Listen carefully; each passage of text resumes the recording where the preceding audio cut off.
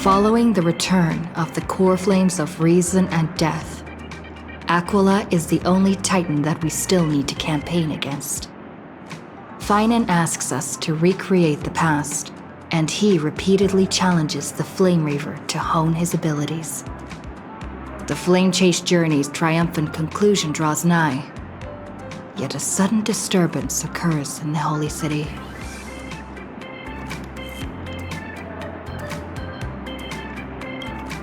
Using the Council of Elders and the Cleaners, Aglaia made sure that her fall paved the road forward for the Flame Chase. Amidst his grief, Finan takes up the mantle of leadership, giving a speech to unite the people. Cypher also returns on a mission, promising to protect Kefli's core flame while the Flame Chase party is away from the city.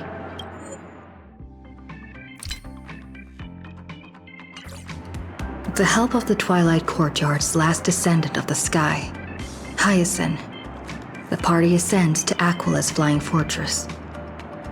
Hyacinth resolves to fulfill the duty passed down over generations of her family, only to discover that the glorious feat of Seliosi the Day Thunder Knight campaigning against Aquila was nothing more than a blood-stained lie.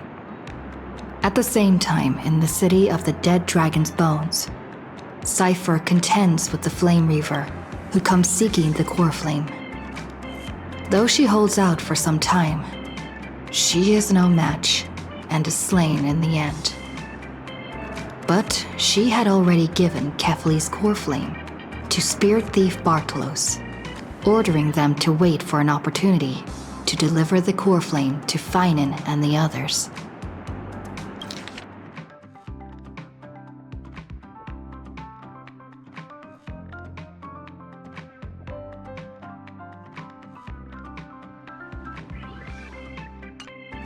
The Flame Chasers fight together to defeat the Sky Titan, which has become a combined being of the god and a mortal.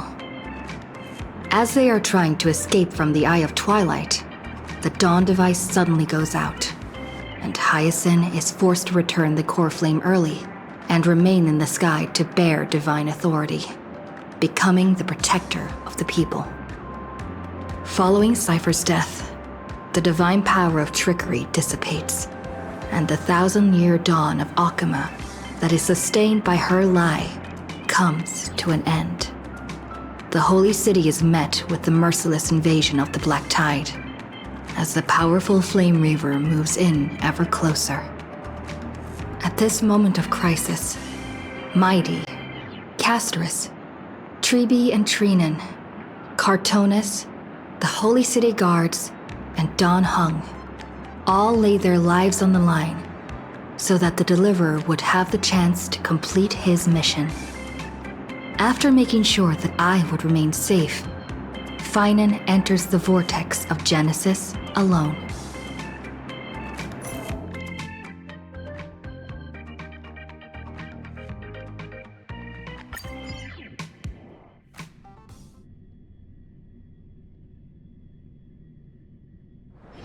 The hustle and bustle of the world, still so charming. Please stay close to us. We need to rendezvous with Lord Don Hung. We will do everything in our power to clear the path for you.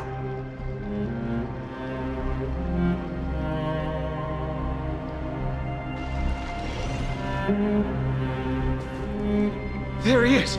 Lord Don Hung! Quick, we must assist him!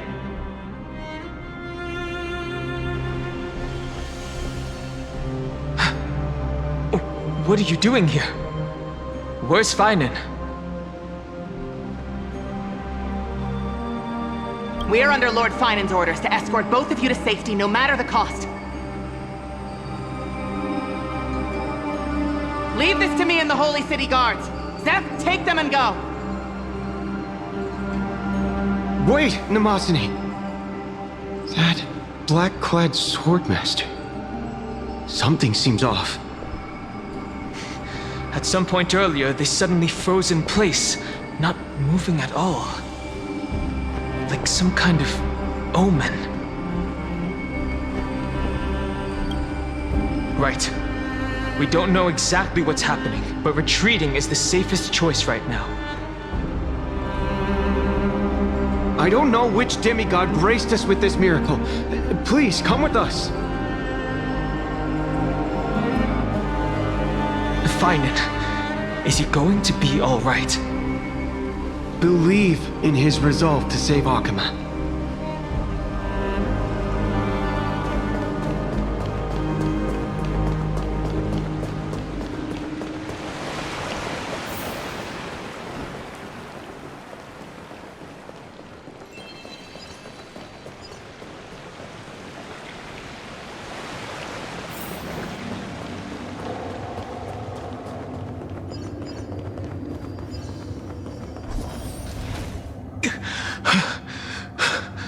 The Flame Reaver isn't pursuing us.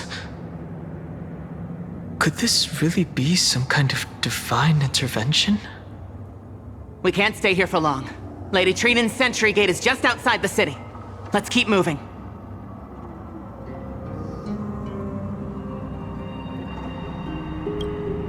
I feel the same. Someone should stay and help Finan complete Aranova.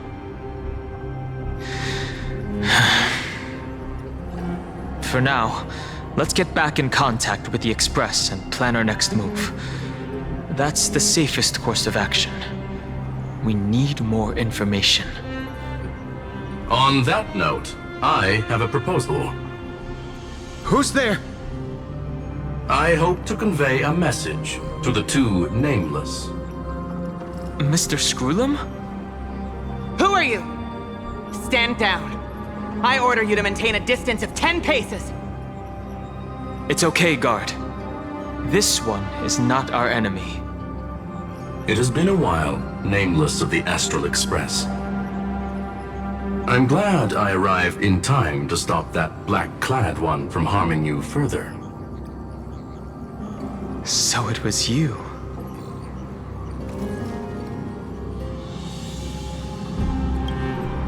Rest assured, Madame Herta and I have come here for the sake of Amphorius. You two know this anti-Catharin? Does he come from the same people as Counselor Lygus? Don't worry, guard. This gentleman is an ally of the Trailblaze. Would you mind giving us a moment to speak in private? Of course. We'll wait nearby. Please, stay safe.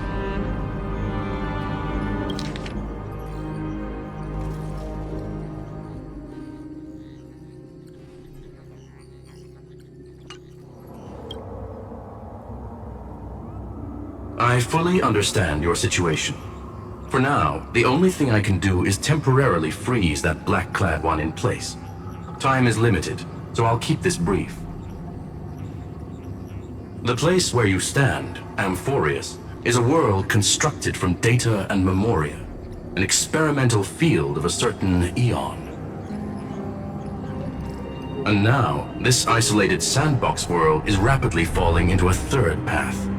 Destruction. Destruction. Conclusion. If Amphorius continues unchecked on this course, a Lord Ravager will complete its evolution and metamorphosis, and emerge from the surging tides. The cosmos as we know it will suffer irreversible consequences. Affirmative. If everything unfolds toward the worst possible outcome as predicted, the consequences will be unimaginable. Because the Lord Ravager's goal is the Eon of Erudition. Putting aside the complex details of the inferences involved, I have a request to make. For one of you nameless to stay behind on Amphorius, acting as an informant, in order to prevent the wrath of destruction from ravaging the cosmos. This world is enveloped in a firewall that defies explanation, and the flow of time here is also different from reality. Madame Herta and I can only tear open a gap and project images inside. However, the accidental crash landing with the express car notwithstanding, both of you were able to successfully land here, there must be some principle behind this we have yet to fully grasp. It will take time to uncover the reason. Before then, if one of the Nameless is willing to stay and witness the fate of this world, or to push it along when necessary, it would be of great assistance.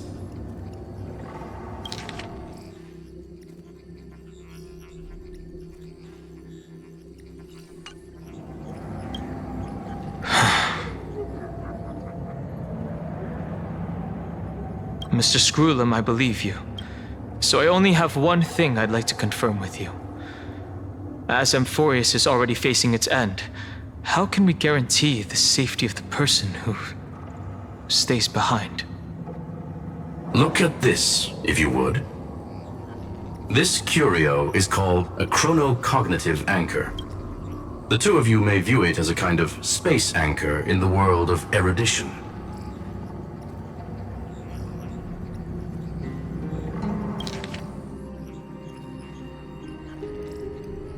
Look at this, if you would.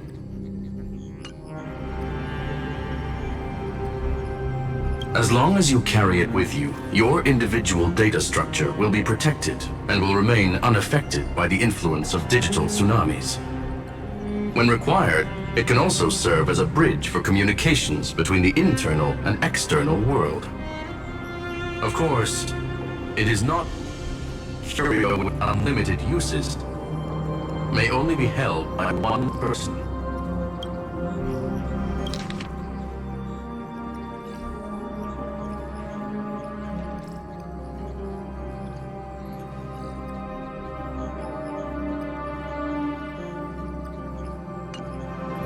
The connection being interfered with. Decide quickly as possible. 2 final messages. 1 Intellectron named Ligus, possibly the primary culprit behind everything. 2 Ursa discovered a clue.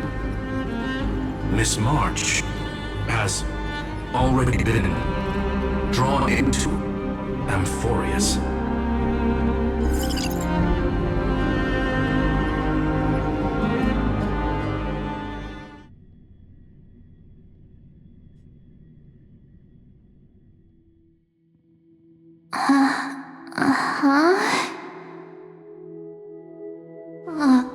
Cold.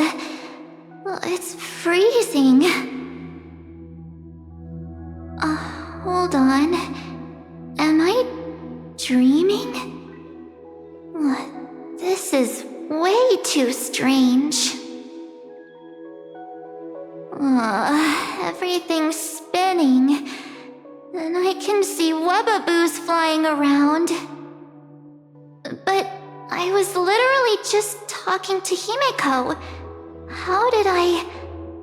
When did I... That's it! She warned me about this place right before Klipoth glimpsed her. Oh no. Have I accidentally walked onto some weird path? Have I done something crazy without remembering? Unless forcing Pom-Pom into new outfits and borrowing Mr. Yang's shoulder massager counts. Hold up. No way! Stepping onto the path of elation can't be this simple, right? Child of remembrance, step forth into the depths of the path space. Who's there? Hey, cut it out. If you're there, just come out and talk, okay? You're freaking me out. I can't even think straight. Hold on. Is that a gate? Cast aside your fears. Step forward through the gate of memory. The voice. Is it showing me the way out?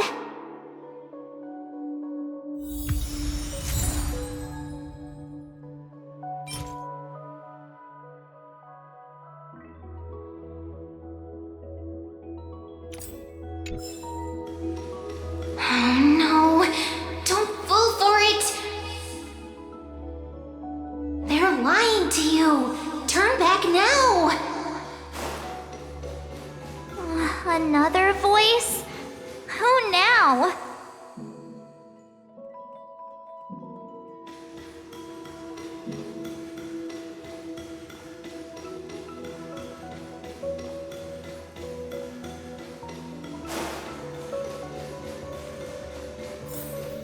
Wait, Master Diviner? From the Wafu?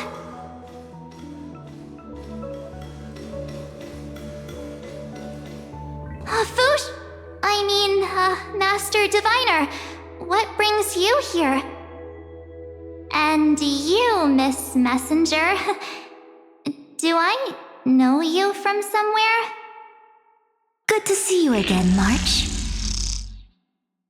A pleasure to see you, Miss March. That's it! Master Diviner used the Matrix of Prescience to help me search for my memories. And you, Miss Messenger, we met in that memory space.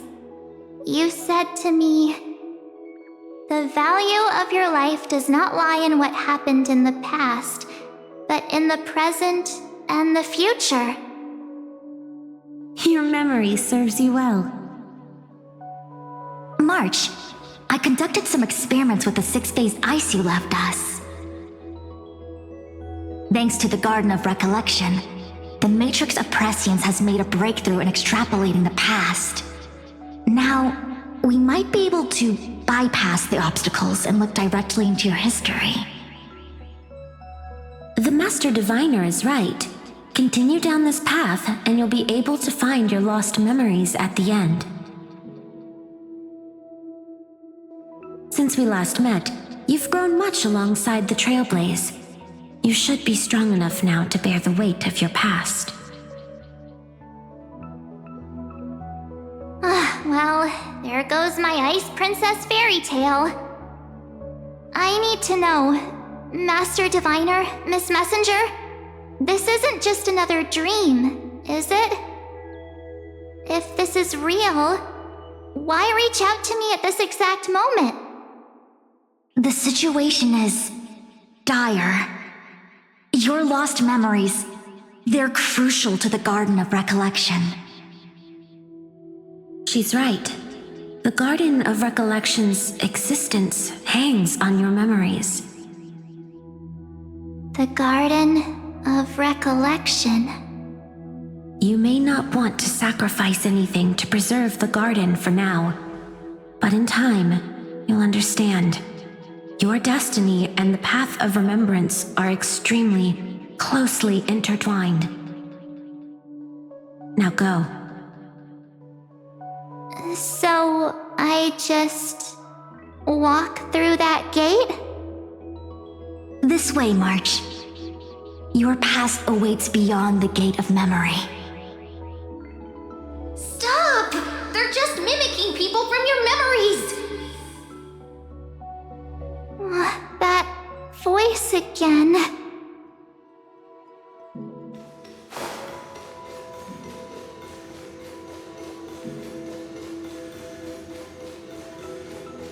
Don't let those bad people deceive you! The gate.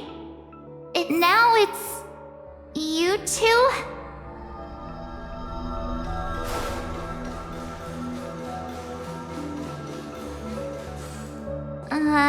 Hey guys!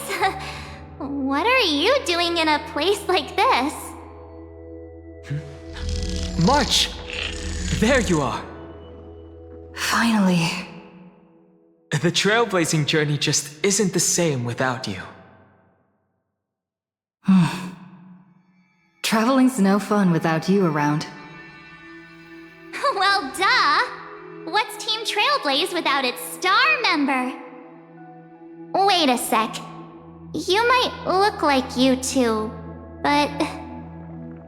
We understand your confusion.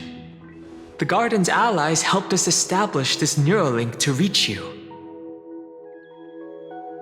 The Garden's allies? You mean Miss Black Swan? Yes. She helped make this possible. Keep going, March. Find your past. Wake up. And travel with us again. That sounds really tempting. Finding my past and continuing to trailblaze new worlds with you? Trust in yourself, March. It's gotten us this far, hasn't it? Follow us. Let's go through that gate together. Step into your past, March. Find your true self.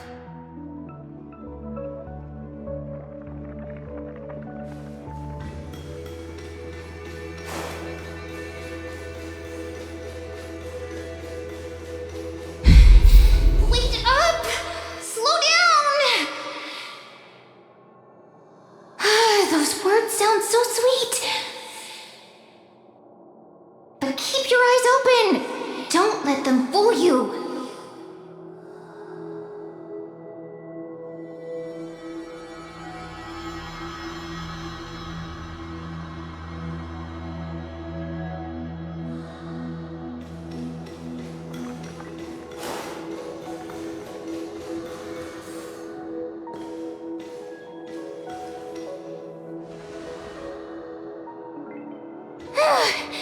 At last, I finally caught up. Hey, are you alright?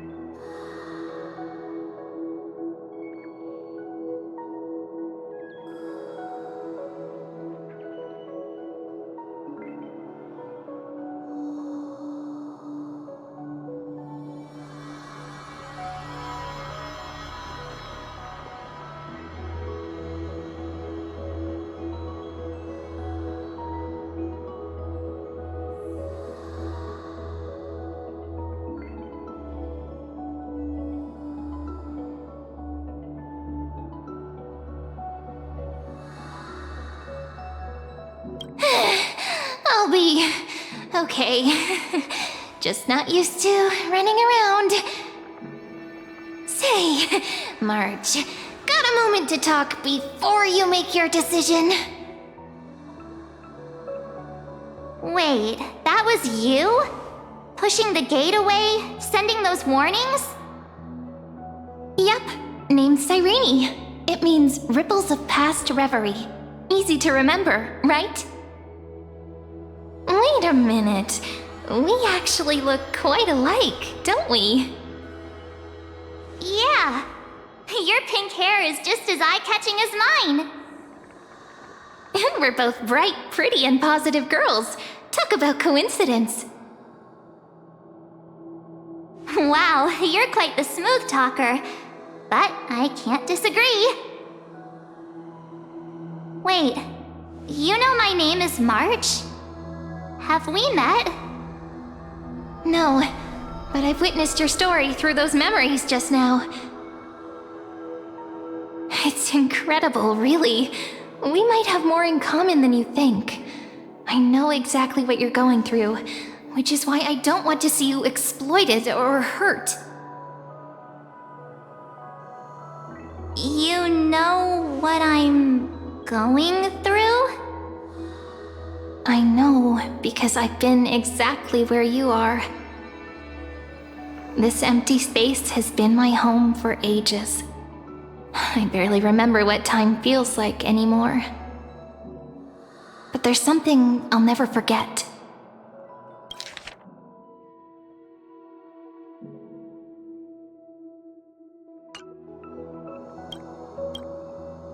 Trust me, that gate won't give you what you want.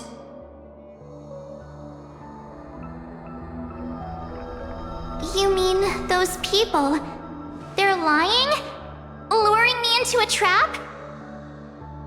Yes, convincing, weren't they? They've studied your memories, using your deepest wishes against you. How dare they manipulate a young girl's feelings like that?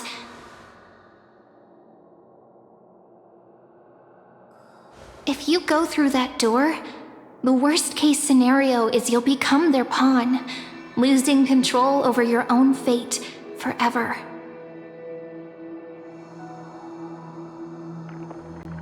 You've seen what's on the other side? I may be stuck here with missing memories like you, but I still recall fragments of my homeland where I grew up. That door leads to Amphorius. Trust me, it's anything but welcoming. For ages, I've watched people walk through that door. They couldn't see or hear my calls. The voices beyond always promised safety, but I've never seen anyone return safely.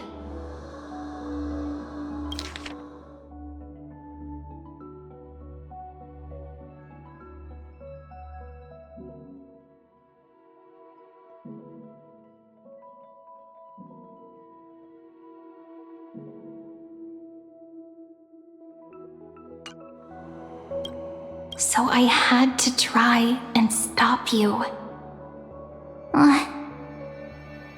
To be honest, I'm not sure what to believe. But the fact that you're here, putting in all this effort to warn me, that means something. Tell me, Cyrene, how can I return to my world? It's really easy, actually. Just turn around and walk away from this place. The girl cannot be trusted. Through the door, save the garden. Both of you, children of remembrance. They never give up, do they? But don't let them sway you. Stick to your path. The return journey could take ages, longer than most lives. But that path will lead you home.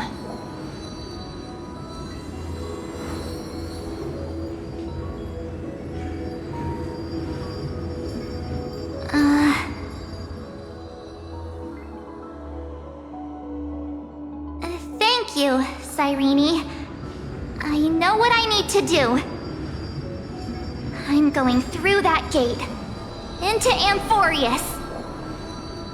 Wait, what? Don't worry. I believe you. It's just that, for me, the only place I can call home is right beside my friends. 2 of my closest friends are already on their way to Amphorius. They may seem capable, but only I know. They're absolute disasters waiting to happen. They won't last 5 minutes in a new world without me.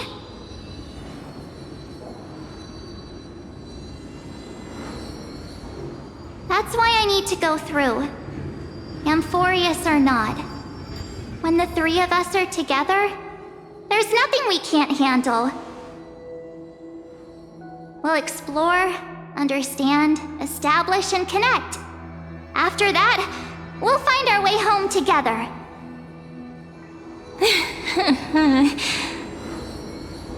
I see. You've got people who mean the world to you, too. That is so heartwarming. March, if that's what you've decided, you have my full support. Birds of a feather we are, looking all sweet and innocent, but with hearts of fire. Oh, stop. You're making me blush. Well then, I guess this is it.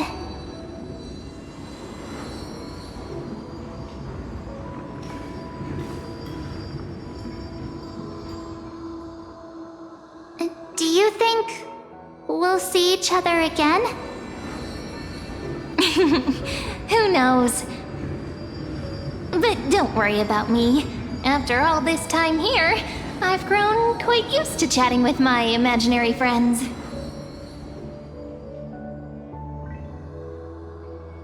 Since Amphorius is your homeland, if there's a way to help you, my companions and I will do everything we can. Then I'll look forward to that day.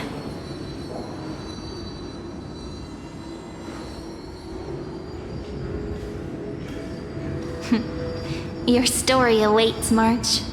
Make it an epic one.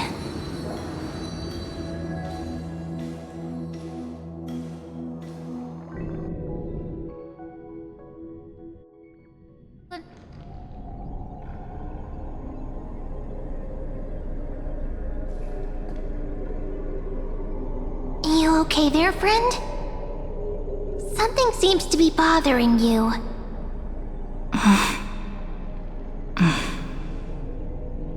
The vortex of Genesis.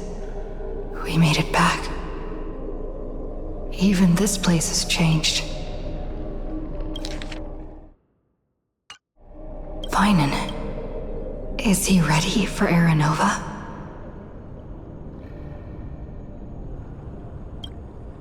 Yeah, we've come such a long way. If what that machine gentleman said is true, if Amphorius is destined for destruction, then I'll stay by your side until the very end. Like how you and Don Hung treasured the Express. Amphorius means everything to me.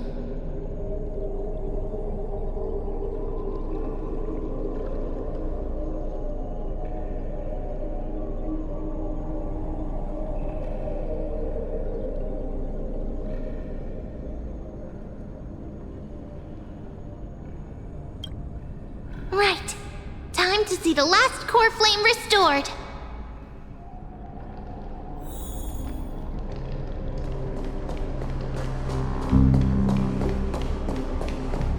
Look, there's Finan! And wait. Lygus. Remember, Skrulum's warning.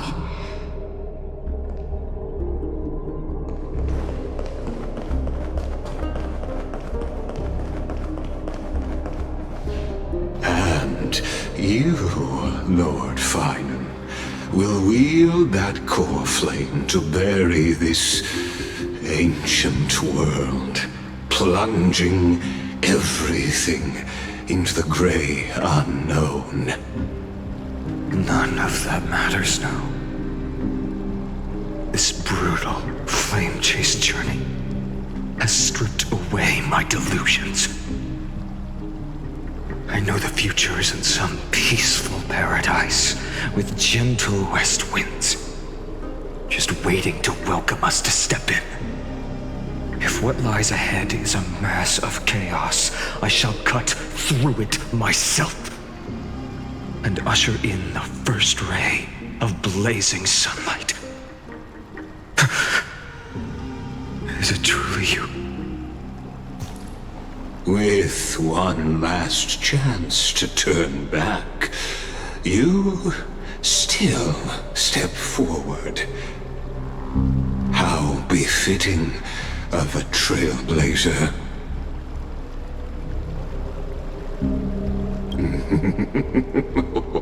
You misunderstand.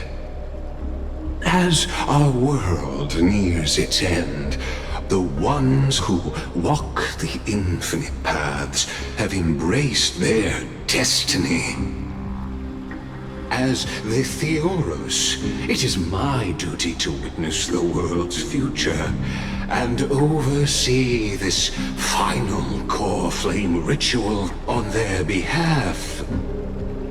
The trial of world-bearing, the ritual of Era Nova.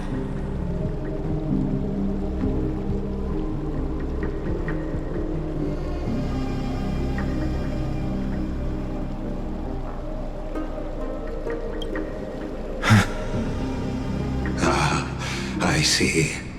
So you met my kindred spirit before I could erase his traces. Partner, what are you saying?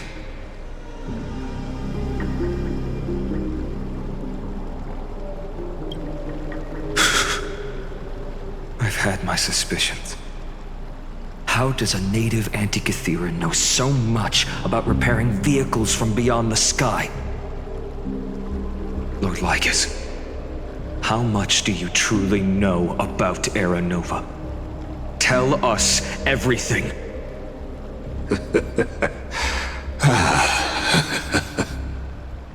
Very well. I need no longer maintain this Theoros masquerade. You seek truth, Lord Finan, and truth you shall have. As you know, when the old gods fell, someone had to bear their broken pillars to fill the vacant seats. Those who would assume divine authority must prove themselves through trials. Yet, for Kefali's demigods, the possibility of overcoming the trials has forever been non-existent. For the world-bearing trial is the divine duty itself. Bringing forth the Era Nova and bearing its weight is an endless ordeal, ceasing only upon collapse. Precisely. The Era Nova ritual is not something that can be completed in an instant, no, but a long and arduous journey.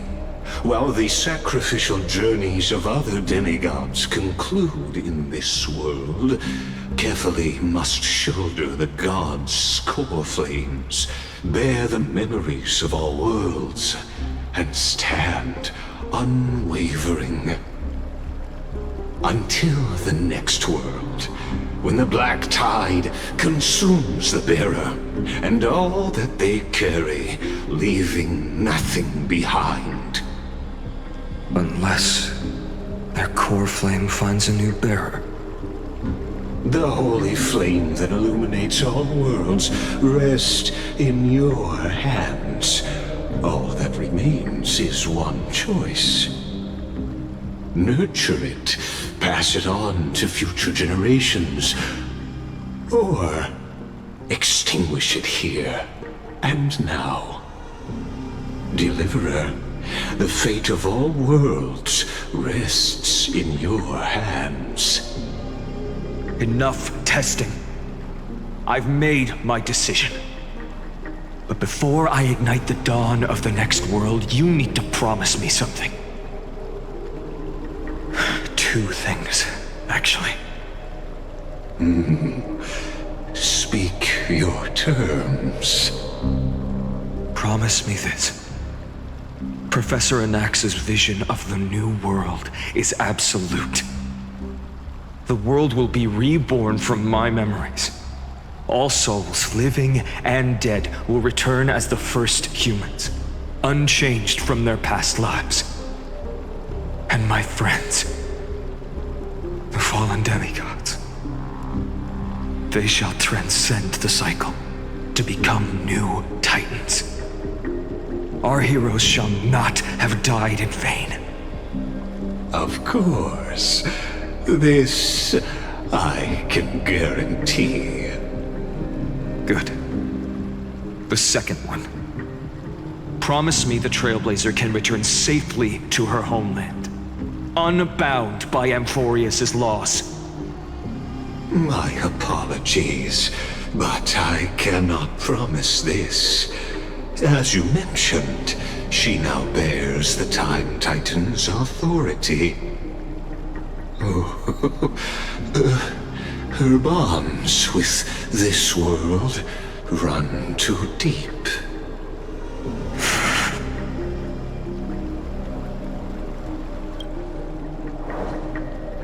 Well, I stand corrected. An outsider like her does have ways to defy destiny. Thank you, my friend, for everything you've done for this world. Though the next world may not remember, I shall never forget. As the Theoros, I declare, Amphorius has determined her path. Step forward, heroes. Follow her path and see it through.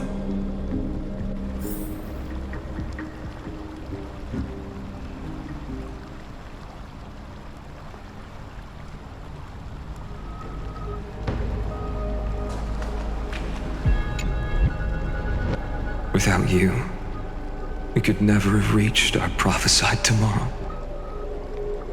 Thank you for walking this path with me to the end.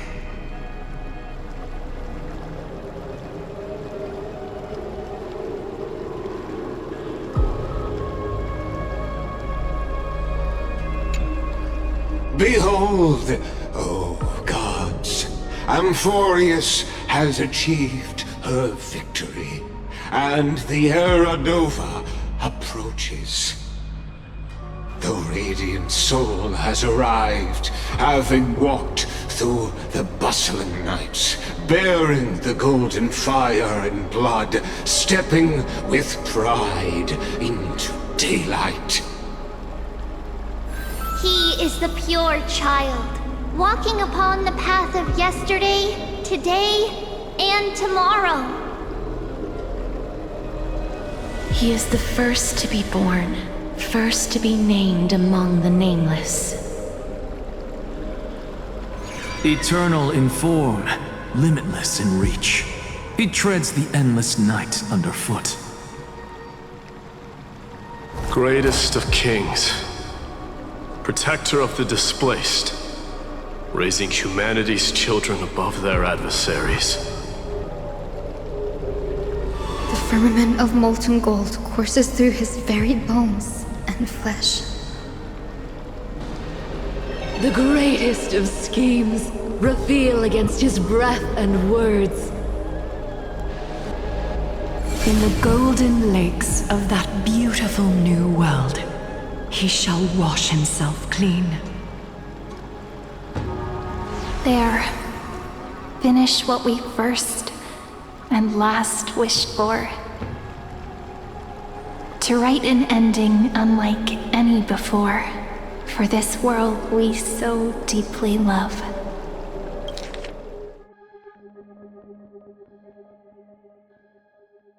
The greatest of schemes reveal against his breath and words.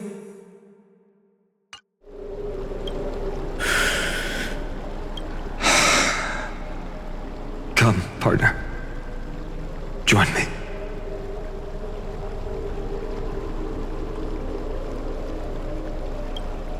The time has come for us all to face oblivion, or embark on one final grand journey.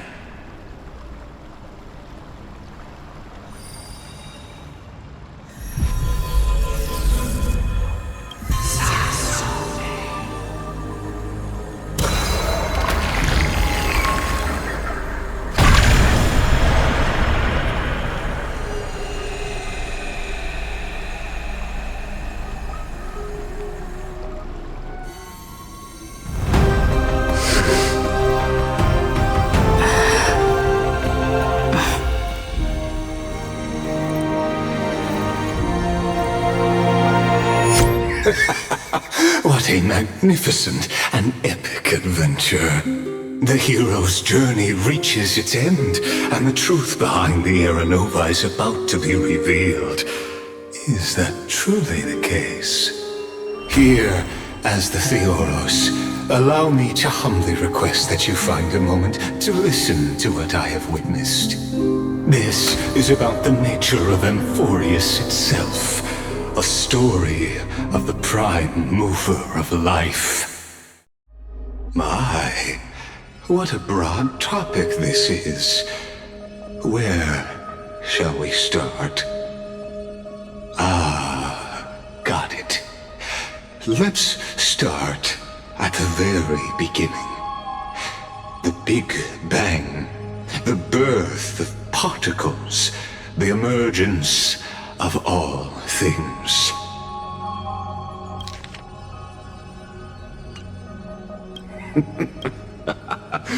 Just kidding. What I mean to say is that time, space, matter, all concepts exist solely because we perceive them. This is called the erudition. Without it, the universe would merely be a chaotic book written by chance, yet unread by anyone. As your acquaintance, Lord Anaxagoras, suggested, everything in Amphorius exists through new spores, living in the memories of those yet to come. Oh, how beautifully it aligns, revealing universal truths in such simple terms. Only he could solve the riddle of what exactly are we? Oh, but you'll remember, even as the embodiment of reason, one mystery remained beyond his grasp. If that is the case, whose memories did the very first new spore sprout from?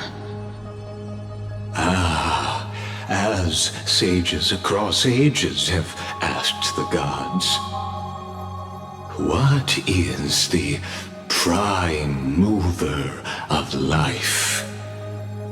But let's set aside the grove's teachings for now. Look further, past Amphorius, to what they call the Forbidden Realms beyond the sky. Do you know of the Scholar's strife?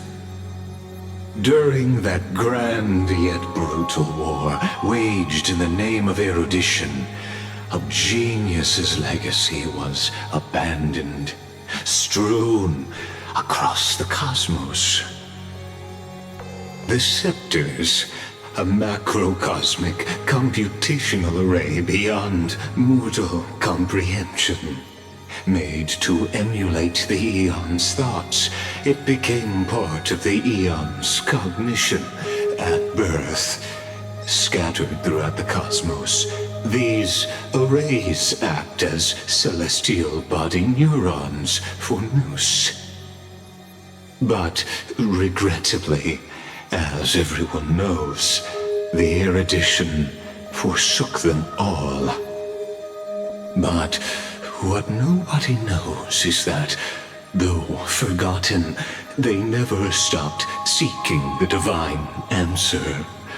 A question that survived war and disaster, stumping even the greatest minds, including both mechanical emperors. Now, we come to the real truth of Amphorius.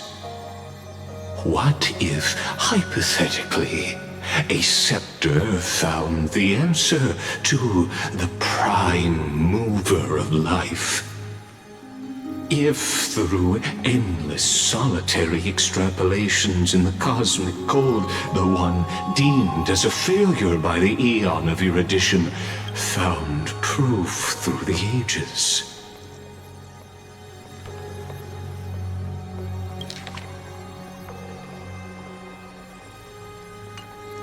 What would happen? Perhaps the answer is simpler than you'd think. From a perishing neuron devolved into true life, reborn through the gaze of another eon. This is a tale from the distant past, unknown to all, even unheard by the greatest geniuses. Now, let's leave the Scepter's story here, returning to where we began. What is the prime mover of life? Actually, you know the answer better than you realize. It's been by your side, accompanying you throughout this long journey. Right now, it awaits you ahead. In that brave new world, beyond the end of Genesis.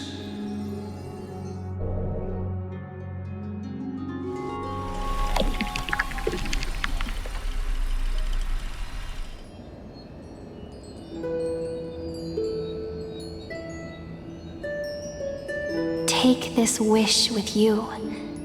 Be the one who begins it all. As the prophecy foretold, you will bear the blazing sun until the pale dawn breaks. Continue onward, bearing this world upon your shoulders until the Ashen Hero, the nameless deliverer, ushers in the dawn.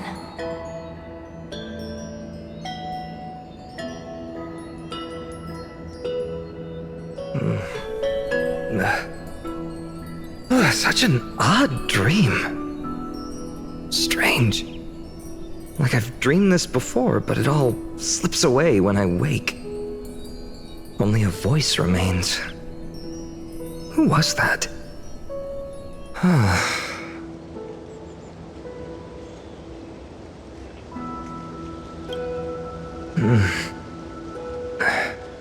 What? Ah, it's you. Whoops, I fell asleep there. What a strange dream I had. It's gone now, though. But look, perfect sunshine. The day is still young. Let's go find Cyrene, partner. We promised to be there for her oracle card reading today. It's right about time.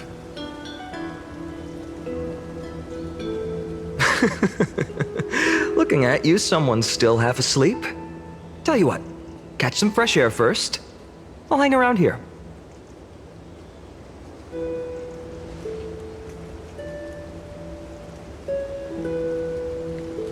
Oh, beautiful, isn't it? This is ID Celestii, home of the nameless hero who carried Kefali's core flame.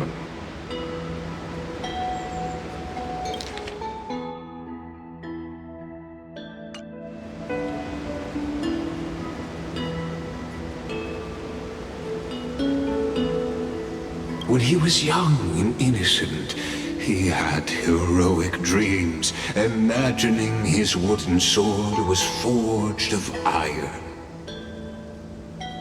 Pretending the straw dummy propped up by a wooden pole was a giant with a single blood vessel running from spine to heel. Dreaming of slaying the giant and becoming a hero to save the world, though to his young mind, the world was just this small village.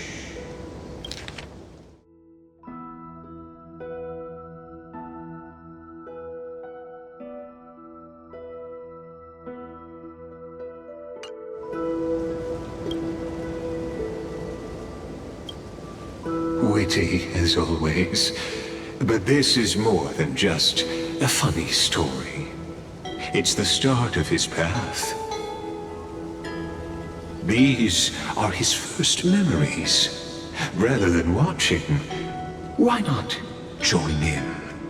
Think of it as immersive theater.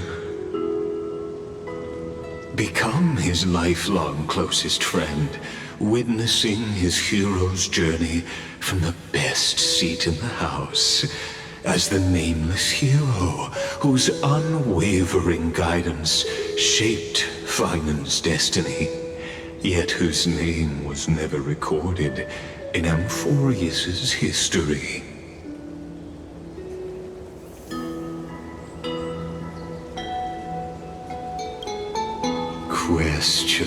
Questions. Let's follow along and find out, shall we? Many mysteries lurk in this village beneath the veil of Evernight. Your questions will find answers as the story unfolds.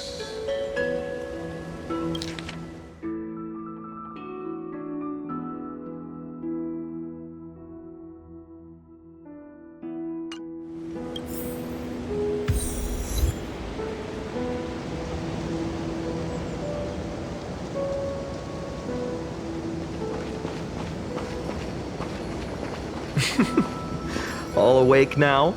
Great. Let's go see Cyrene. Finan! Show me how to use a sword like you do! Wait till you grow a bit more.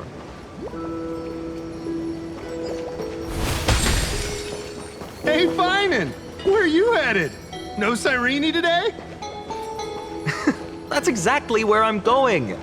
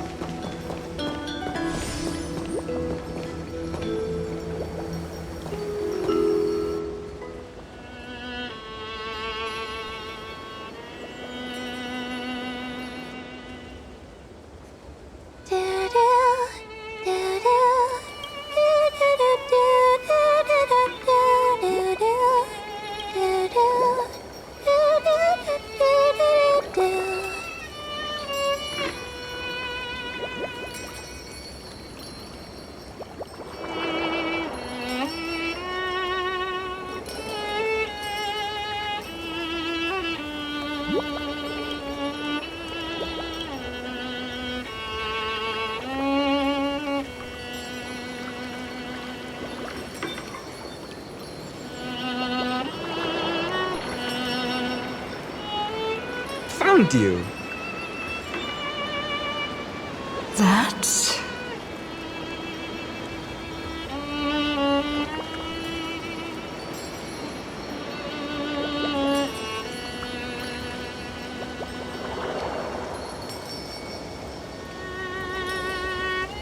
Goodness, look at you rushing about.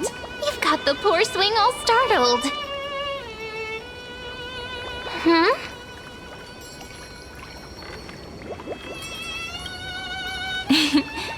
It's that deja vu. something wrong? What do you see? Oh, nothing much. Just suddenly felt a strange connection. Look at you, leaves in your hair. Were you sleeping in a tree again? Or was it the wheat fields this time? At least brush yourself off before wandering around. Oh, nothing much. Just... Come on, I'm not a kid anymore. You're the only one who still treats me like one. Sure. You may have the height advantage, but when it comes to maturity, I'm leagues ahead of you. Still fantasizing about being in heroic adventures and imagining yourself as one of the characters? That's the kind of thing kids do, not grown-ups. Don't you agree? And since you're playing along with his antics, who are you pretending to be today?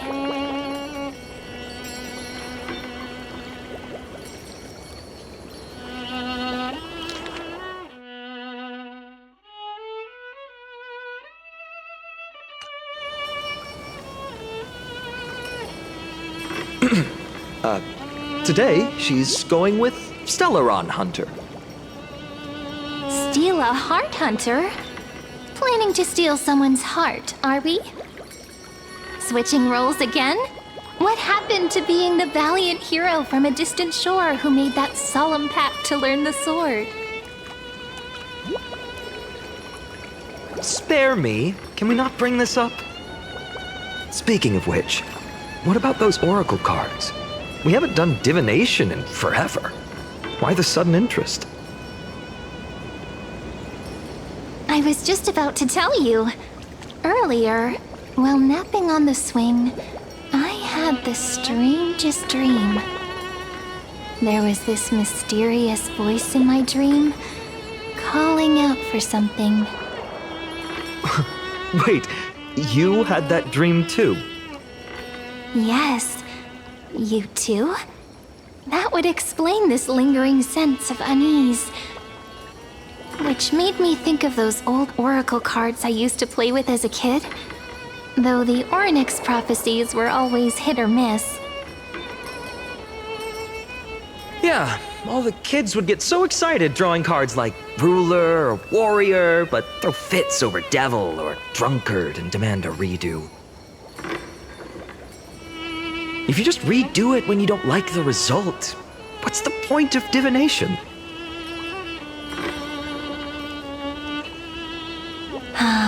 The blessing of childhood.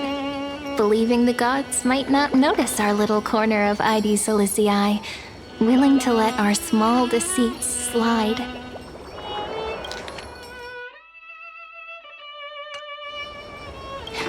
Still, fate is absolute.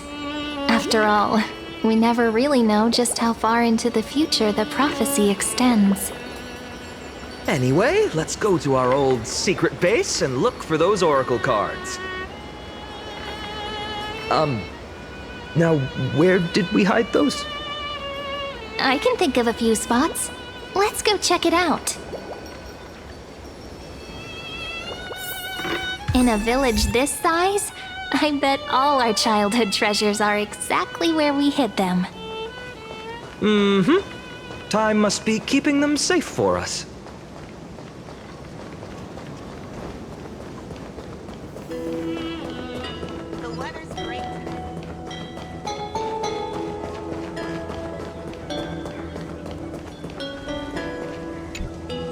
In the sunlit barn, amid the scent of ripened wheat, they found various fruits hoarded by squirrels, and a wooden figurine missing arms and legs. My unfinished little soldier? After all these years! Hey, this is the one Mrs. Pythias confiscated. Finally back in my hands. Finan, Cyrene, where are you two headed? Speak of the devil. Mrs. Pythias, Is school out already? No classes today. This morning, I used fallen leaves for a reading, seeking Orynyx's wisdom. They warned of potential injuries, so I gave everyone a holiday. Besides, it's harvest season. There's plenty of other work to be done, even without classes. With you being our only teacher in ID Silicii, you must be working so hard. Anything for my students. I don't mind the work. When you travel far from here, you must visit the Grove of Epiphany for me, to see what a true haven of wisdom looks like. By the way, what are you looking for in here? You've been searching quite thoroughly.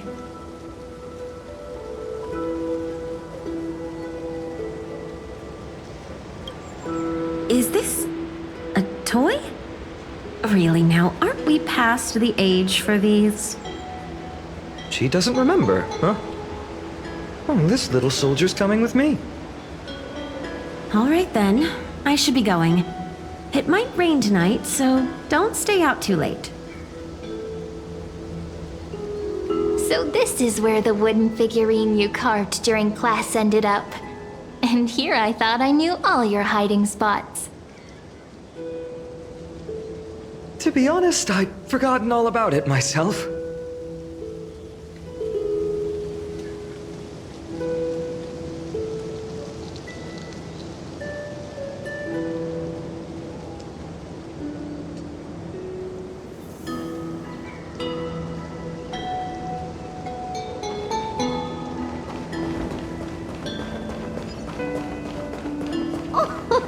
Slow down, kids. You'll trip.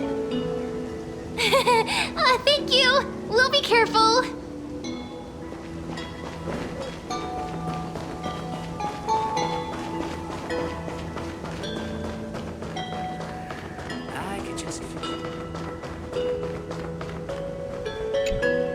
It's mine. I caught it fair and square. You did not. It's mine. Finan, Cyrene, come quick. Look at this huge bottle I just caught. Give it here. My rod, my catch. I only let you borrow it, remember? What's got you two so worked up? Here, show me.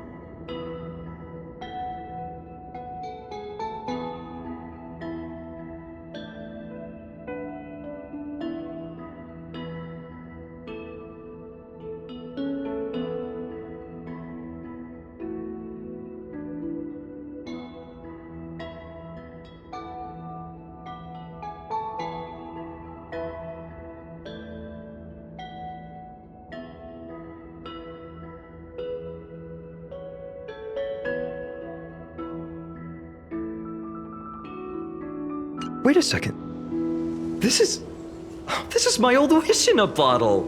How did it end up here? Ooh, I want to see. What did little Finan wish for? Not happening. This stays sealed. Piso, Livia, dinner's ready.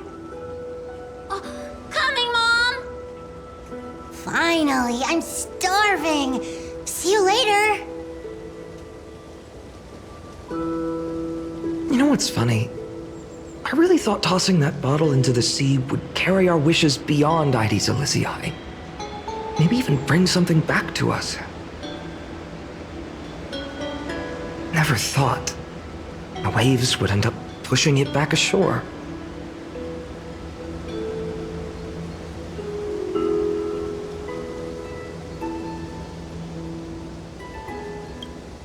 Ah, well, that would explain it. What a shame. No sign of the oracle cards. Let's see. Ah, there's one place we haven't checked yet.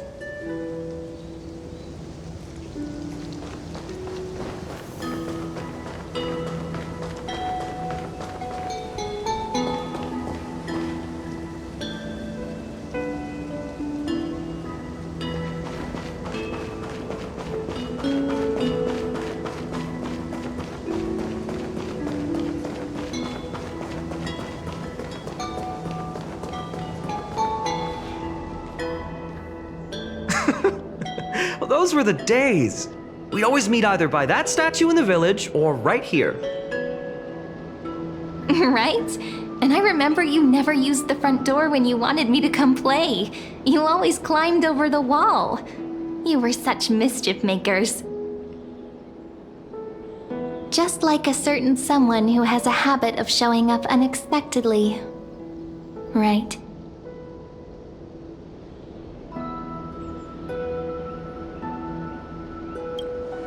Oh, giving me the silent treatment? How cruel. Hey, I was just copying those storybook heroes. They never take the beaten path. Still, it's embarrassing. I've been the only one here for a while, and I haven't kept up with the cleaning. With so many spots to check, where should we even start?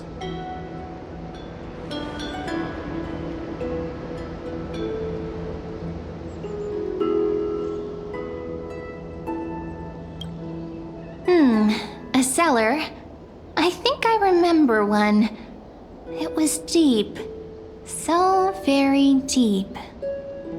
Well, if we're talking Wonderland stuff, it's not that different from my hero stories.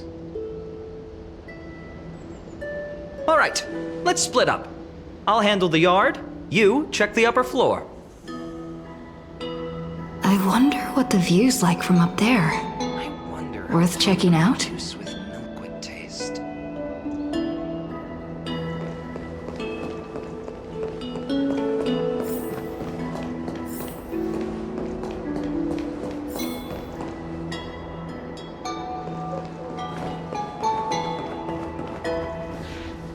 The girl before you carries an air of mystery, her secrets elusive, yet her demeanor toward you is exceptionally warm.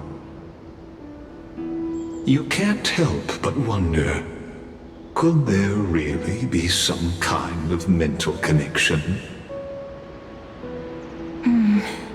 The view here hasn't changed a bit. You know, besides the swing under the big tree, this has to be my favorite spot in all of Ides Elysiae.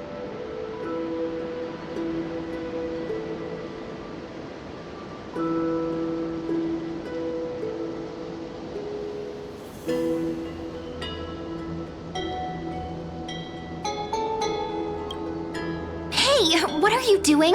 Please be careful. I'm just a small-time diviner. I can't turn back time if something happens. They always said I'd become the next priest of time, just because I heard prophecies as a child. But here's the thing. The more divinations I do, the more doubt creeps in. I want to believe the prophecies, but actually leaving Ides Elysiae. Where will that waiting ship take us, I wonder? Here they are, the oracle cards.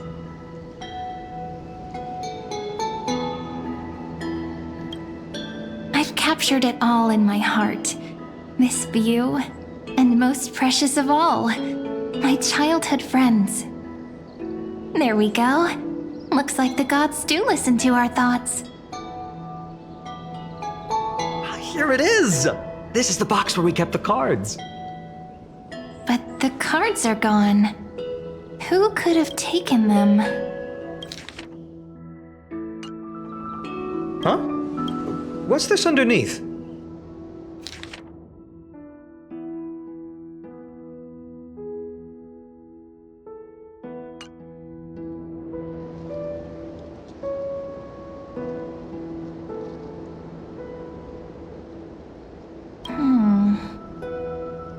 I see now. Those sneaky little ones. So that's what they've been up to. The ones from Remembrance Maze, you mean? Yep. Let's head to the back of the courtyard.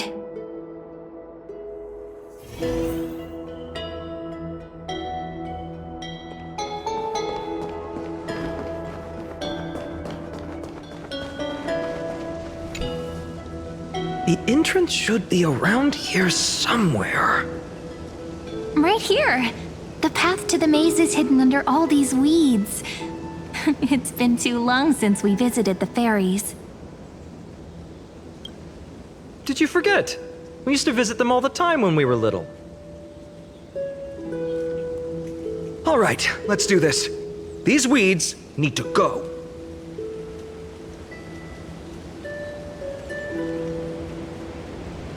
Pretty sure this is it? Should be this way. There it is! The entrance! That hollow in the tree.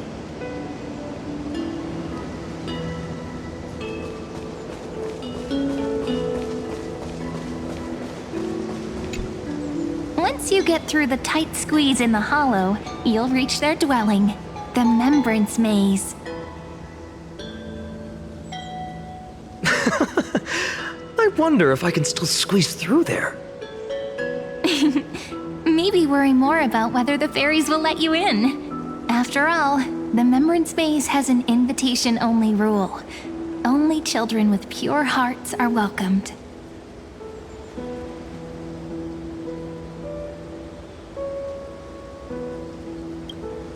Lead the way then, partner. Regardless, how about we try getting through the hollow first? After you, then. What? Oh, sure, I'll go first.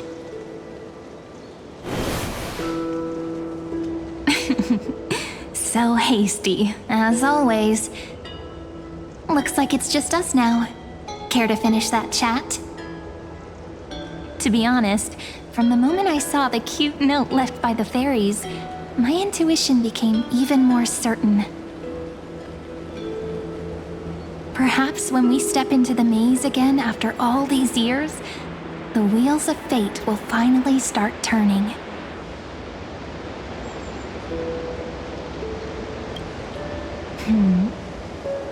What if I am? What would you do? Just kidding. Don't read too much into it. But you know what? Even if fate is set on its path, no matter where it steers the world, if we're together, there's nothing to worry about, right? So, if you're willing... forget it. If the wheels do begin to turn, that's when I'll make my request.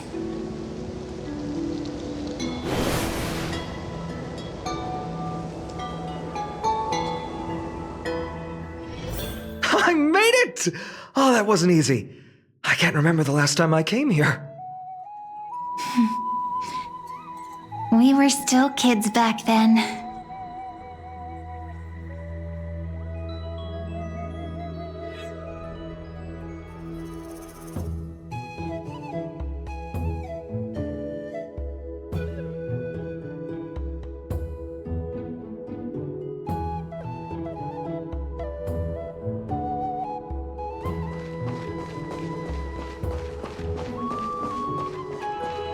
Wait a minute.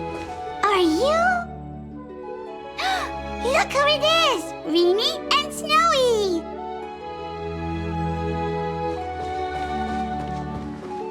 Whoa! Look who's finally back, Memmy! Snowy, you've grown so tall and couldn't even tell it was you at first. We had to grow up. Sometime. But look at Rini. She hasn't changed one bit. How fascinating. Perhaps I'm like you, Rayleigh Mem. Just another fairy of the maze.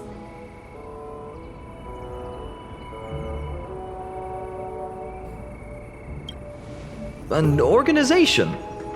Hardly. They're not that organized. They didn't even have proper names before we came along. Dolimem, Rayleigh-mem, Mealy-mem, Folly-mem. I've missed these cute little troublemakers. We used to gather around the fire, singing and dancing, imagining all our future journeys. Without coming back here, those memories might have faded away entirely. Oh, how good you, Snowy. You swore you wouldn't forget about us, but you were gone so long, you almost did. Oh, he's just copying those bards from his stories, being all melodramatic. He couldn't forget about you all even if he tried. Actually, we're here for the Oracle cards. Have you seen them? Oh, the Oracle cards. Right. The chief asked us to get those. Chief? You mean Dolimem? What do they need the cards for? If they want a reading, they could just ask me.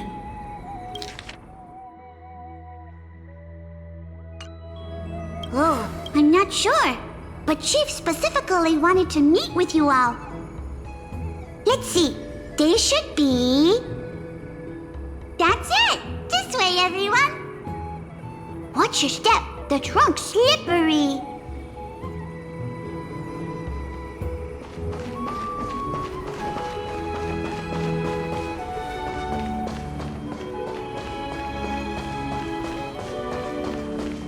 Chief! Rini and Snowy have returned! Why do leaves and branches grow? Which way does the wind blow?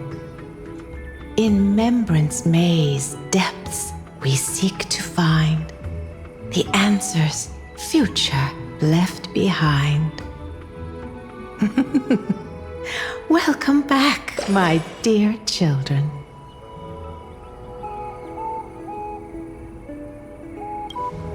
Pink ones? That's strange. I don't recall any pink fairies in the Membrance Maze.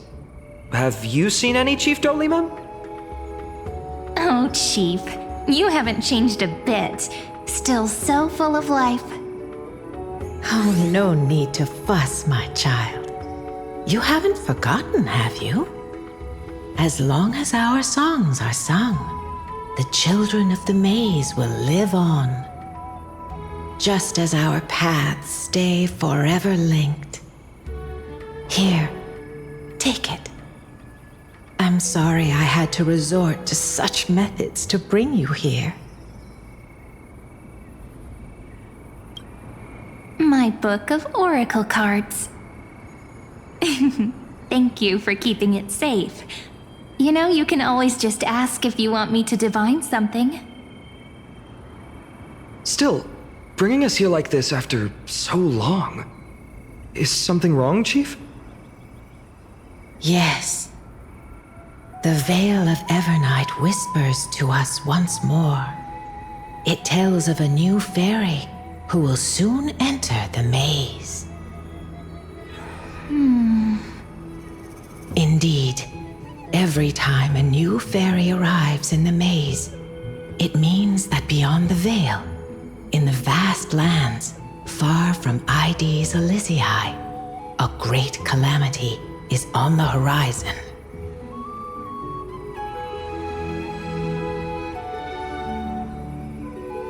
But if that's the case, our journey... Will have to be cancelled. If disaster's coming, we should stay in Ides Elysiae just to be safe. That's a good point. But what difference could Cyrene and I make? planning to be gone for long. Just enough time to hone our abilities. Finan would train in Castrum Kremnos, while I would seek the Fate Titan's blessing in Yanisopolis. Then we'd return to Ide Silicii to help keep our village safe. It's okay. I can still practice my swordplay here. Some things you can learn on your own. Well, probably. That's not very convincing. Here's a thought. Let's have Cyrene do a reading. If fate wishes to show us its path, we might find some peace of mind.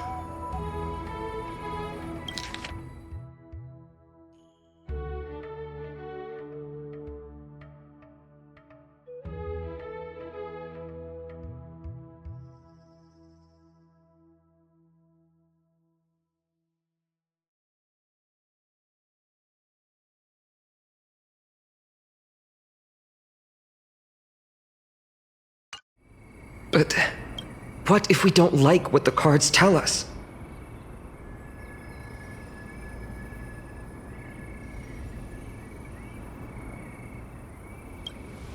Not the most optimistic take, but I see your point. Thanks, partner. We'll do it your way. Whatever the cards show, we'll face it together. Ask with a true heart, and truth shall answer in kind. Close your eyes, and let's open the Oracle card book together. Let your thoughts flow like stars drifting on the river, carried by fireflies and gentle winds. Your destinies flowing towards the same future. Now, shall we begin? Oh my! The cards are quite responsive today. Very well. Let's see what future the Oracle cards wish to show us.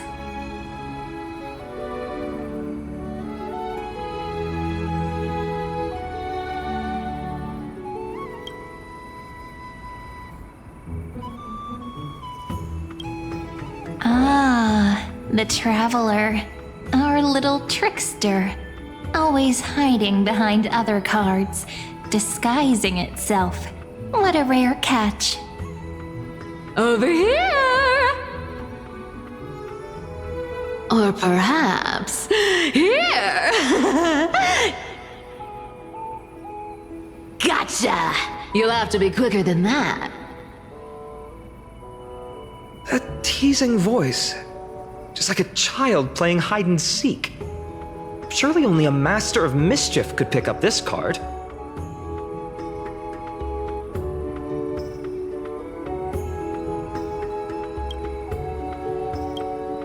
The Deliverer. According to the tripartite prophecy, this card means absolute harmony and perfection. In fact, it's the only Oracle card without a dark side. What, no divine whispers this time? Oh, silly. This is simply the card you drew for yourself. The sleepy village of Ide Silicii, in just one fleeting moment, welcomed an array of legendary figures. The Weaver, Gatekeeper, Ruler, Traveler, Servant, Healer, and Scholar.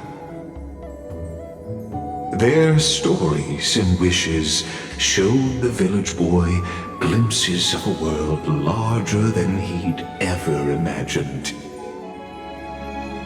They brought tales of raging battles, of cities crowned in holy light, and of wonders beyond his understanding. Each story so far removed from his simple village life. Once, these were just images on his friend's oracle cards, and yet destiny now stirs in resonance with the maze. And now, they are right in front of one's eyes. The Deliverer? This card again. Ah, my child. It seems you're destined to bear the wishes of many, to answer the world's call. Bear their wishes? Yes, just like Kefali, standing eternal atop the mountain. My parents, they only wished for me to grow up, well, to help around the village, stay out of trouble. Mrs. Pythias wished for more books in her little schoolhouse, wanted us to all learn and grow. And little Piso, he wants to grow up strong like its father, to become a hunter. Is that my purpose? To fulfill their wishes? Perhaps. For a true deliverer, such wishes are but droplets in an ocean.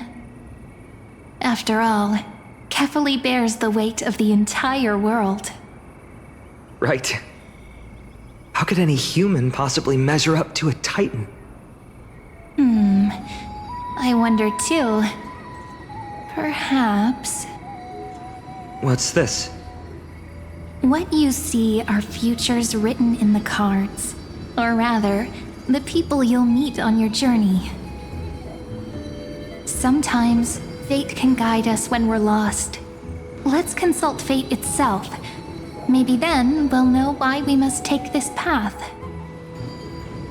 And learn just how many burdens one must bear to become a true deliverer.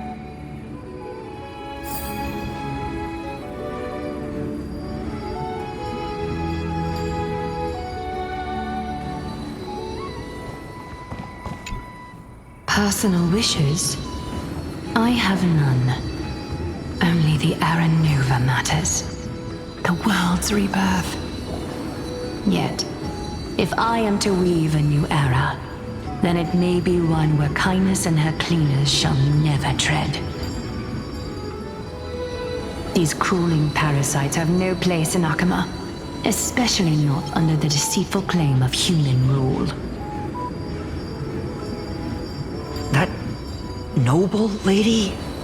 The way she speaks, it's like ice in my veins.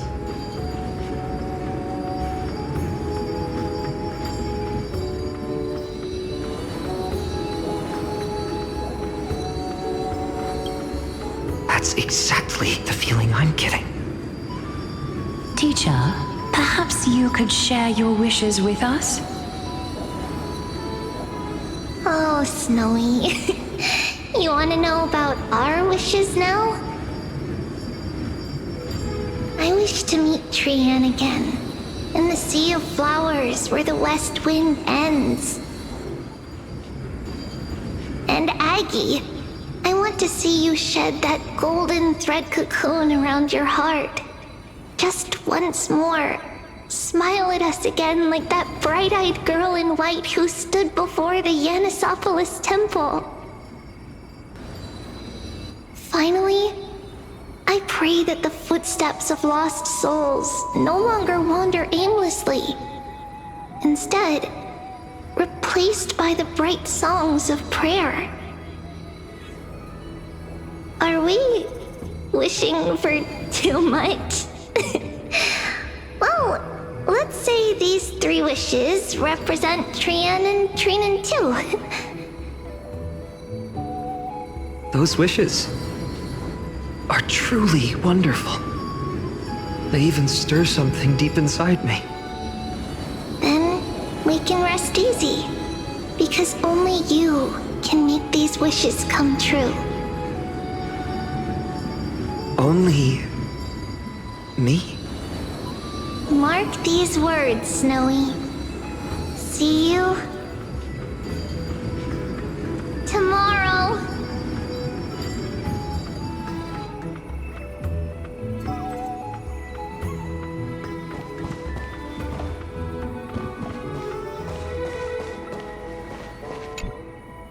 Well, well, if it isn't our little deliverer. Well, well, if it isn't our little deliverer. my wish. Huh. Just let me wine and dine and soak up the sun for another millennium or two. I mean, what's the point of dying rich if you never lived rich? Right, Princess Homebuddy? Cypher, that's not how I see it. My one wish is to find that missing piece in my life. To feel someone's embrace once more. That warmth. I've felt it before, and it's my dearest memory. And speaking of riches, for someone with all those treasures behind your divine power, you've led a pretty cheap life. Ouch! Where did that come from? Right for the jugular, huh? What about our friend from the Grove? My wish came true before I touched the sky. I transformed my healing power into gentle sunlight, distributing it equally to every life I cherished and loved. You two are so selfless, aren't you? No surprise Aglaya wanted you for the flame chase journey. You know what? I did have one wild dream. To know what it feels like being born a noble lady, drowning in riches. Just think, if I traded places with that seamstress, me in the mansion, her on the streets. I'd like to see if she'd still become the gold weaver then. Maybe I'd even take her place.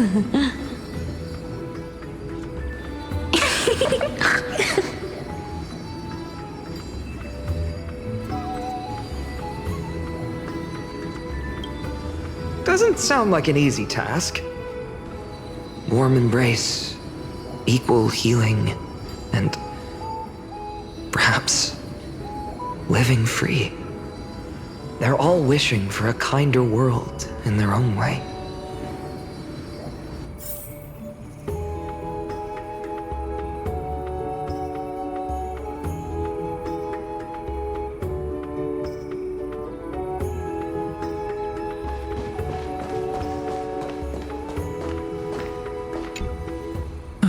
Finan, my student. Must we go over this again? Listen well. I detest the word wish.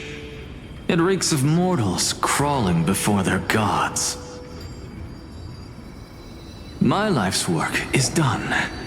All that remains is for you to take the final step and prove the ultimate truth.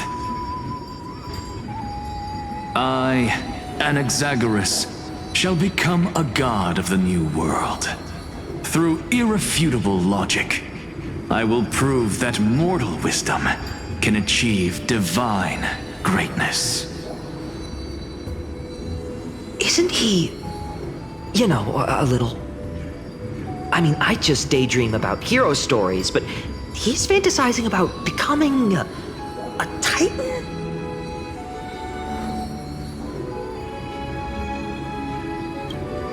Well, that's something. Could I ever be that sure of myself?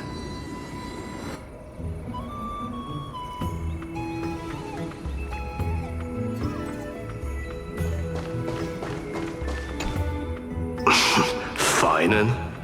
Since when did you become so timid, asking such juvenile questions about wishes? What's that supposed to mean? What's with that condescending tone? No way I become friends with this half-naked show-off, right?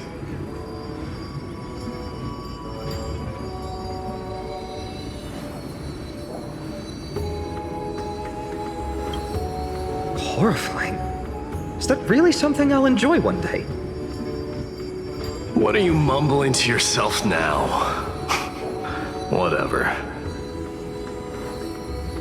The wishes of the Kremnon warriors are done, but I survived 1,000 deaths only to fall to a coward's blade. That masked flame reaver who struck from behind. Finan, you look... Never mind. That blank look tells me you're completely lost. My wish is simple. One honest duel, face to face, blade to blade. Then I'll strip away that mask with my own hands. Nothing but violence and vengeance. This person's wish is nothing short of brutal. Still, those eyes burn with the noble pride I've read about. This wish, I shall not forget.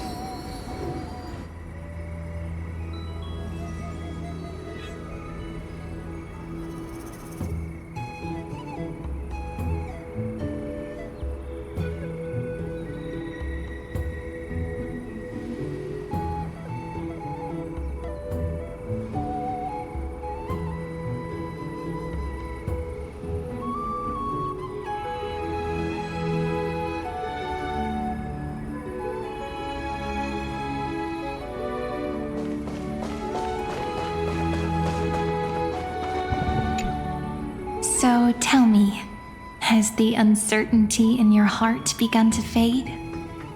So many faces in my future. So many wishes. Still, why would fate choose to show us this path? What's weighing on your mind? Didn't you say disaster would strike Amphorius? If so, shouldn't Cyrene and I stay in Ides Elysiae? How could we possibly meet all these people?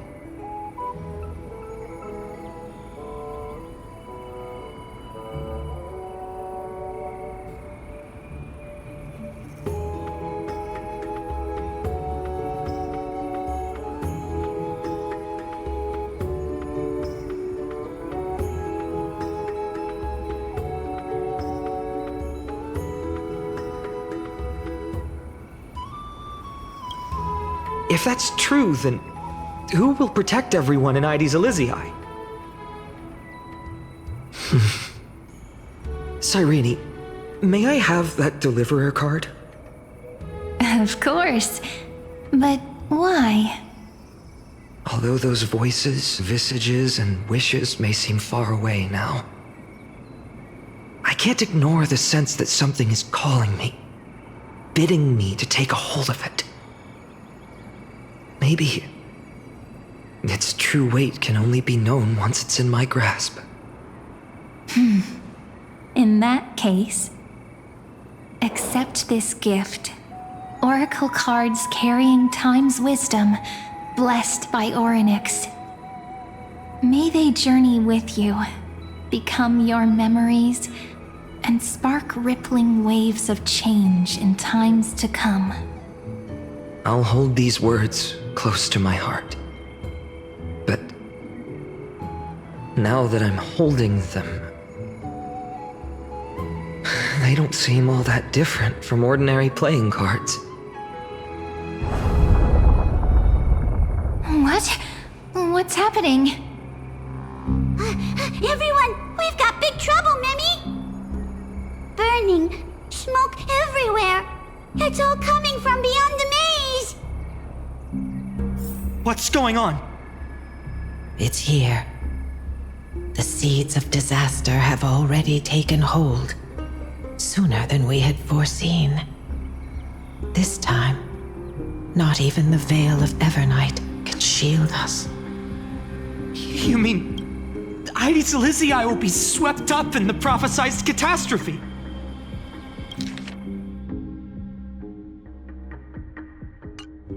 I'm afraid so. My children, take shelter in the Membrance Maze. One step outside, and this horror will consume you both. But my parents, the whole village.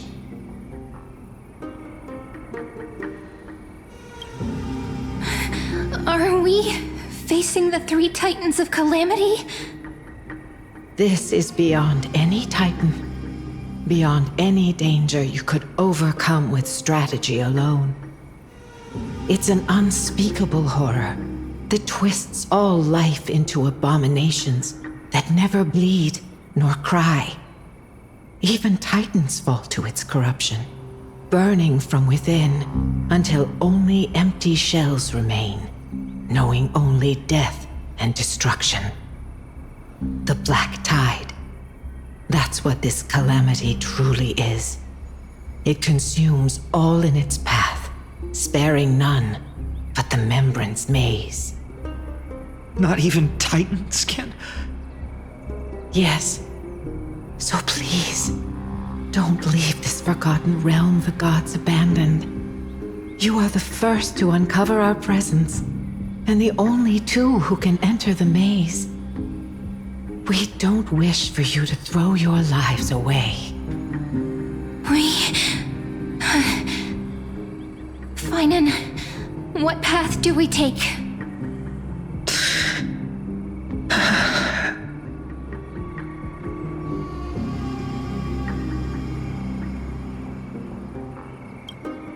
I learned the sword to protect those close to me. If I run now, I'll never be worthy of lifting a blade again. Then we know what we must do. Indeed, our friend is right. We must take action. Forgive me, Chief, but Ides Elysiae needs us.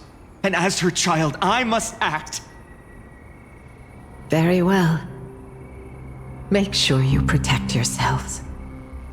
With me, Cyrene. Join us, my friend. Even without a sword, I'll take a rake. Even with the roughest steel, I'll keep our home safe. Deliverer.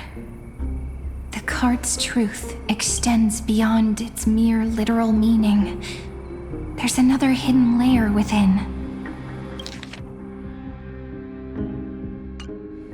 Not someone perfect from the start, standing high above, casting merciful gazes upon the world.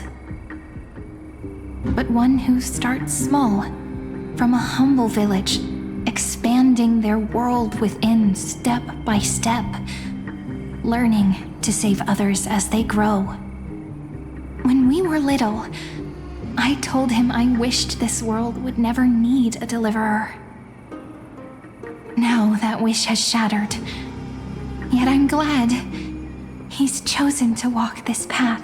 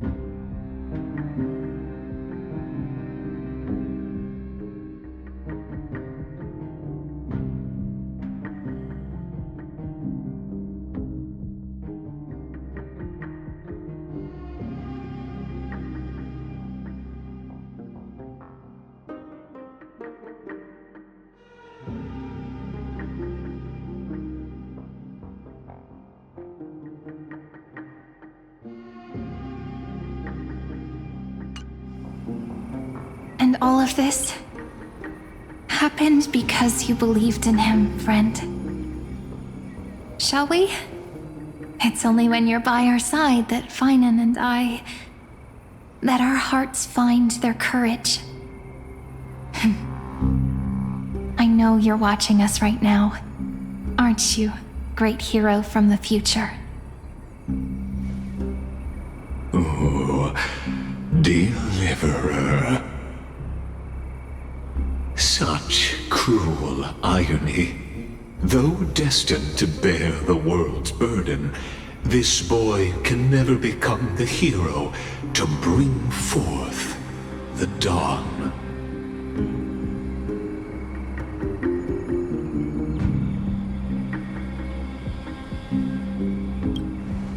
Follow their path. Bear witness as this man, forever denied the mantle of hero, takes his first step on the path to deliverance. Watch this memory play out its final act. See with your own eyes how everything began. Then you'll see why his dream of deliverance was always destined to become this world's requiem.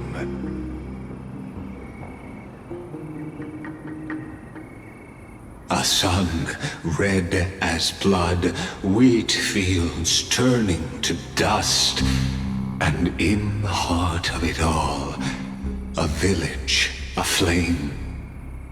In that moment, the boy stood in what felt like the end of existence itself.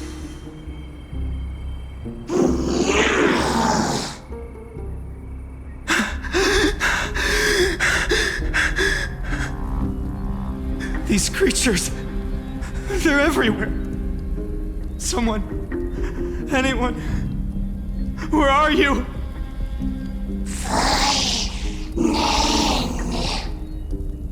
No, it can't be. Why did You. Are you talking to me? I don't want to die. Weren't we best friends forever? No. That ribbon. Olivia. No.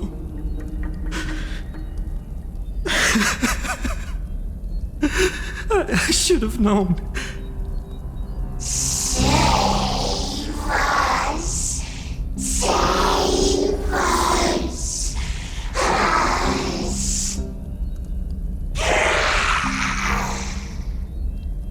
Please. No. Stop. Please stop.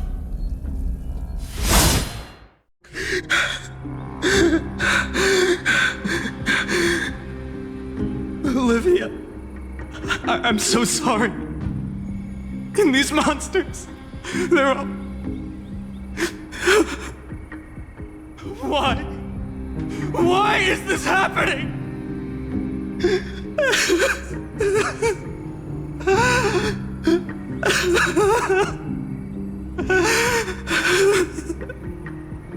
When the black tide arrived, the wavering boy found resolve in his companions, and together they ran toward their first battlefield. In the far-off future, the land of Amphorius would bear the marks of the hero's footsteps. With sword in hand, he would inscribe an eternal mark in the golden epic. And when dawn broke over scorched earth, a boy, covered in wounds, buried the dead one by one. His silence heavier than the earth he moved. his home, his past, his name, all buried beneath the soil.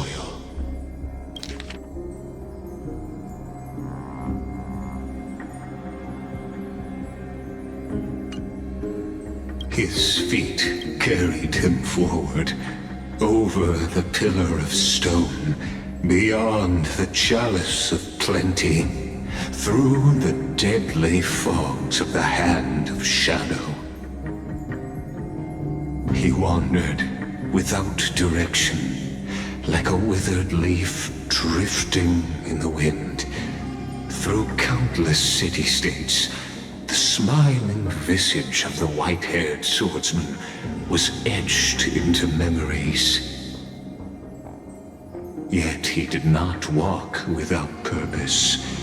Deep in his heart, a voice always guided him forward to fulfill the wishes he had inherited, to brave peril, and to do all that was within his power to save those who needed saving. Those words his friends spoke long ago, when his journey began, lingered. Protect those who must be protected.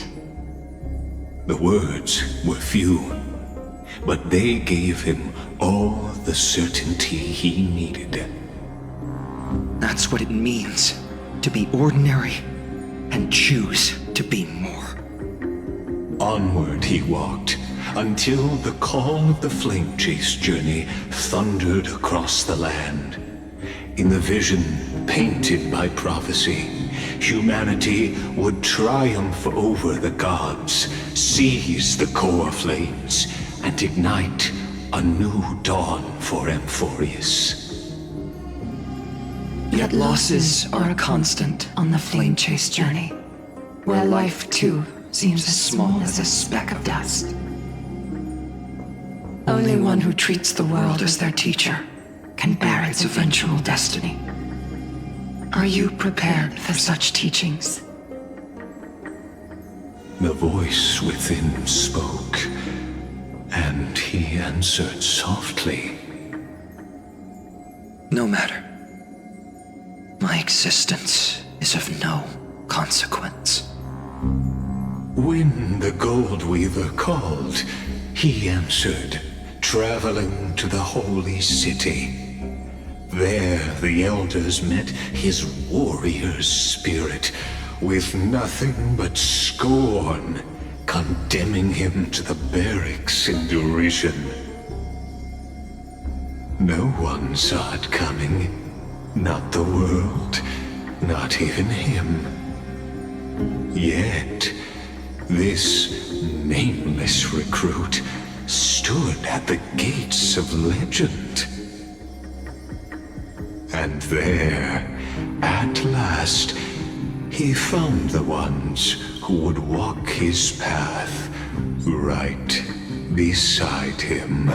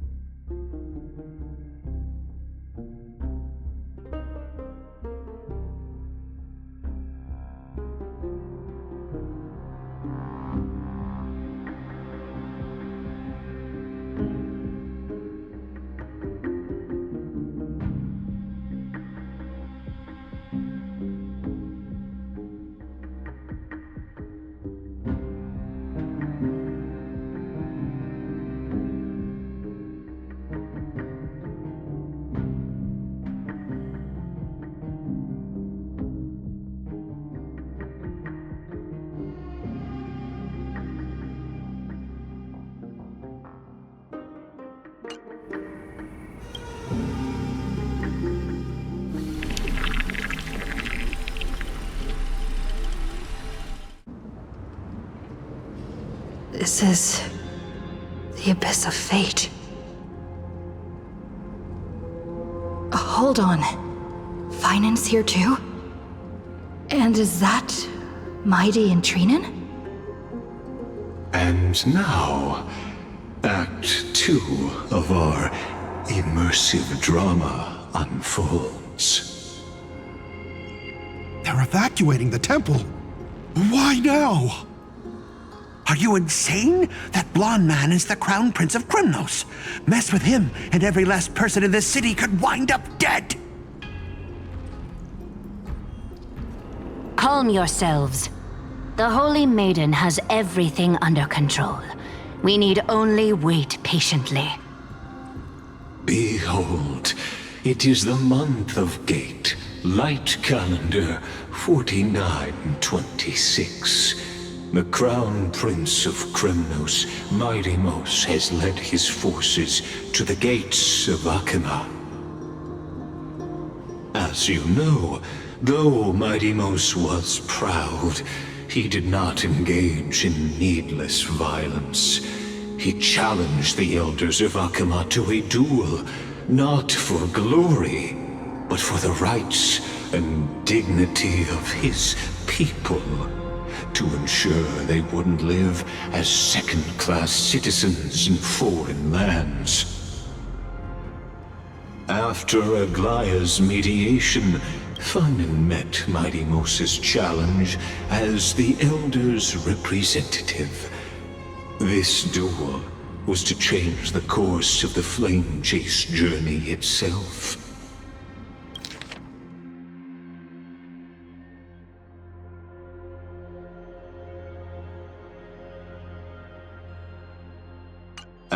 So, as Finan's most important companion, his lifelong friend, please continue to bear witness to his memories.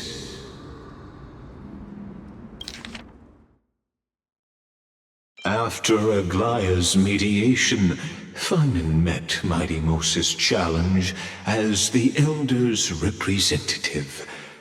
This duel was to change the course of the Flame Chase journey itself.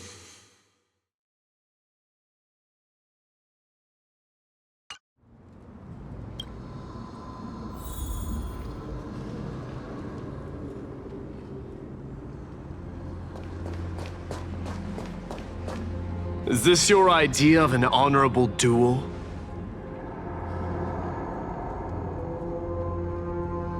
Bloodshed isn't the way. We and Aggie don't want to see Chrysoseirs turn on each other. True warriors know when to sheathe their blades. The impartial Talantin shall oversee this duel. You need only place your offerings upon their scales. Something that has more weight than the fate of the world. Which means only those who understand the world's weight are worthy to carry it. Is this how you plan to test our convictions? Well, Krymnoan, looks like you won't be able to punch your way through this one. It makes no difference. One last chance, new recruit. Walk away, and I'll spare your life. Otherwise, come and face me.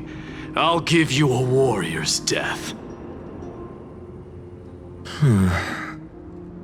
Hard to imagine they once clashed like this. Holy Maiden, I can't help but feel like a pawn that has stumbled into some greater political game. Every hero was once a child, and every child must grow. That's so. I don't even know why I'm standing here right now. Look at me. Just a common soldier. Since swordsmanship won't decide the winner, Lady Goldweaver should be here instead. My devotion to the Holy City could never compare to hers. What if we told you this duel isn't about winning or losing, but rather in the choice you make? Are you saying that Lady Goldweaver is testing me? Every Chrysosaur is indispensable to the Flame Chase journey. And you and the Crown Prince of Kremnos are both a part of the prophecy. What the duel marks is not an ending, but a beginning. So, listen to your heart.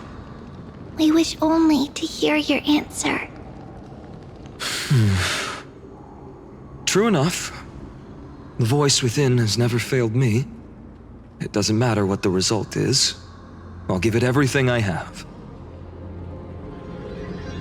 Spoken like a Chrysosaur. Now go, Phainon. Your journey has only just begun.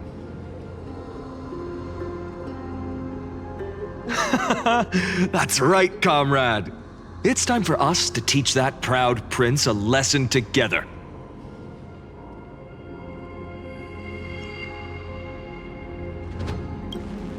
Well, if we lose, we'll find out, won't we? Still, on the topic of the Temple of the Three Fates, here we are, at the Temple of the Time Titan. And I don't even know how Cyrene's studies are progressing. We haven't really had much contact since I set out. Still, I hope she's doing well. Anyway, let's go, comrade. It's not every day you get a chance to see Talantin's scales of justice. What's going on? Did he just say Cyrene's studying here? But how is that possible? Wasn't she?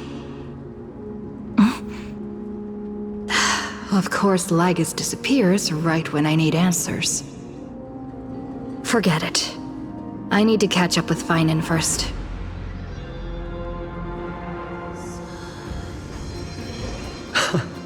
Amazing! Talantin may have fallen, but their scales remain true to their purpose. I hope you still remember your purpose, new recruit. You seem awfully confident, Kremnoan. Let's see how you define the idea of weight. For your information, in Castrum Kremnos, the punishment for profaning a duel with such crooked words is impalement. But as we're in foreign lands, I'll indulge you. The signet of Kremnos, the crown jewel of our people. That's my choice. A ring. Not just any ornament, I'd wager. What's the story behind this little treasure? Don't push your luck. Think I'd pour my heart out to you? Just know that Kremnos' 1,000 years of glory could bring a titan to its knees. Let alone a nobody like you. So to him, glory and his people outweigh the entire world.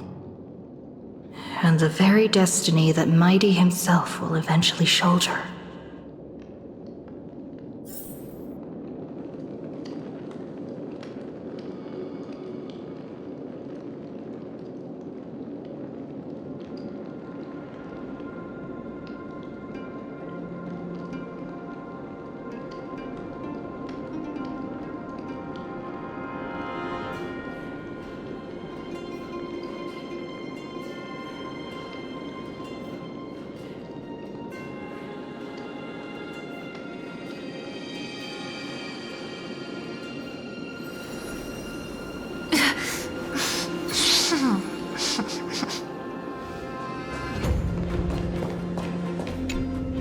Now this is a tough one. What can I possibly offer against a ring that signifies so much? Well, comrade, what does your gut tell you? This sword has been with me through every battle. One day, it'll help write a heroic epic. But not today. I'm still young, and I have a long road ahead. So does this blade. In the end, there's only one thing I can trust. The deliverer that appeared in my life on that day. How ironic. I can't even look at this card properly, much less follow where it leads. Just thinking about how my village was swallowed by the black tide makes my hands shake. The flames, the screams, my utter failure to protect anyone.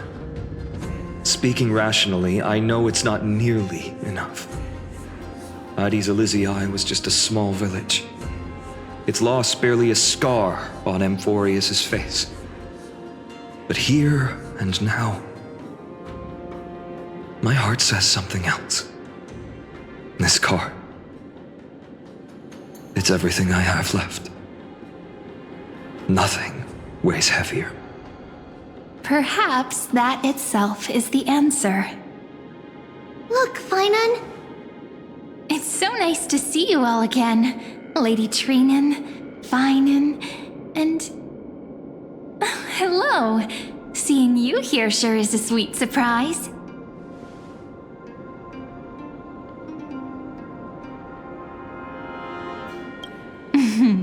Why so surprised? Could it be... Did you miss me? Cyrene? This is... incredible! I was literally just thinking about how you might be here. But I'd never imagined I'd see you this soon. I was supposed to leave with the priests, but then I heard Lady Maiden was with a white-haired young man. I figured it had to be you, so I snuck back here. That's Cyrene for you. Unfortunately, this isn't a good time for reminiscing. That Kremnoan over there.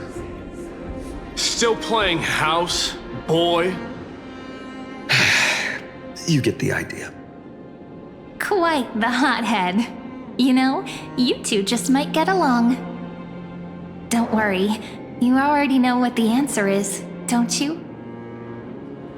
If that's your choice, I am with you. I am with you because I remember it all too. The fields of Addis Elysiae, those red leaves, that little swing of mine beneath the tree where I dreamed the sweetest dreams. And those dear fairies in the Membrance Maze. It hurts so much knowing they're gone forever. The pain speaks for itself. Our hometown may have been just a tiny village, but to us, it was the whole world. But that's not enough, Finan. Not nearly enough. Even though hatred can help people grow and turn a boy into an unbreakable warrior,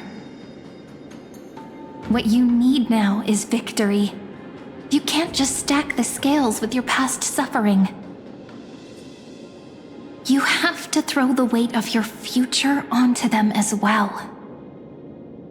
The future? What do you mean? Maybe that was a bit too cryptic for you, but it's actually really simple. Why not have our mutual friend here stand on the scales with the deliverer? How about it? Can you help us?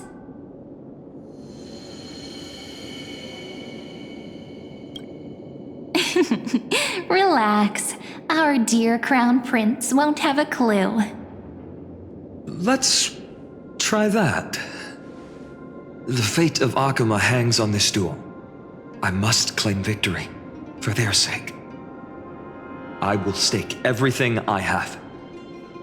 Stand with me, comrade, and we shall become heroes.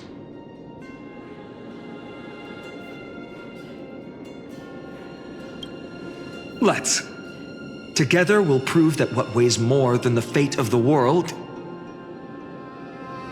is the resolve to shoulder an immutable past and carry it into the future. Talantin, the fair, the just, they of unassailable integrity. The challengers have made their choices. In the name of the Holy Maiden of the Three Fates, lower your scales, weigh destiny, and reveal unto us your verdict. Your offering is a card? Yes, a flimsy little card. That is my choice. Just know that it's called the Deliverer. Interesting. Very well. If you can beat me with this card, then that's what I'll call you from now on. It's a deal. The scales... they're wavering. Talantin is deliberating on the outcome. It appears the convictions of both sides are equally matched.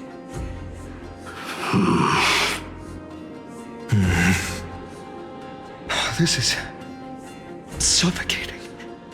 Like the whole world's weight is on my shoulders. But I believe what my heart tells me.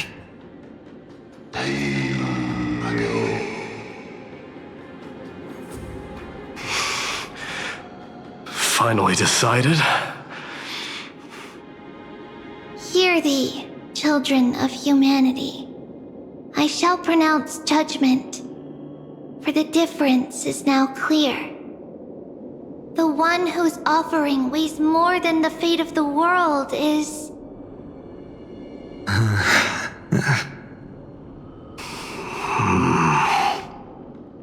one from Ides Elysiae, the nameless hero.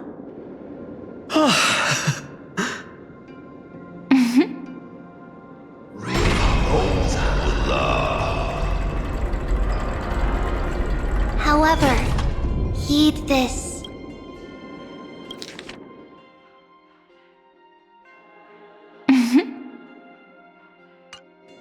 The true weight of conviction originates not from itself, but rather in that which tips the scales, hope itself. What's that supposed to mean? I think the Titan means that it's not anyone's personal convictions that outweigh the fate of the world. It's about a wish, one which we all share. You, me, everyone here.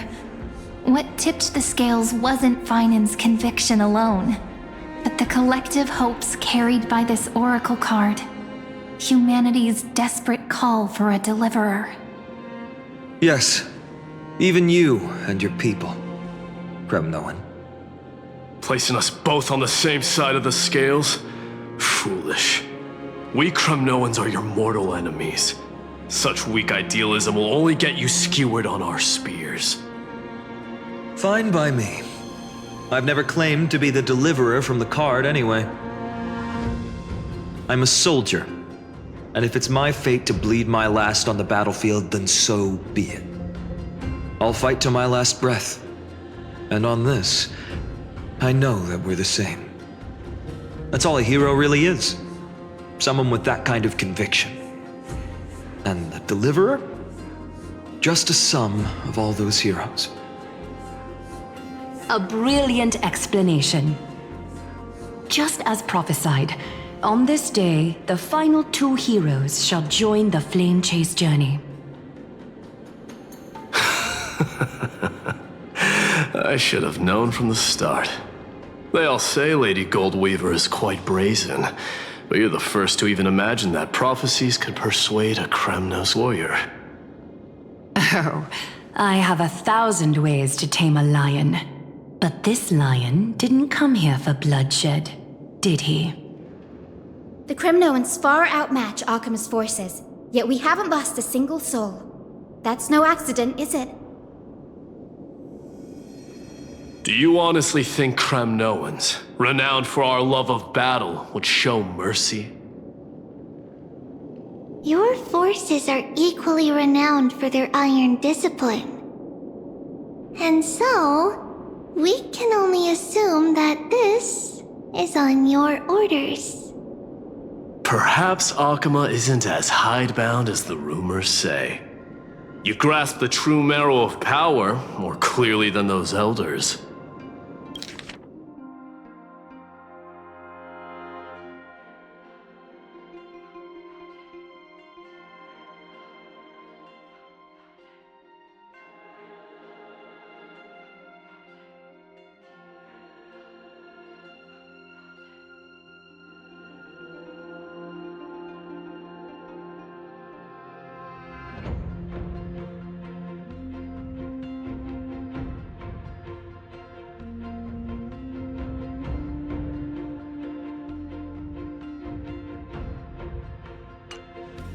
Now that the wheels of fate are turning, what finer way to celebrate this fortuitous encounter than a feast?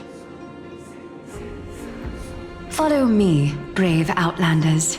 Heroes of this world are as countless as the stars, and at this moment, we find ourselves gathered here by the light of the flames of the long night. History shall remember this moment. The prophesied Chrysos heirs now stand assembled, heralding a new dawn for Amphorius. You must see now how different this is from the flame-chased journey you traveled.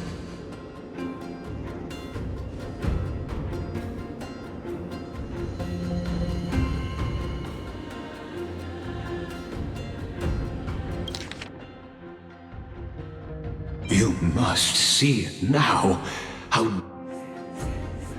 Patience. We're approaching the final act. These are, as I mentioned, his first memories. They are of particular importance for the imminent Era Nova. Such as this very moment, as the prophesized demigods gather with Talantin as witness. This is a moment calculated by the gods. What comes after is no different from that which you already know. Some join, others leave, while flame chasers bear their faint light forward through the long night. Ah, come. Your seat awaits after 13 heartbeats. Our heroes will be ferried to the final scene.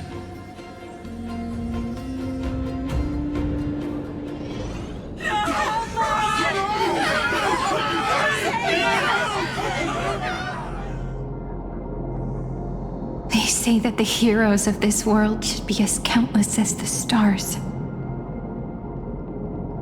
Yet now, we're the only ones left standing.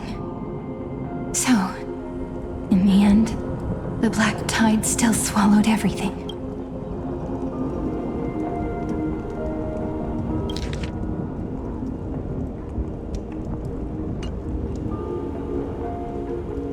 The West stands protected by mighty Skrymnoans. It will hold for the time being. Professor Anaxa deployed wards in the north and east before. Their effectiveness is untested, but I believe in him. And Arkham. We needn't fear for Aglaya. Even in death, she counts as the greatest among demigods. Her threads of romance weave an impenetrable shield, and the people answer her call, rallying to the city's defense. Let's move. Catholi has given their core flame. We must complete the Era Nova before the next entry hour. For Amphorius. That only leaves 3 hours. So, this is the last time we'll see her.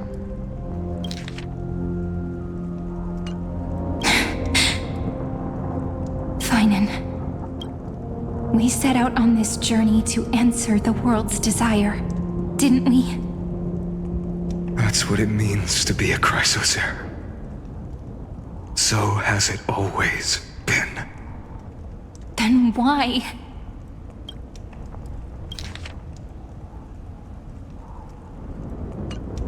Why must Amphorius' wishes be so cruel?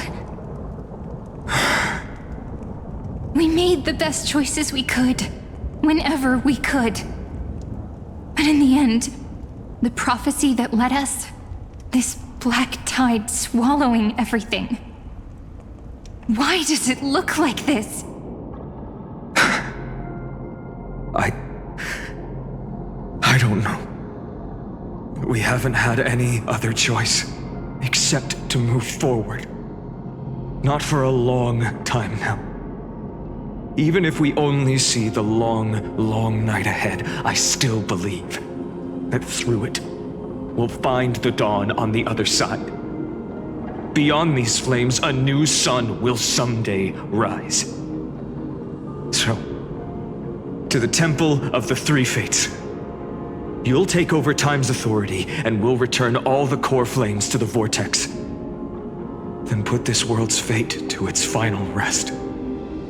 After which, we shall all face oblivion, or embark on one final grand journey.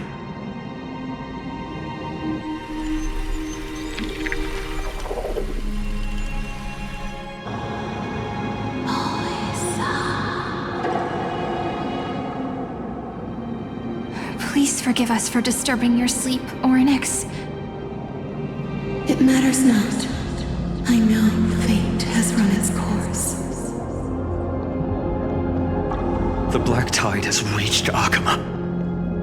Amphorius does not have much time left.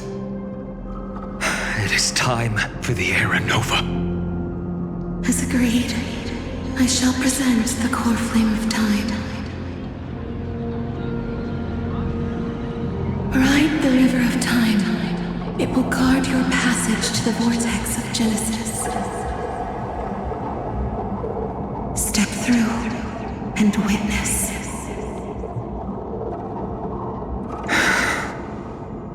Professor Anaxa proved the truth of Genesis with his sacrifice. As Chrysos heirs of the prophecy, we were always destined to immolate ourselves for this world. Now, it's our turn. We can't let everyone's sacrifices be in vain. I don't need another pep talk, Finan. After all, we've been ready to fight fate ever since we left the village, haven't we? Yeah. Come. Let's claim the miracle we were promised, and burn away every last shadow in this world. And then rise as the first light of a new world. Light calendar 4931, the third week of the month of Evernight. Welcome, my lady, to the end of the flame chase. And the end of all things. The Titan has revealed the gateway of fate. Please accept the invitation to step across the threshold and behold.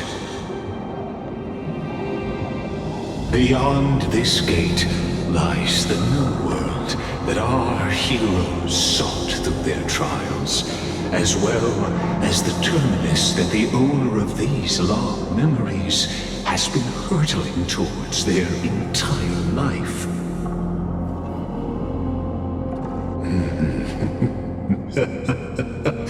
Perhaps you'll find it all too familiar.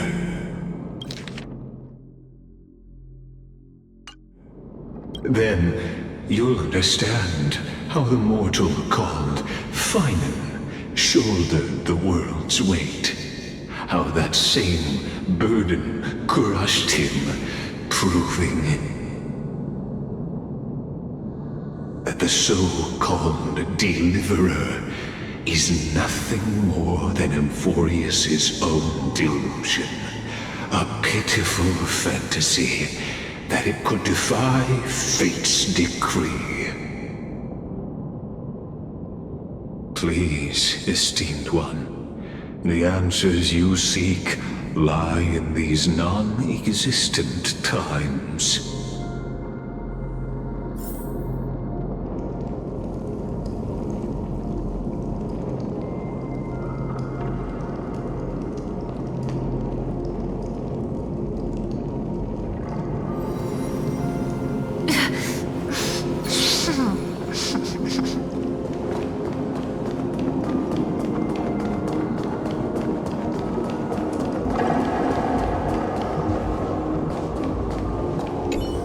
future revealed by the Titan. Just what will we see?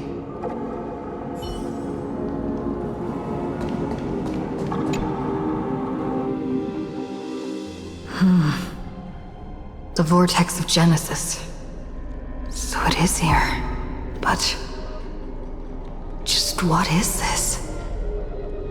Life's but a walking shadow, a poor player that struts and frets his hour upon the stage, and then is heard no more. It is a tale told by an idiot, full of sound and fury, signifying nothing. The vortex of Genesis, where the world begins and ends.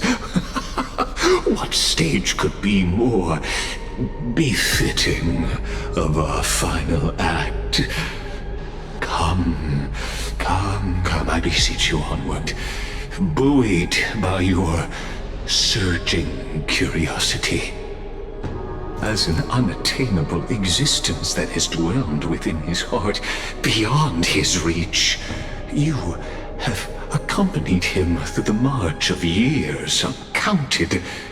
You naturally have the right to view the river of time in its fullness, and to witness what he welcomed upon his arrival here. Every absurd and tragic ending. Now, if you would.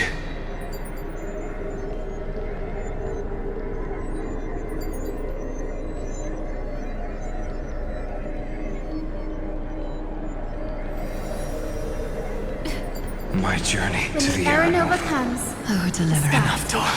Though you will Scoop beyond the air.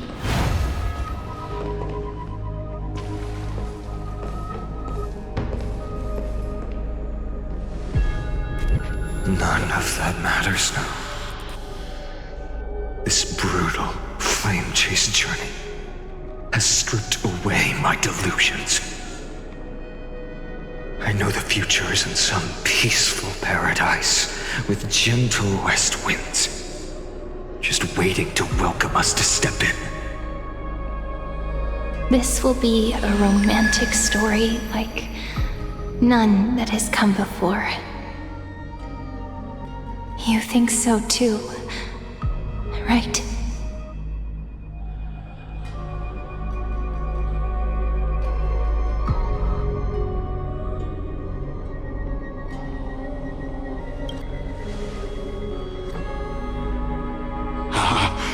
Indeed, in his memories, such a scene replays over and over.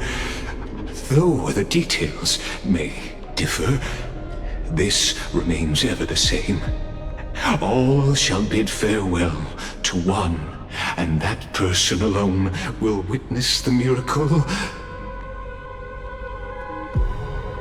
A total of 33,550,335 times.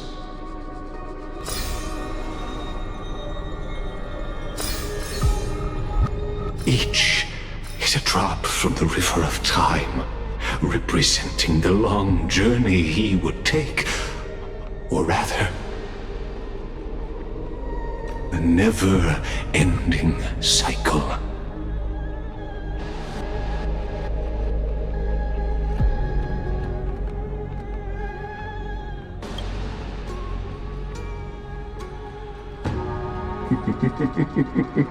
Sharp as ever, I see. Seeing is believing. Why not let your own two eyes uncover the truth? Or perhaps you can simply walk straight to the final truth. See the true face of the character you play, and witness the ultimate nature of the Chrysos heirs. flame-chased journey and the cycles of Amphorius. Please, take your time. Look around as much as you wish.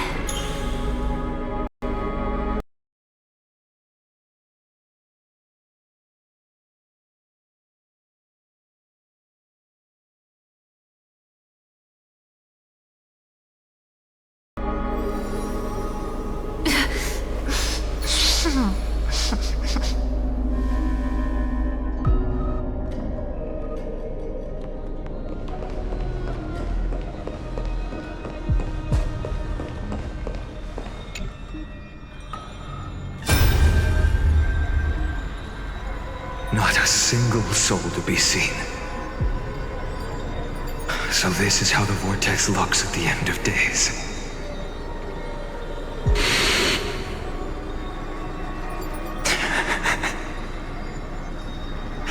Looks like I've got company after all. But since you've made it here... So, in the end you succeeded. Executioner.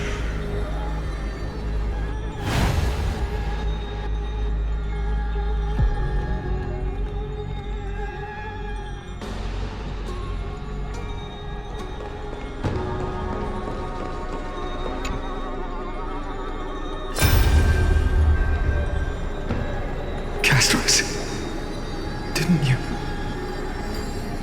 Yes, I've become Death's demigod, and shall never again walk the world of the living. What you see is the surging of the river of souls, brought on by the countless dead feeding it in these dark times. They cry out. Though dead, they'll converge into a torrent and guard the vortex to see the Era Nova fulfilled.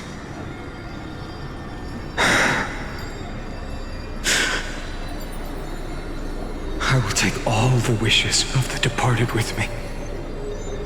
Please, everyone, fight with me to the very last. I hear them. The dead hail you. They're prepared.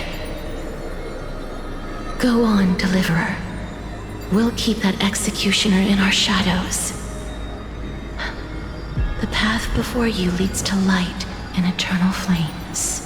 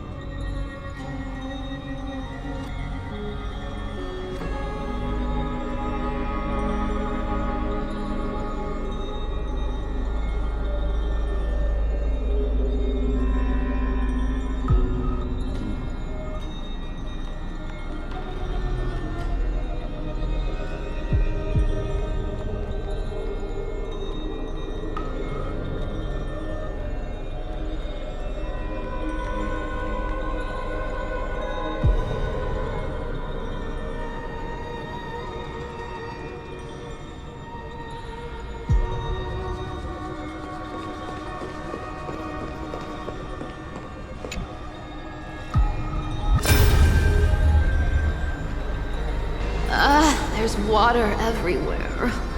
This place is always so wet and sticky. Even my tail's getting heavy. Plus that burnt smell. And that sizzling noise. Yikes. Nobody from Dolos could stand this.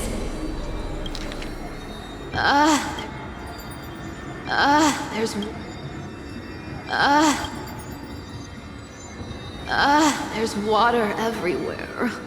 This place is always so wet and sticky. Even my tail's getting heavy. So you feel it too, huh? Go on then. I'll handle the filth. Do what you need to do. Let me fight with you. Better odds with two. Hey, remember what the seamstress said? You know what really matters. Yeah. I'll leave it to you then. Wow, someone's not shy. Just so you know, I'm not in the business of making losing deals. I'll distract that executioner. You go turn the world's biggest lie into truth.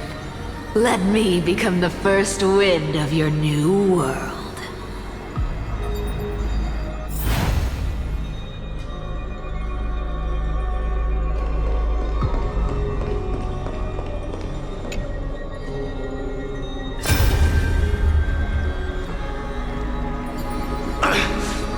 Shut up and get out of here! Are you crazy, Mighty?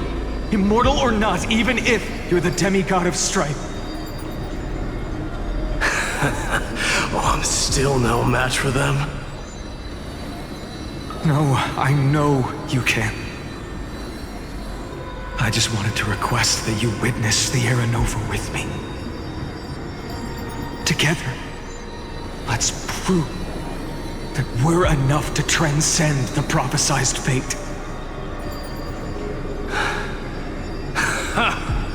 Could it be that now, at the critical juncture, our mighty deliverer is chickening out, scared of a stupid prophecy?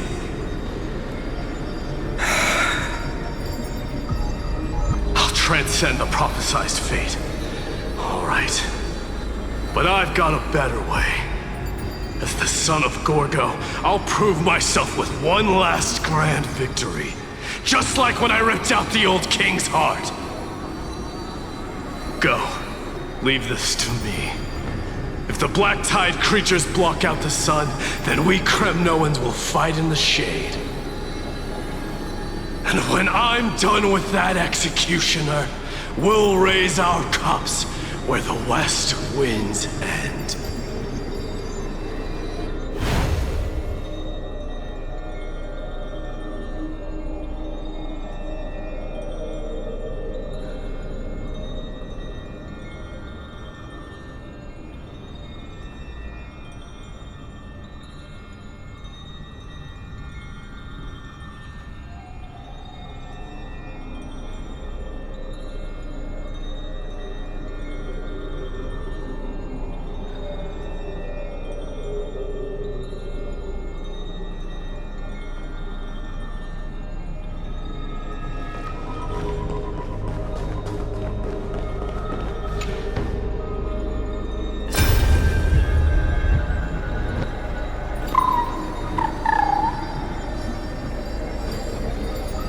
Hey, little one. Are you scared?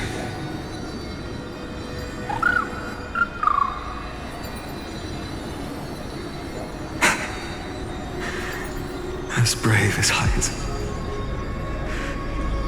Stay close, little Ika.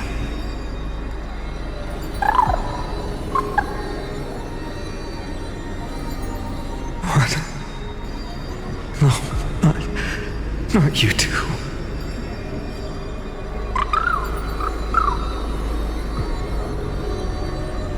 I see. I won't squander your kindness, your hopes. So please, keep this bit of sky standing for me.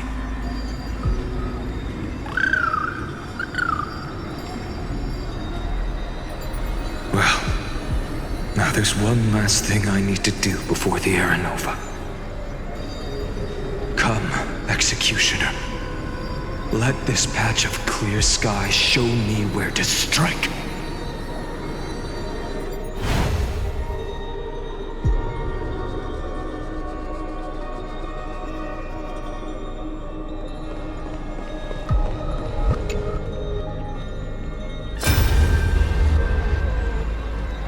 All shall bid farewell to one, and that person alone will witness the miracle. Such is the will of fate. So even the future revealed by the Titans may not come to pass. The Era Nova. This unrivaled masterpiece. I have no regrets now that I may entrust it to my most trusted apprentice. Are you saying? Fate is ever unassailable. The golden threads tell me the black tide rushes toward the vortex, ready to swallow this place. I must weave the last of my humanity into a net to hold back the deluge. I shall have my final bath in warm and radiant gold. Now, the hour of fulfillment has come. Forgive me. I must snip away every risk to weave the strongest future for the new world. There is nothing more to say. We part here. I shall personally dispatch that wretched executioner, not with threads of gold, but with the steel tip of a needle.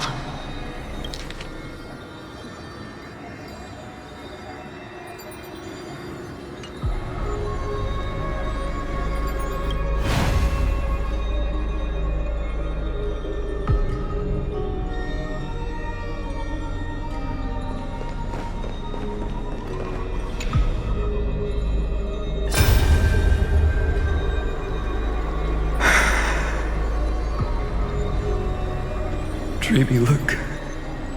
We made it to the vortex.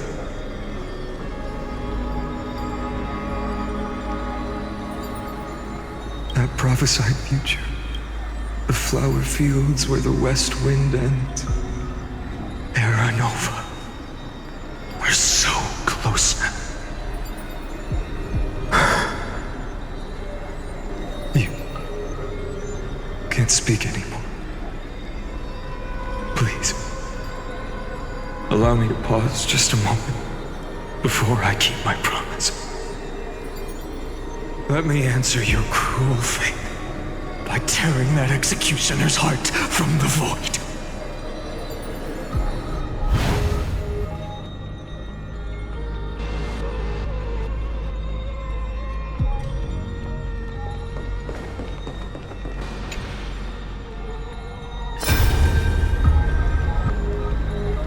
Vortex of Genesis. The last time I was here, I was returning the core flame of reason. I didn't have the time to observe it in too much detail back then, but a holy sanctuary of the Titans looks more like their frozen crypt to me. Well, all the core flames do lie here now.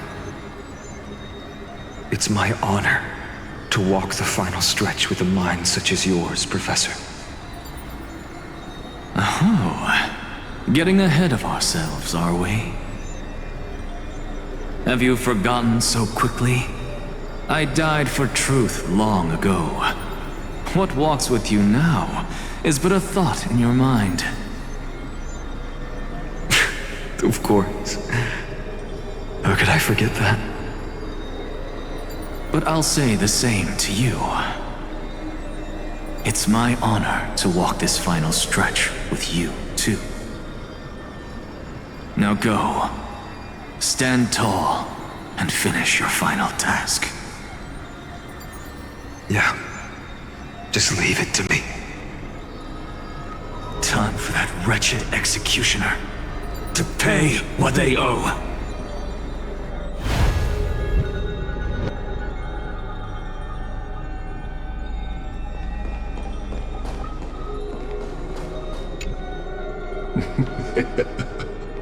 You really think you're prepared?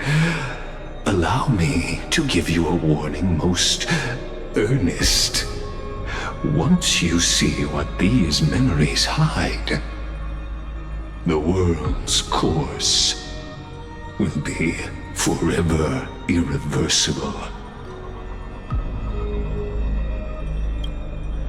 Ah, very well. As you have made up your mind, let us bear witness together. As the sole audience of this eternal theater, I have been rapturously awaiting your arrival, and this, too, is the very reason I must show you everything. I believe that since you've bathed in that eon's gaze,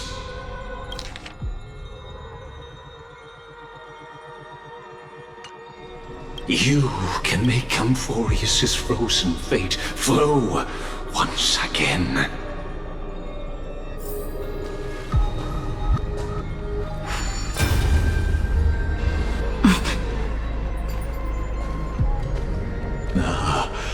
Feeling a bit lost? As you now see, this scene marks the final act of the drama Amphorius. The final eternal recurrence created by this man's hand, and the last one this world shall undergo. Behold, at the swordsman's side stands one he has sometimes called companion, other times comrade, that nameless hero absent from the annals of history. She is the swordsman's ideal in his youth, the deliverer that guided him resolutely onward through fantasy. And now, in the name of the Nameless, she has become an essential and inseparable part of the epic of Amphorius. And this time, under her guidance, what choice shall the hero make? Whither shall the fate of the world flow? And what is the ultimate truth of the nature of Amphorius?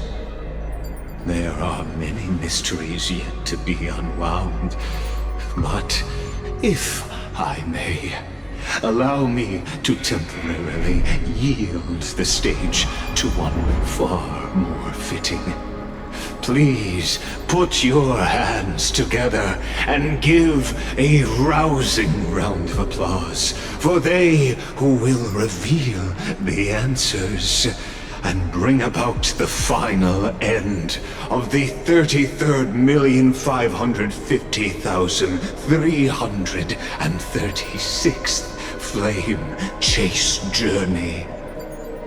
The master of the countless memories we saw, the other important actor now stepping into the vortex. They who have already burnt their own self to cinder, the Flame Reaver.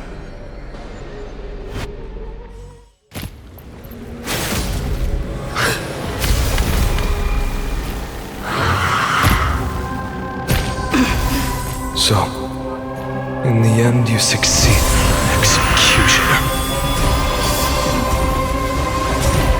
With my flesh as kindling, like the first dawn of the new world.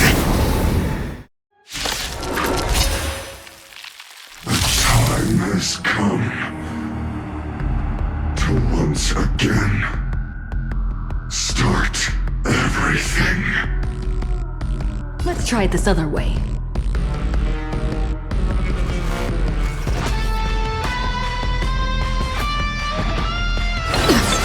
Please cherish this time. Root here. This world is a fallen. Time to cleanse the filth. Another journey begins. Destined for oblivion. Life is not so fragile. Torment. Embrace a new life. We can do it!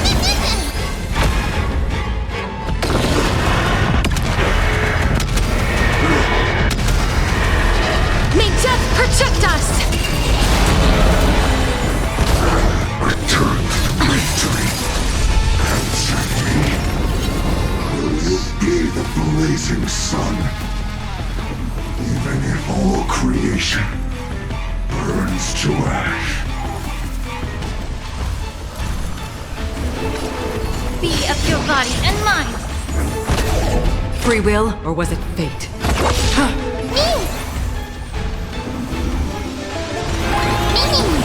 Please cherish this time. As you wish. I'm on it. I weep for the departed. It too shall fall.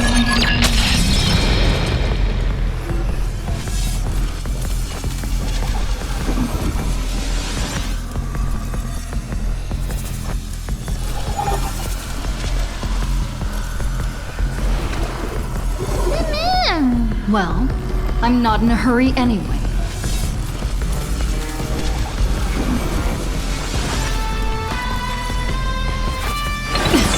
Allow me to purge the root of the problem.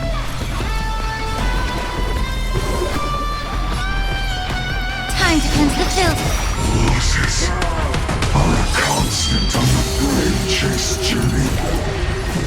And you haven't lost nearly enough. Embrace a new life. Everything in this world is bleeding. Return to dust.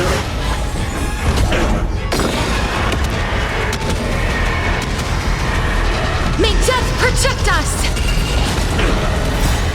We can do anything. Still waters of oblivion. Root here. Be of your body and mind.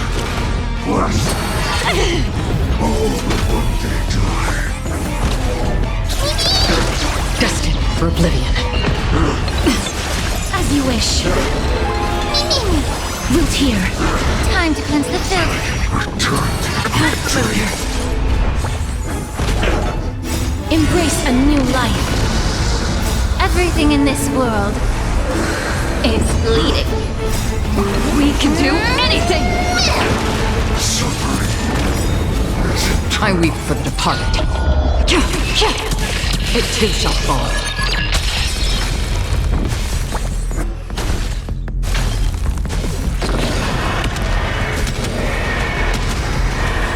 May death protect us! As you wish. Be of your body and mind. Root here. This world is a fallen. Still waters of oblivion. As you wish. Time to cleanse the filth. Embrace a new life.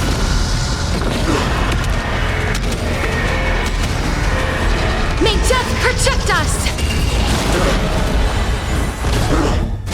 This ends now. With your corpse. I'll ignite the dawn!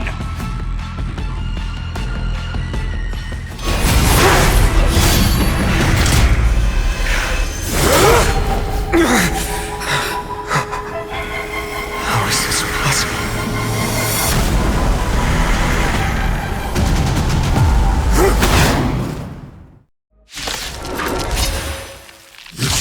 Weapons of destruction, now twinned.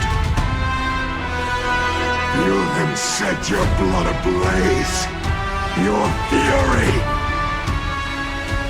Let's try this other way.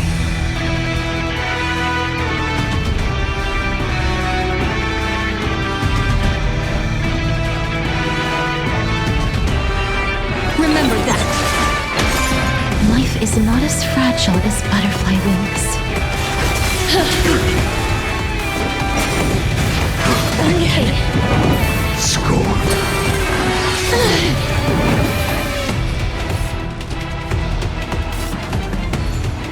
Time to cleanse the filth. Wouldn't you agree? Embrace new life, Pollux.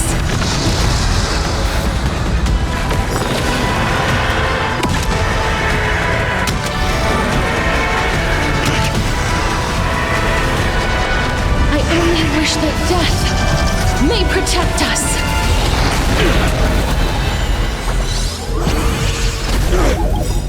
Trust me. Together, we can do anything!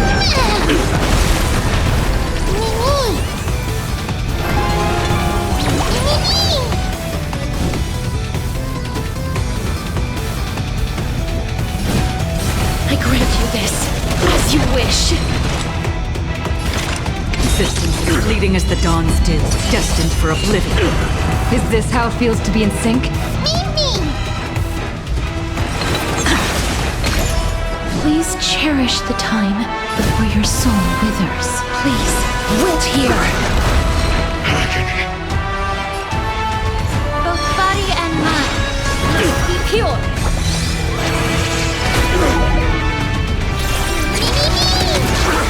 This world is a foe. Return to the great tree. Another journey begins. The still waters of oblivion my guide to wandering souls. I weep for the departed.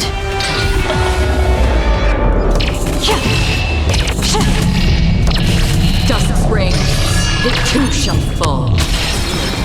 Burn the yoke. Suffering is eternal.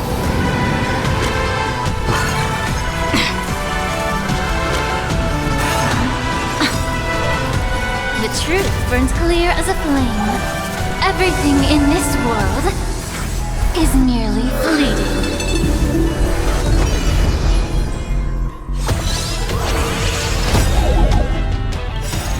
Embrace new life, Pollux.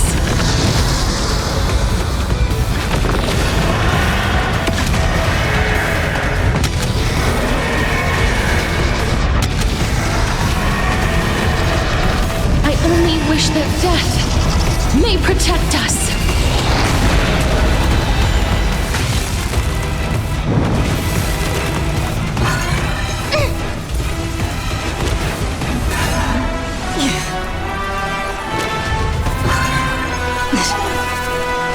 Life is not as fragile as butterfly wings.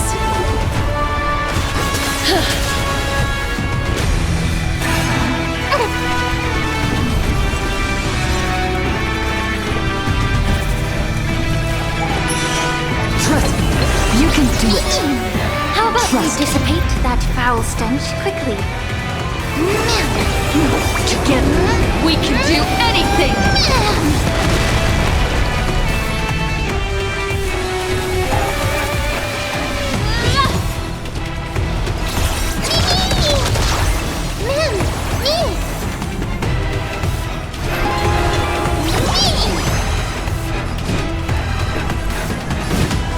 I grant you this, as you wish. Not enough. This form shall fuel the fire. Burn. Burn unceasing. Existence as fleeting as the dawn's dew, destined for oblivion.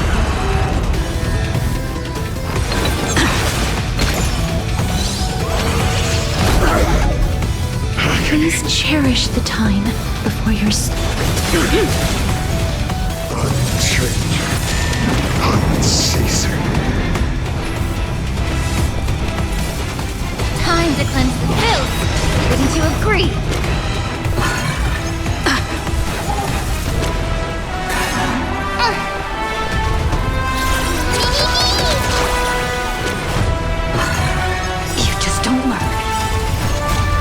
Embrace new life, Pollux.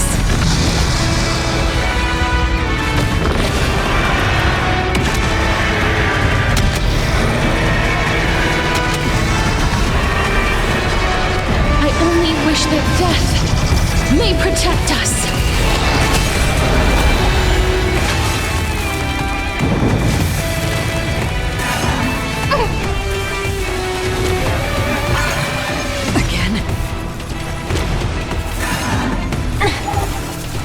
Half the work is already done. On the still waters of oblivion, I guide the wandering souls.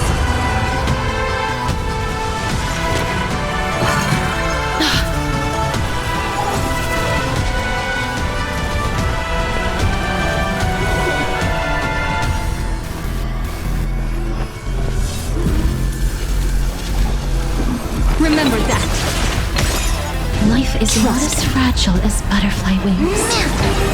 Together, we can do anything!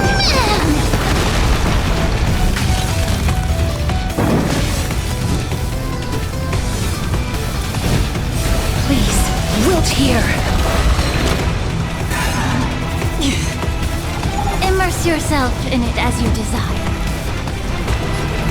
Both body and mind must be pure. Let the fires of fury devour me! Become the next epitaph, seared upon this burning world! You too will soon head to the Netherrealm. Sleep now.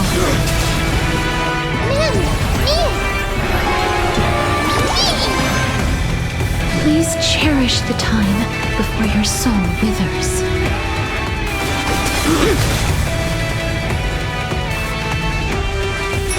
Trust me, you can do it. Another journey begins. Please allow me to purge the root of this problem. Time to cleanse the filth. Would you agree?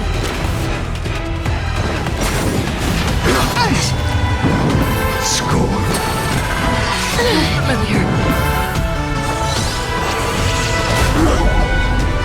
Life is not as fragile as butterfly wings. I weep for the departed.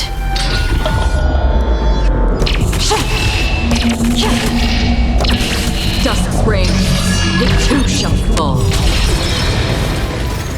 Embrace new life, Pollux.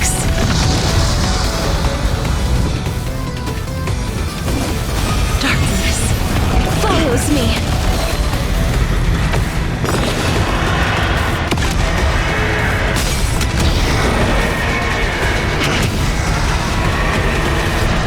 I only wish that death may protect us. Trust me. Together, we can do anything! The yoke! The truth burns clear as a flame. Everything in this world is merely fleeting.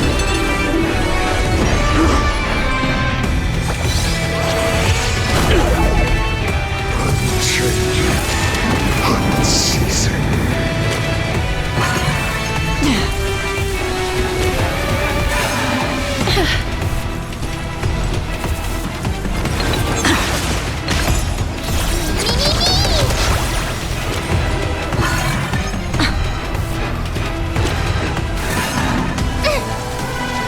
Did you come here of your own volition? Or was it fate? Existence as fleeting as the dawn's dew, destined for oblivion. How about we dissipate that foul stench quickly? Please, wilt here. Sanguine darkness, drown suffer.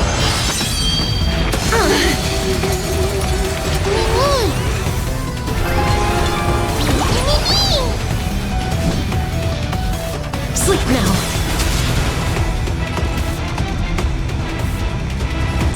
Don't panic. I'm still here. Another journey begins. In the still waters of oblivion, I guide the wandering souls. Please, allow me to purge the root. Both body and mind must be pure. Suffering is eternal.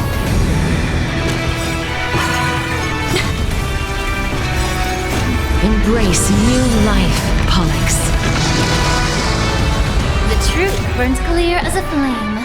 Everything in this world is merely fleeting.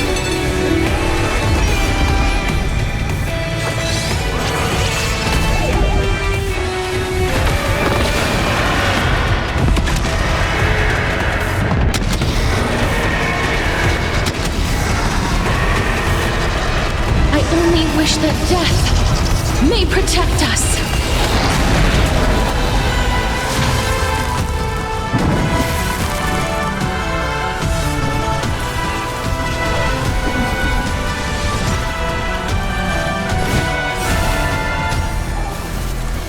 I grant you this, as you wish.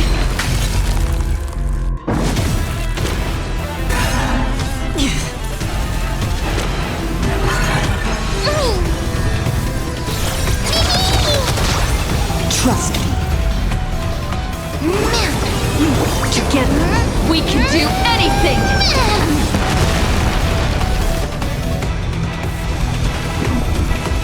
Remember that! Again?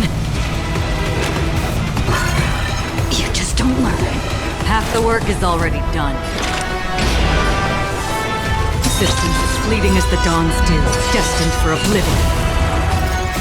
I weep for the departed.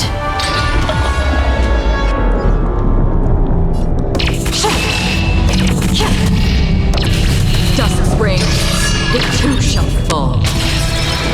Immerse yourself in it as you desire. Time to cleanse the filth. Wouldn't you agree?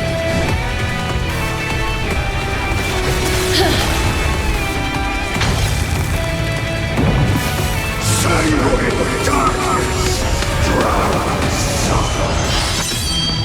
That hurts familiar.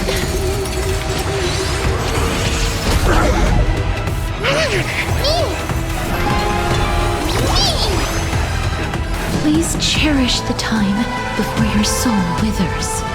Sleep now.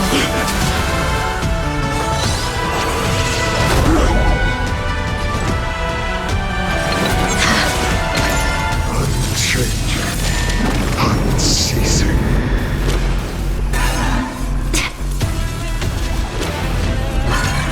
I'm okay. How about we dissipate that foul stench quickly?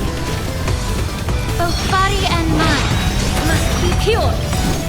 Embrace new life, Pollux. Dead souls, return to dust.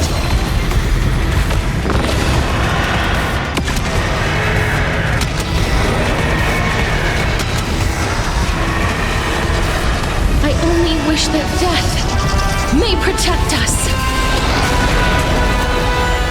Half the work is already done.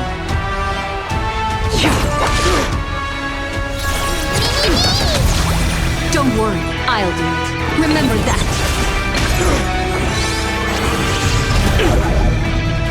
Life is not as fragile as butterfly wings. Please, wilt here. Please, allow me to purge the root of this problem. Time to cleanse the filth. Wouldn't you agree?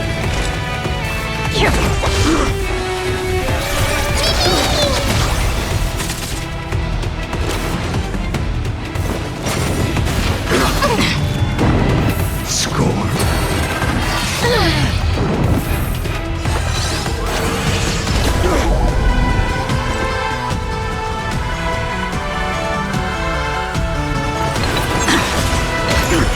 Please cherish the time before your soul. I grant you this, as you wish. Embrace new life, Pollux.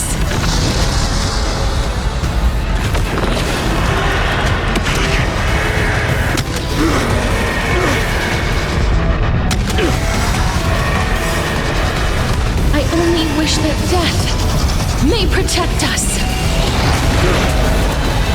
Trust me. Together, we can do anything! The truth burns clear as a flame. Everything in this world is merely fleeting.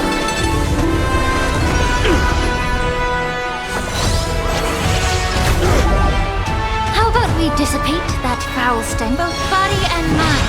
Must be pure.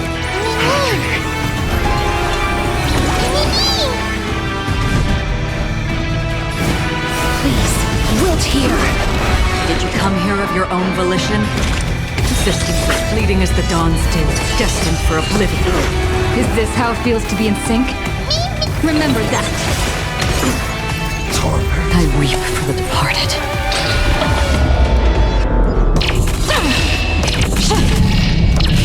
Dust ring, it too shall fall. My fury. One person alone may witness the miracle. Such is the will of fate. That person can only be you.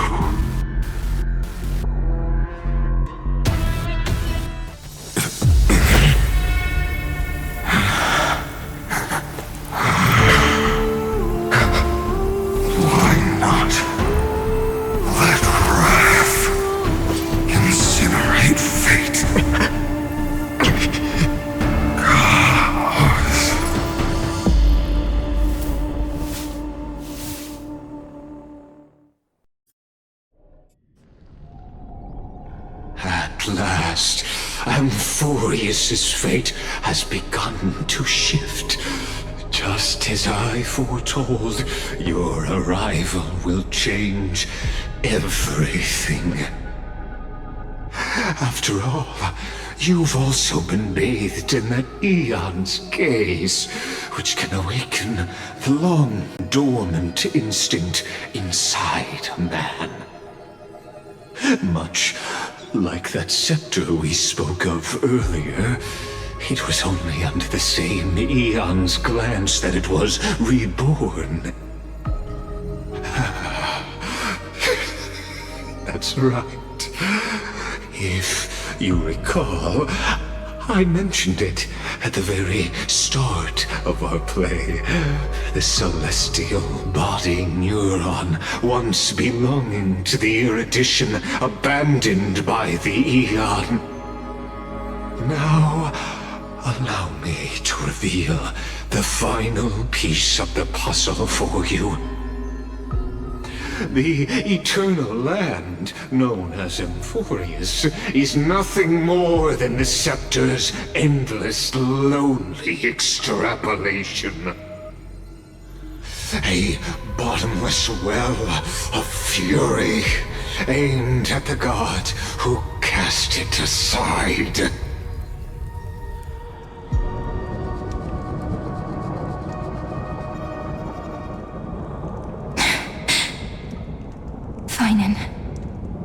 We set out on this journey to answer the world's desire, didn't we? That's what it means to be a Chrysosaur. So has it always been. Then why? Why must Amphorius's wishes be so cruel?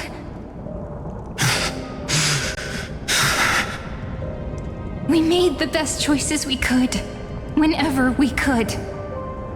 But in the end, the prophecy that led us, this black tide swallowing everything.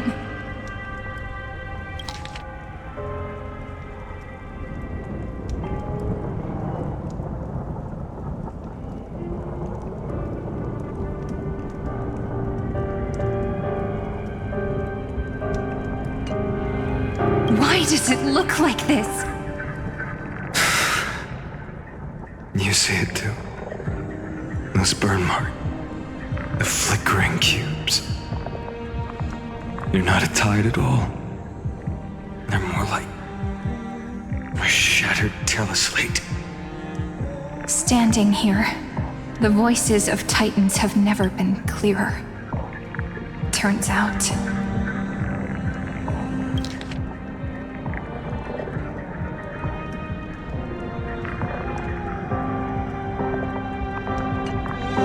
coming from the black tide all along.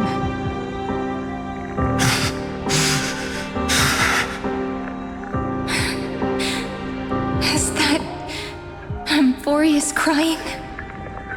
Or maybe it is screaming at its creator, at its god. Finan, do you still remember when I was little? I had a dream. A dark, cold room with nothing but Orynyx's curtain glowing like crystal. The curtain seemed to contain all of Amphorius, where strange and fantastic dramas played out within. There were countless versions of us, from countless different worlds. Perhaps it wasn't a dream. Yeah. As I gaze out at the world before me, those sorrowful thoughts have become reality. So, this is the reason the sky was sealed. Amphorius is merely a larger ID Silicii.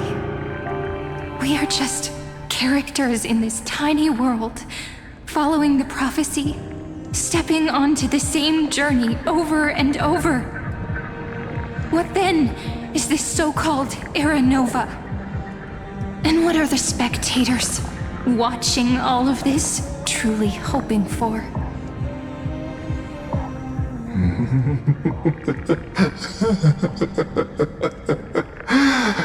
As a reward for reaching the end of the world, let me answer your questions.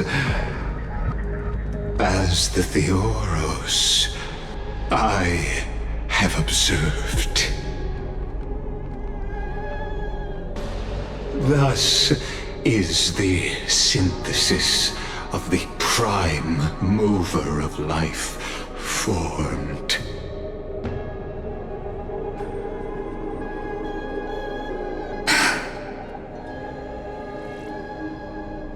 This is a moment the universe will remember.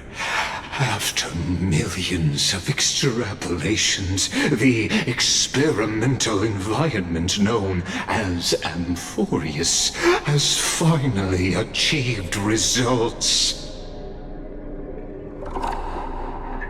So, the results you speak of are this wreckage of a world. We all gave everything we had, returning 12 core flames to recreate the world. And in return, we become nothing more than sacrificial offerings at the end of everything. Exactly.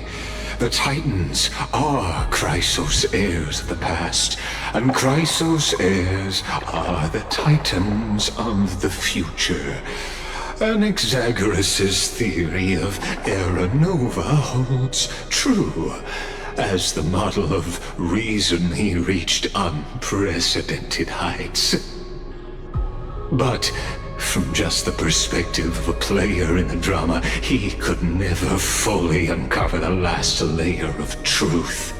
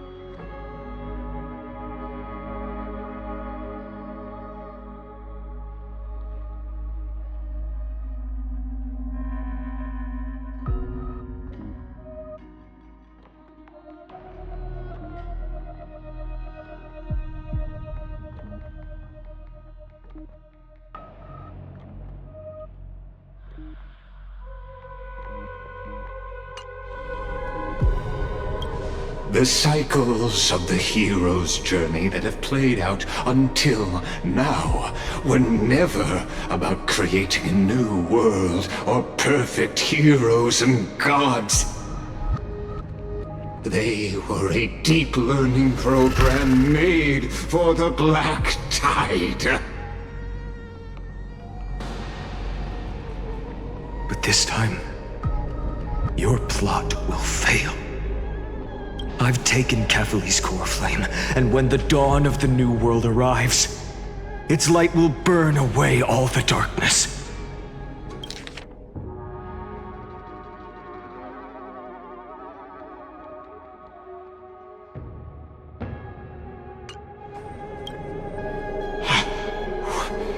Haven't I made myself clear? The Chrysos heirs and Titans were merely byproducts of the experiment. You've seen this world's evolution, witnessed the birth and growth of the Black Tide, and how it devoured everything. Haven't I made myself clear? The Chrysos heirs and Titan. Every generation of heroes, gods, and worlds was born only to be destroyed by it. This is the endpoint of Anforius' calculations. A perfect equation of destruction. So in your eyes, all the sacrifices are just a string of insignificant numbers? Don't sell yourselves short. I'd say, rather than numbers, you're more like fuel for the fire.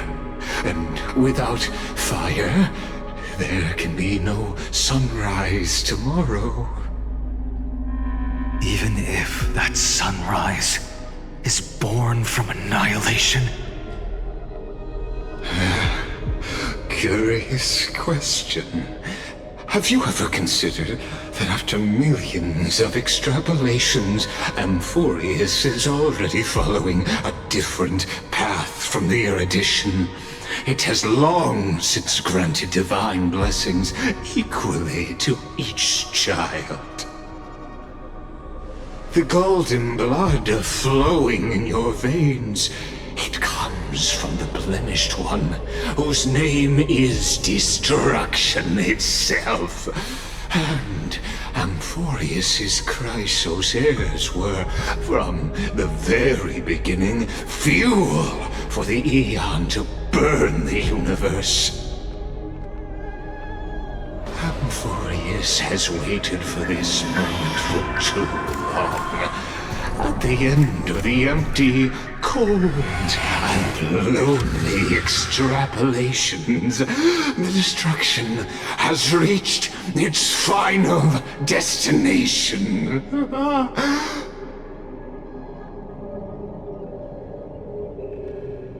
Nikos 496. Philia 093. No need to feel regret.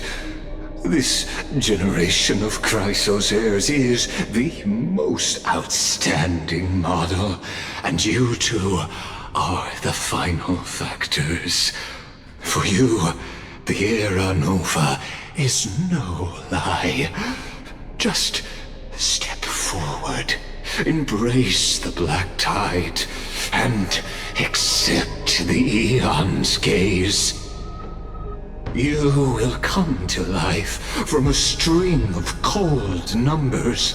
Along with all those who have passed, you will run toward the real universe, fulfilling Amphorius's long-held wish. In the name of the Lord Ravager Iron Tomb, unleash its fury and destroy the source of all this tragedy. Or we could always choose another option. Like you said, Amphorius is just an experiment, and we're the participants. We can only walk along the predetermined path toward the ending, under the watchful eyes of the stars. But that also means that there isn't just one Aeon who can cast their glance at Amphorius, right?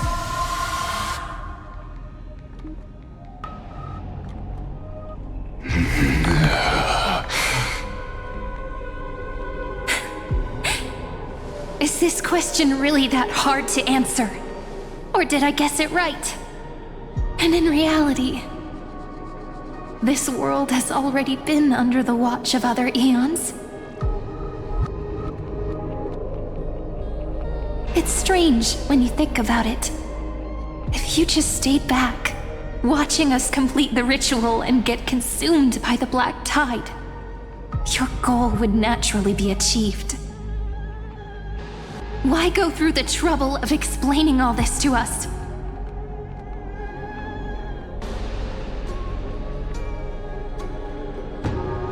You're pretending, revealing the so-called truth just to deceive us, covering up another possibility. Destruction is not the only outcome for the fate of Amphorius.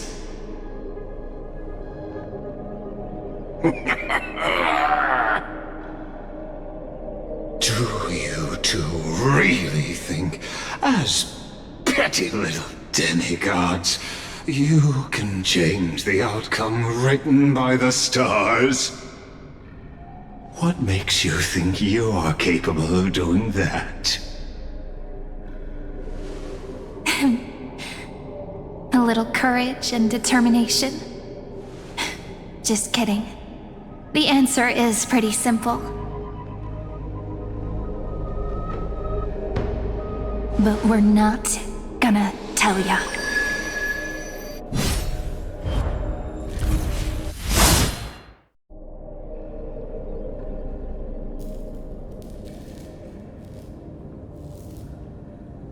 We're going to weave a long dream for Amphorius, making it believe the experiment hasn't ended, that everything is still ongoing.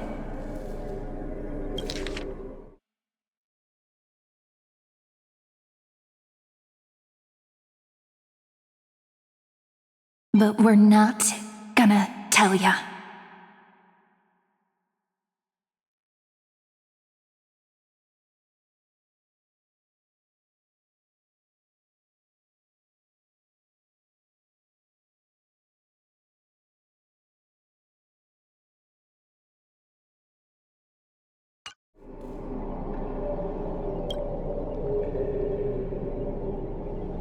With just Orynyx's power, though, it should be impossible to achieve this, right?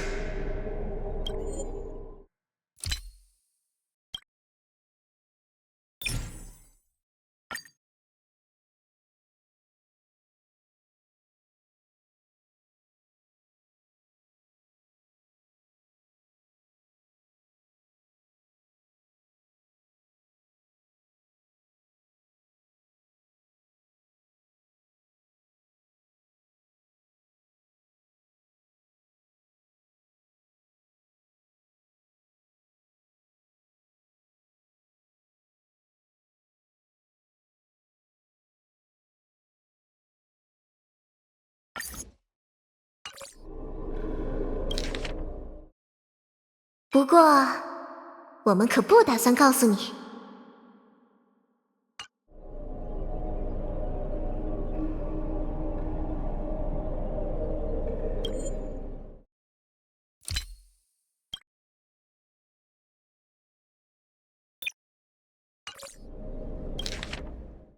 But we're not gonna tell ya.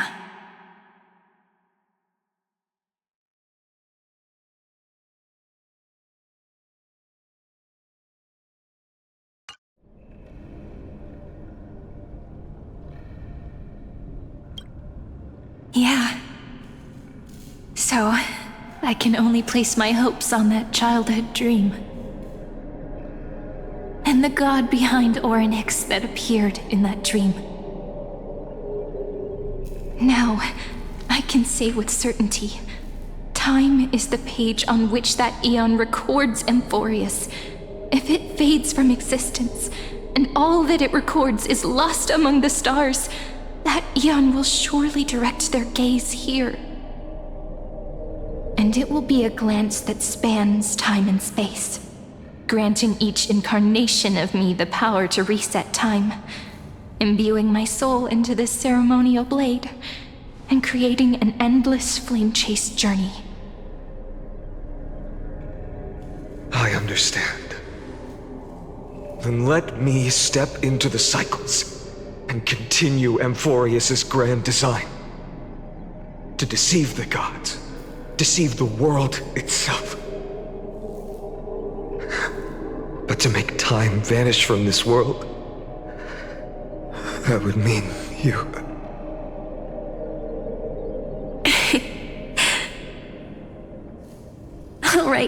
All right, let's not make things so gloomy.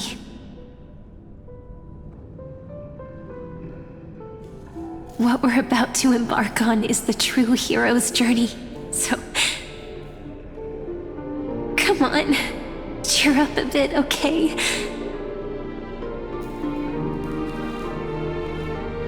In that memory, you will definitely meet me again. A little Cyrene who knew nothing, lying on a soft patch of grass, feeling the light breeze, dreaming of the distant world. Tell her about the flame chase journey, and then let her become a romantic part of this story. I believe every Cyrene will make the same choice. Erasing time, again and again. Resetting time over and over. After all, they're all me. And I will always have my charm.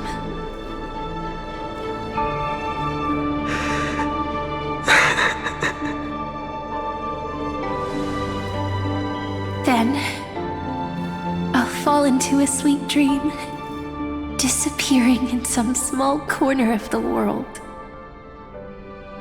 Quietly, waiting for the day when that next page is turned.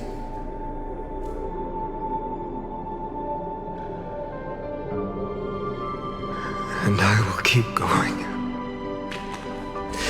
Even if the road ahead is dark, I will burn myself to light the way. Rather than let the core flames become nourishment for the Black Tide, I'll become their vessel to prevent the arrival of Era Nova.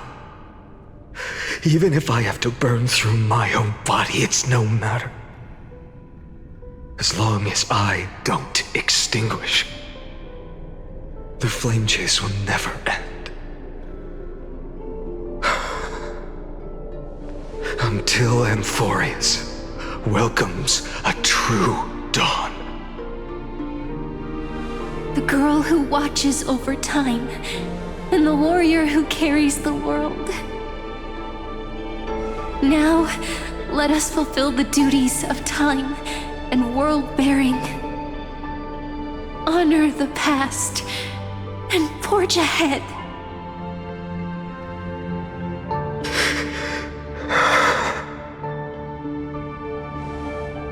I promise you, the pain will pass in the blink of an eye. You need to hold tight to this ceremonial blade. After I'm gone, it will take you back to the beginning of time. The start of a new story. I believe that in that story, or in countless stories, each alike yet unique, everyone, all the companions who sacrificed themselves, alongside the deliverer we once dreamed of as children, will reunite beneath a vast, endless sky. If we can never break free from this prison, I will stand my ground until the day someone shatters this endless cycle and writes the final chapter of Amphorius' fate.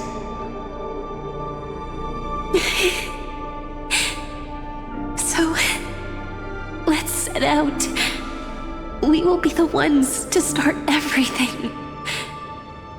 Carry the primordial chaos, just as your name suggests, and bear this world we hold so dear.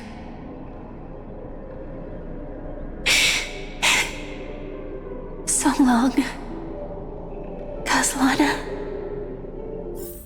As the Theros I have observed, instruction synthesis is formed.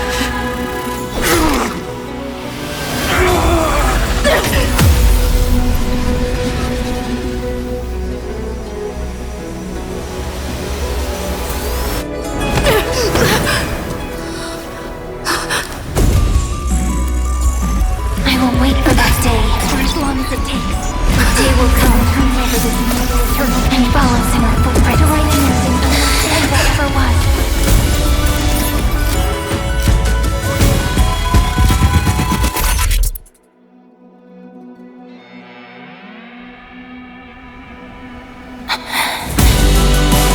That will be a romantic story like none that has come before.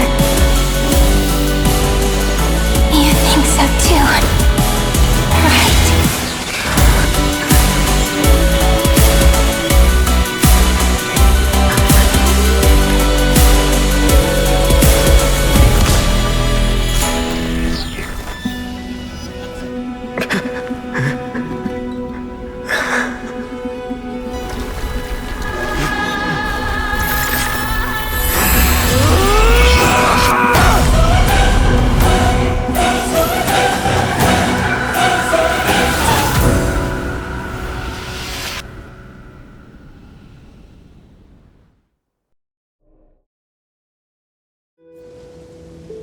The world is collapsing, and the people are crying.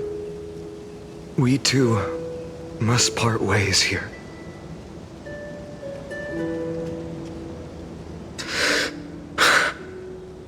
Friend. Ides Elysiae, the little village of my childhood. The gentle breeze and the sound of waves still linger. Everything is as it was. It feels good to take one last look. You know, this is just a corner of the memory. The real Ides Elysiae. I know. I'm here to say goodbye. We might not see each other again. You can stay here forever. And time will stand still for you. Let it flow. It's time for me to go. Even if it's a path with no turning back. When have we ever had the luxury of turning back? Are you afraid? After learning the truth of your origins? Will you see the motivation I gave you as the manipulating whispers of destruction?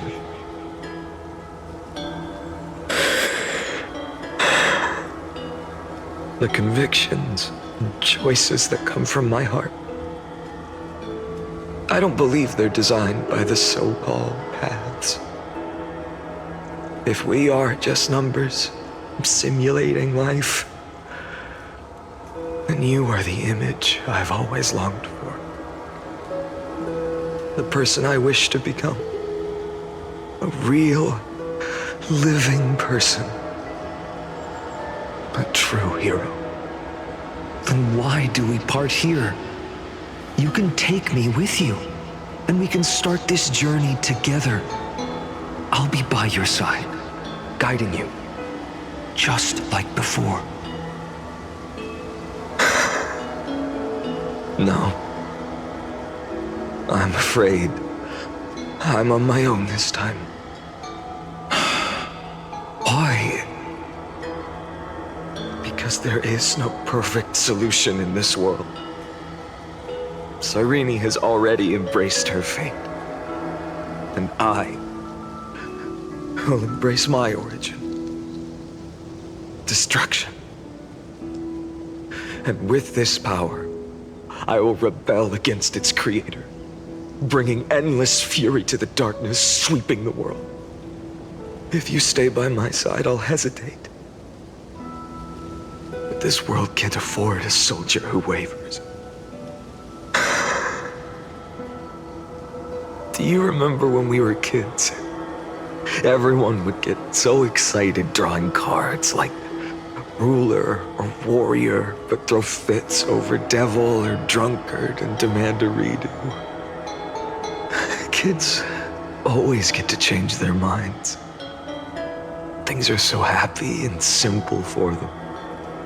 But when it comes to the fate of adults, there's no room for redos. Then go, Khaslana, as you promised. Deceive the world, seize the core flames, and rewrite your fate.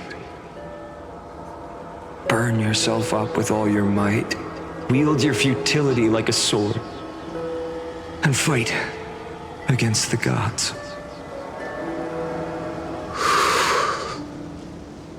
In the name of world-bearing, I promise you, Kefali will never forget this.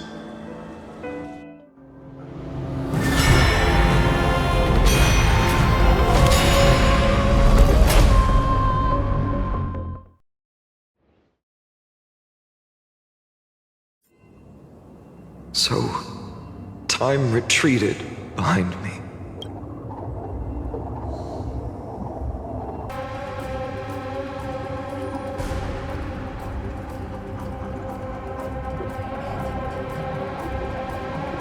Until it reached the origin, where nothing ever existed.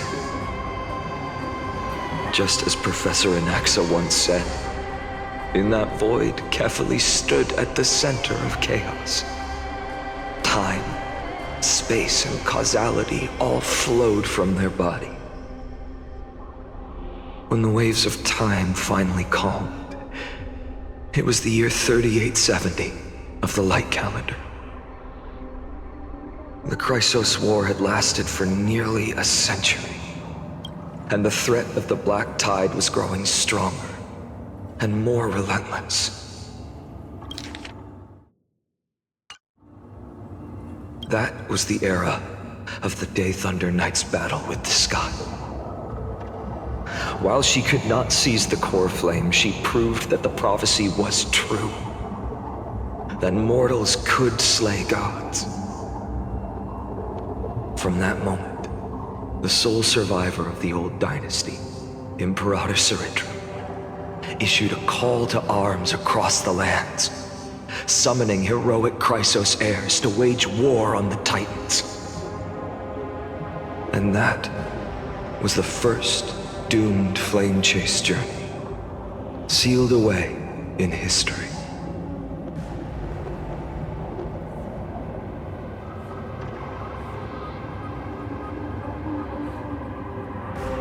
So what you're saying is, you've traveled back down the River of Time, finally reaching this untouched seabed just to tell us the flame chase journey and even all of Amphorius are nothing but illusions in an eon's dreams? Exactly. So, Dux Gladiorum, please take me to meet Her Majesty Saritra. I must share the truth with her. Since Her Majesty's not here, no need for formalities. The word Gladiorum always reminds me of my fallen homeland buried deep in the depths. Call me High Sealans, Nameless Swordmaster. Please allow me to add one more thing. You actually already know my name. You mean Finan? Such a name could never be your true one. But I won't question you further about it. Ever since Her Majesty issued the Flame Chase Decree, heroes from all over have sent their letters of introduction. What's the harm in adding one more name like Finan or Pinan? Besides, the deep sea is dark. Isn't it the perfect place to hide secrets best left unseen?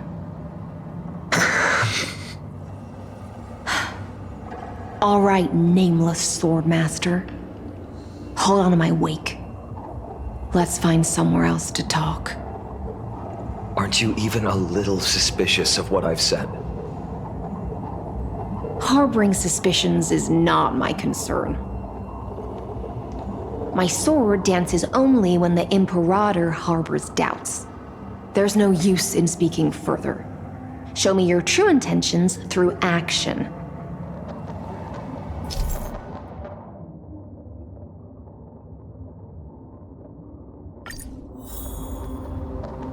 Perhaps you should demonstrate your skills and calm the raging black tide for us.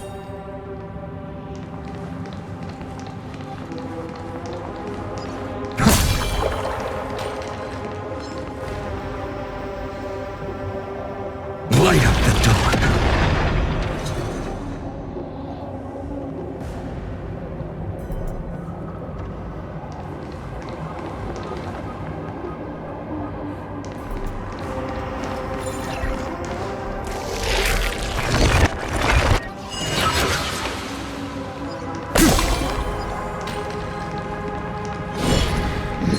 Light up the dawn.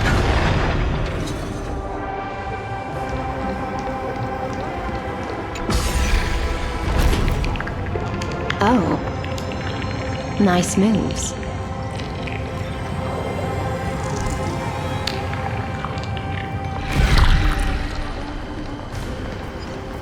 We just washed it away and here it comes again. The black tide is really no joke.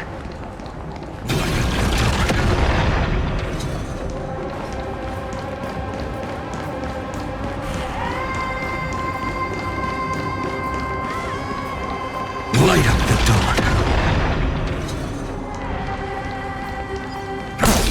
Light up the dawn.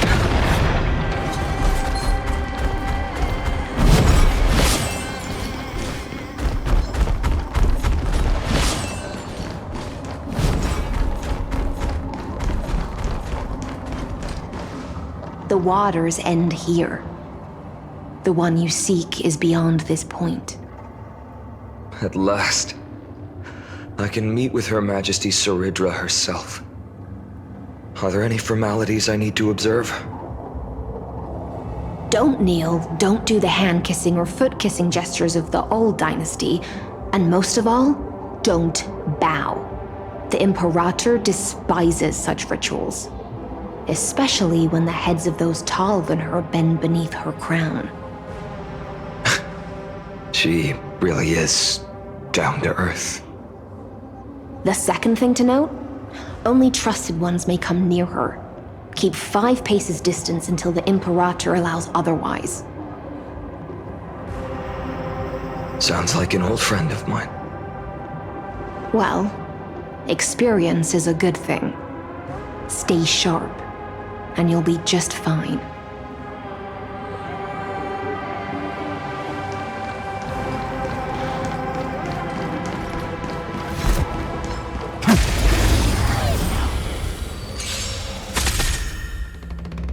There's no other choice but to move forward.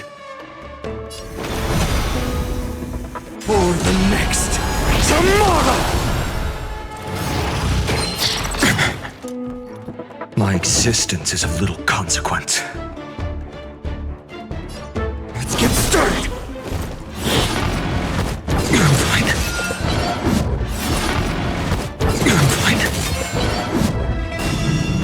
I'm fine. There's no other choice but to move forward.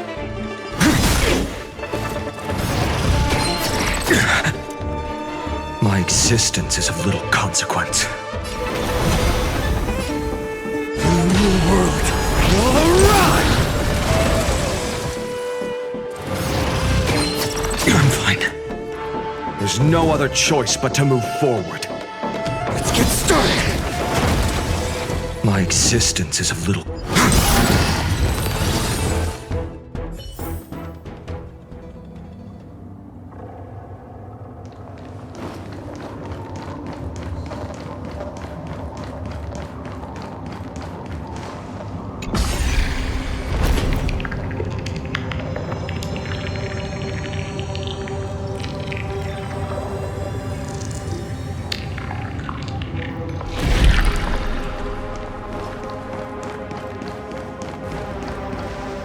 Dux Goldweaver, little hostage. Apologies for keeping you waiting. It's you. You know them? Good. That makes things easier. Before that, I'm more curious about one thing. Where is Her Majesty Saridra? To avoid any misunderstandings, nameless Swordmaster.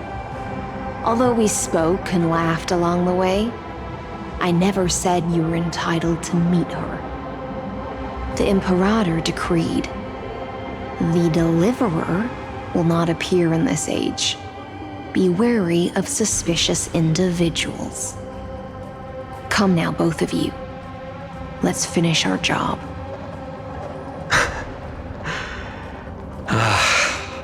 I see. It's a trap. I had no intention of fighting.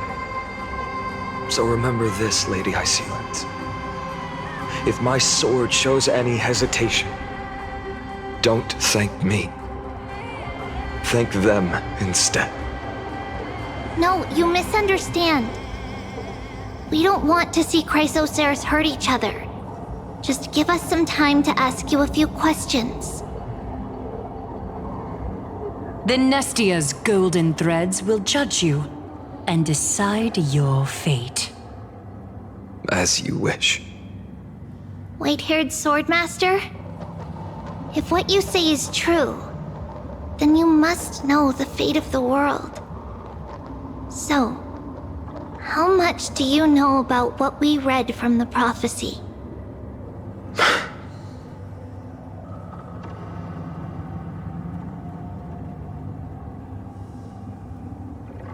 You shall shatter into 1,000 fragments and wither in the soil of foreign lands. Is that correct, Lady Trebe?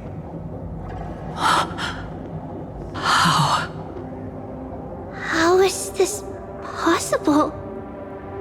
He got it right? Yes, but the prophecy never mentioned he'd appear here, at least not in this era.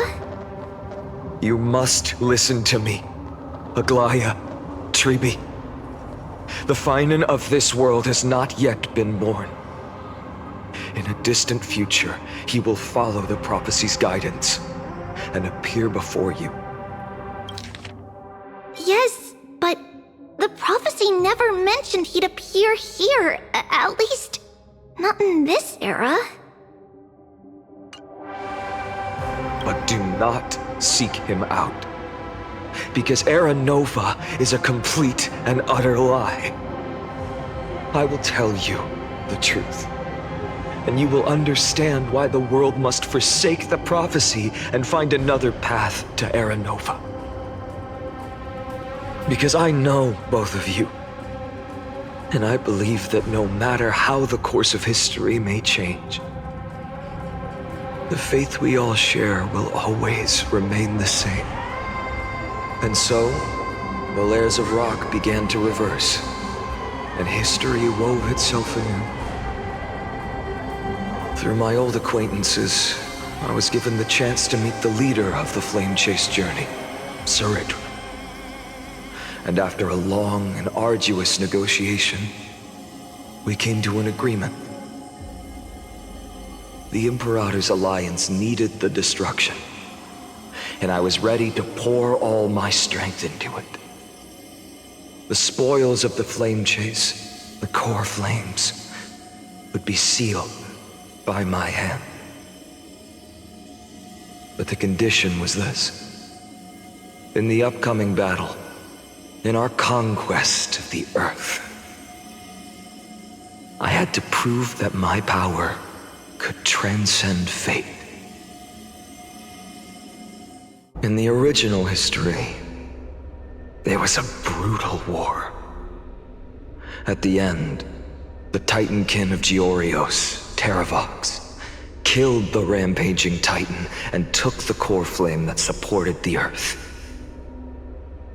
But this time, Amphorius encountered a turning point in its fate. Neither side suffered any losses. When I severed the Titan's head and raised the core flame high, the crowd gathered around the scorched remains of the god, roaring with joy, cheering for the hero of the destruction, who had ignited the faint spark of life for the first time. Yes, in that flickering light, the once dark path ahead seemed to become clear.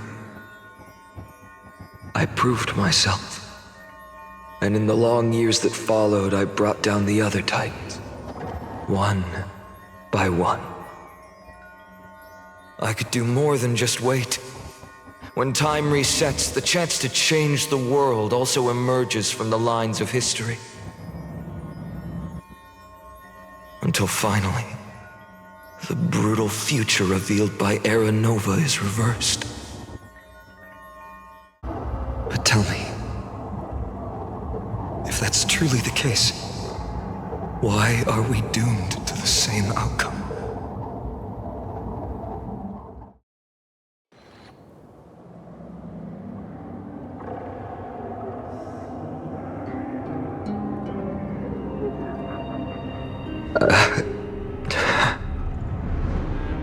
The people kept their promise and handed you all the core flames. In this world after Trebios, no demigods were born in Amphorius. At this point, I just want to know. When they vanished into the black tide with their mortal bodies, why didn't you shed even a single tear?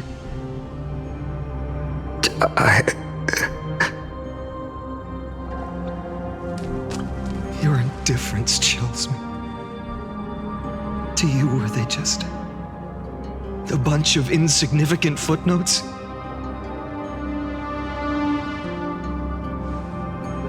Sorrow has been my constant companion. In fact, with 12 core flames upon me, the fire in my heart has never been more violent. I'll remember this world through anger. As long as I burn, they'll never truly leave me. Perhaps it's already too late. But you're right. Anger, at this moment, is the only weapon I can rely on. So...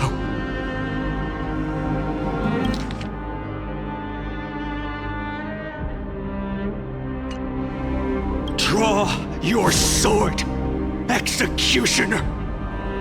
I'll make sure you realize that your greatest mistake was leaving me alive!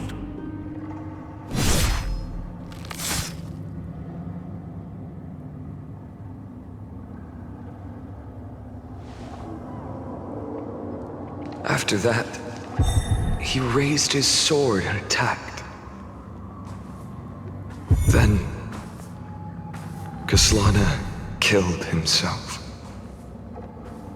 That day, who fell to the sword to be left in the past, and who went into the future, I can't remember anymore. I only remember a nymph, hiding in the shadows just out of sight, futilely pushing a stone ball. Climb, fall, climb, fall, climb again, and fall. The only freedom the nymph had was in choosing how to roll the stone. Sometimes fast, sometimes slow, sometimes resting on a gentler slope, leaning against the stone for a break. But its choice couldn't change the futility of it all. The stone would always roll back down the slope, and the nymph would always return to the starting point, beginning again. After that, every time I reached this point in the cycle, the burning sky would cast a shadow over its path. It would nearly reach the peak at the 4th quint of curtain fall hour, then fall to the starting point in the first 15 seconds of the next entry hour. And my efforts in this cycle would dissolve into nothing at the same time.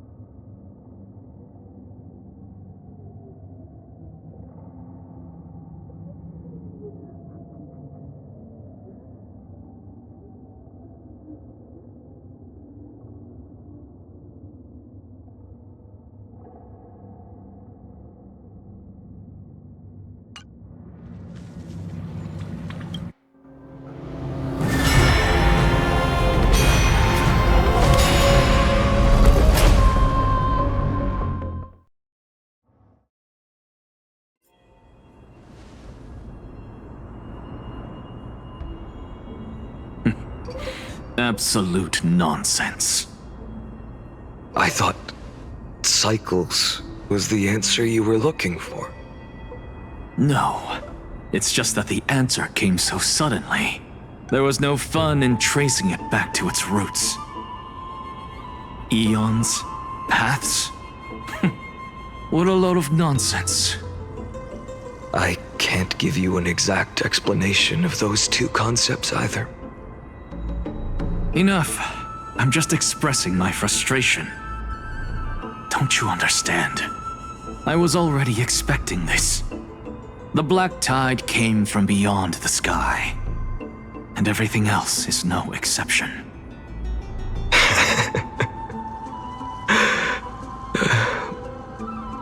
Fate is a strange thing. No matter how the details of history change, the Anaxa I know always remains as harsh as ever. If the other Anaxagoras actually worshipped the gods, I'd make sure to find a way to break the cycles and crush them in their cradles.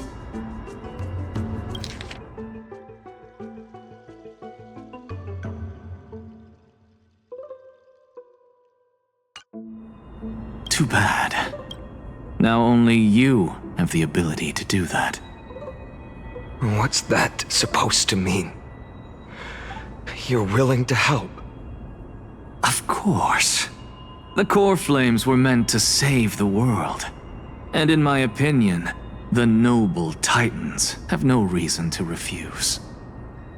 Besides, according to you, before stepping into these endless cycles, you were my pupil.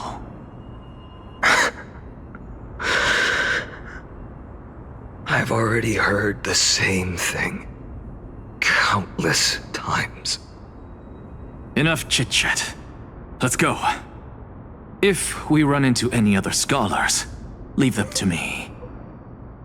We've all made preparations for total annihilation. Never thought someone would step in to help.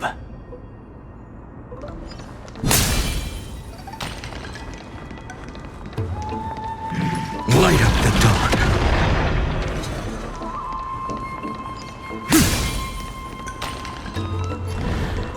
Light up the dawn.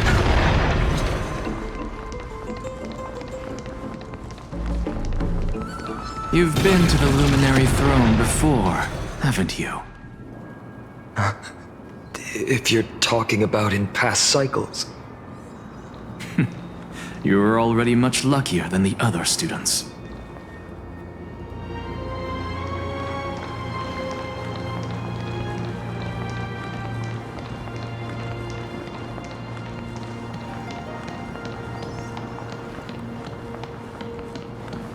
Hold up.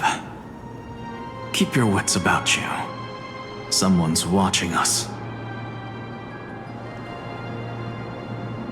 Pretty boy, your eyesight's better than I thought. As for that false god who's been turning the world upside down, it's you, isn't it, white hair? You sure do love stealing the spotlight. In the name of the Seven Sages, I demand that you immediately step away from the Luminary Throne. This is the sacred ground of reason, and no one may desecrate it. Take my words back to Aglaya. I won't say the same thing twice, Catgirl. Oh my! You won't even call me the demigod of trickery. That is just heartbreaking. I have some words for you, too.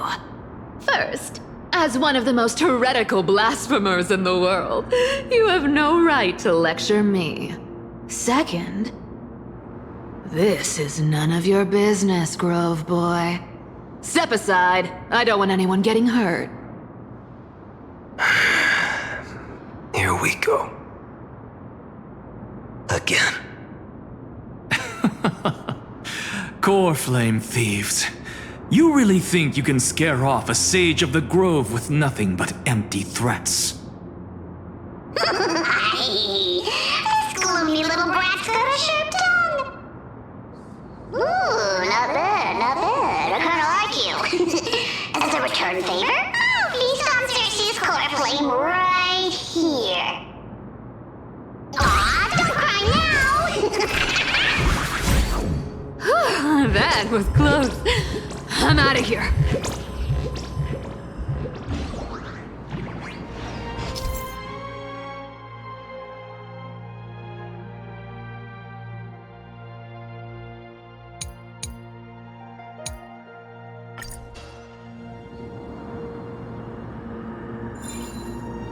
They're exactly like all the past ones I've known. Cunning. And yet so naive. Sounds like you have a plan? Of course. When I first set out on the flame chase journey, Lady Treby never managed to teach me Orynyx's miracle. But along the way, I learned a thing or two.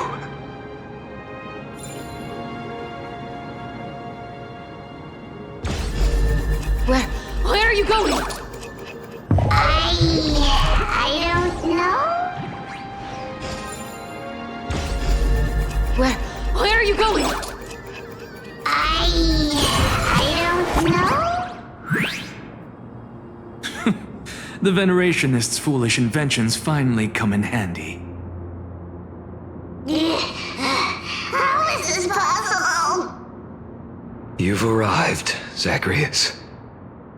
Always so punctual. What? Do you know who I am? I'm running out of patience.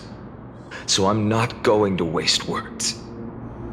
Listen up, spirit thief. Hand over the core flame, and let's pretend we never clashed. This way, you and this world can still be saved. Save? You sing better than any bard. If you ask me, you're the greatest disaster Emporius has ever known. No matter how strong you are, you're still just a mortal body. Carrying 12 core flames? Don't make me laugh. You'll just get consumed by the divine flames and drag this world down with you. 134. What? This is the 134th cycle I've lived through. And the number of core flames I carry is 1,596. Yes. 1,000 core flames and just a single Chrysos heir. How is that even possible? I've come this far. And that's proof enough. But someday you will burn to the ground. Of course. The divine flames will eventually consume my eyes and blind me. But before that, they could still forge and sharpen Dawnmaker. Now when I cut open your stomach, you won't feel a thing. You... This is the final warning. Fine. Assume this world holds 100 million possibilities. And no matter how one looks at it, 99,999,999 of them all point to outcomes of certain destruction. Even so, I'll use my divine power, despised by the people of this world, to achieve that 1 in 100 million possibility. Bartolos! Brat, if you got the guts, you'll have to first step over my dead body.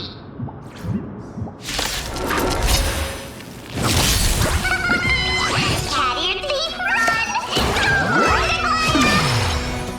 This little brat is not a threat we can deal with just by ourselves!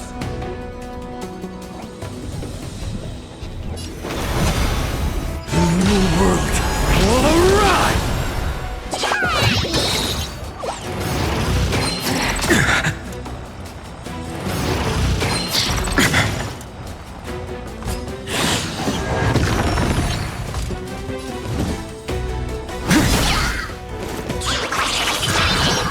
My existence is of little consequence.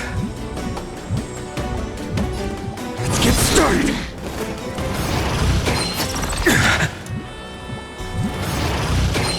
I'm fine. I can't let them down. There's no other choice but to move forward. For the next tomorrow!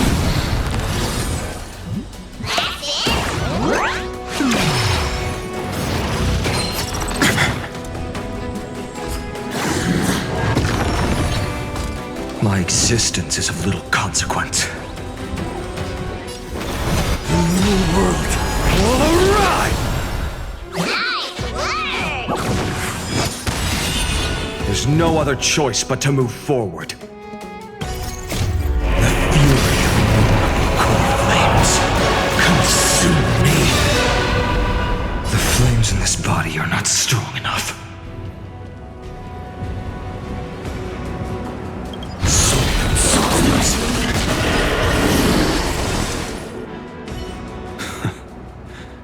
How absurd. In my memories, Zagreus always meets the same end. Over and over again. Their departure no longer stirs anything in my heart. This reason core flame before us is a fake, obvious as day. I know. I know. It always plays out like this. The spirit thief covers for her, and the trickery demigod escapes with 2 core flames. And then, driven by defiance or hatred, she decides to stand before me once more. Exactly like the countless past hers I've known. Cunning. Yet so naive. Since you've witnessed the same scene play out countless times, tell me, will you carve the trickery core flame from my chest now? That depends on your attitude.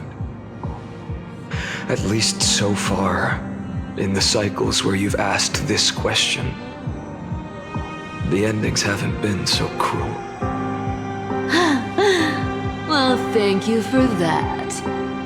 But I also believe that this time, you won't catch up to me. No one can catch up to me. I'm no longer running to escape anymore. Whether you believe me or not, I'll still tell you this. You've made the wrong decision. All right then. We'll see. Silence. This is new. One-eyed boy. What are you trying to pull now? Go, Cythera. Give us some time in private. This isn't for her, but for you. You've walked too far down this path. It's time to discuss a possibility. Maybe the road you're walking is not one of salvation, but one that will simply drag the world into the flames. For old time's sake, turn back. I don't care how many times you've tried, because there's one thing I'm sure of. Your Messiah complex has turned you into something no different from the icy gods you spoke of. The children of humanity you swore to save. They are no more than ants to you now, aren't they? Of course. I've been wondering, what kind of demon could burn my homeland to the ground in an instant without batting an eye?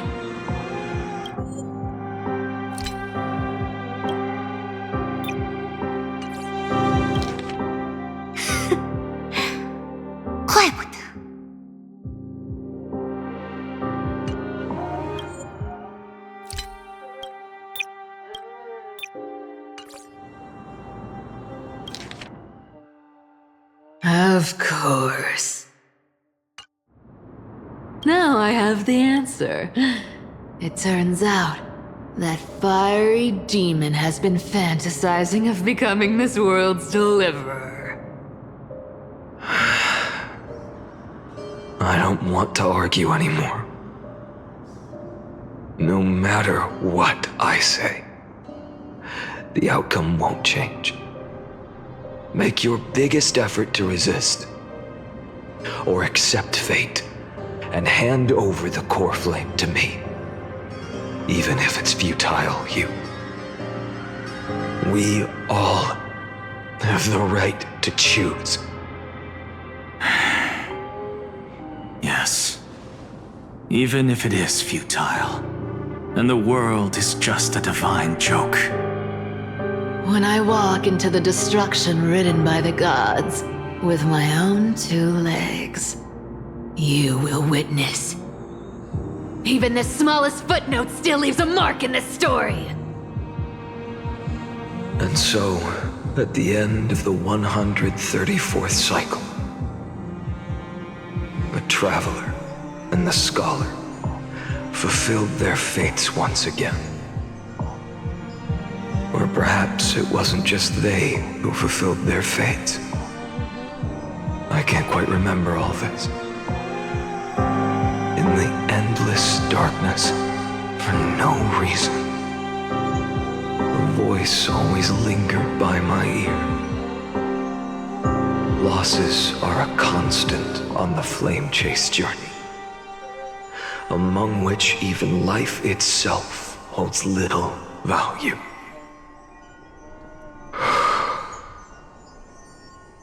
Reduced to ashes. Such a familiar end. It happens in every journey. Always the same.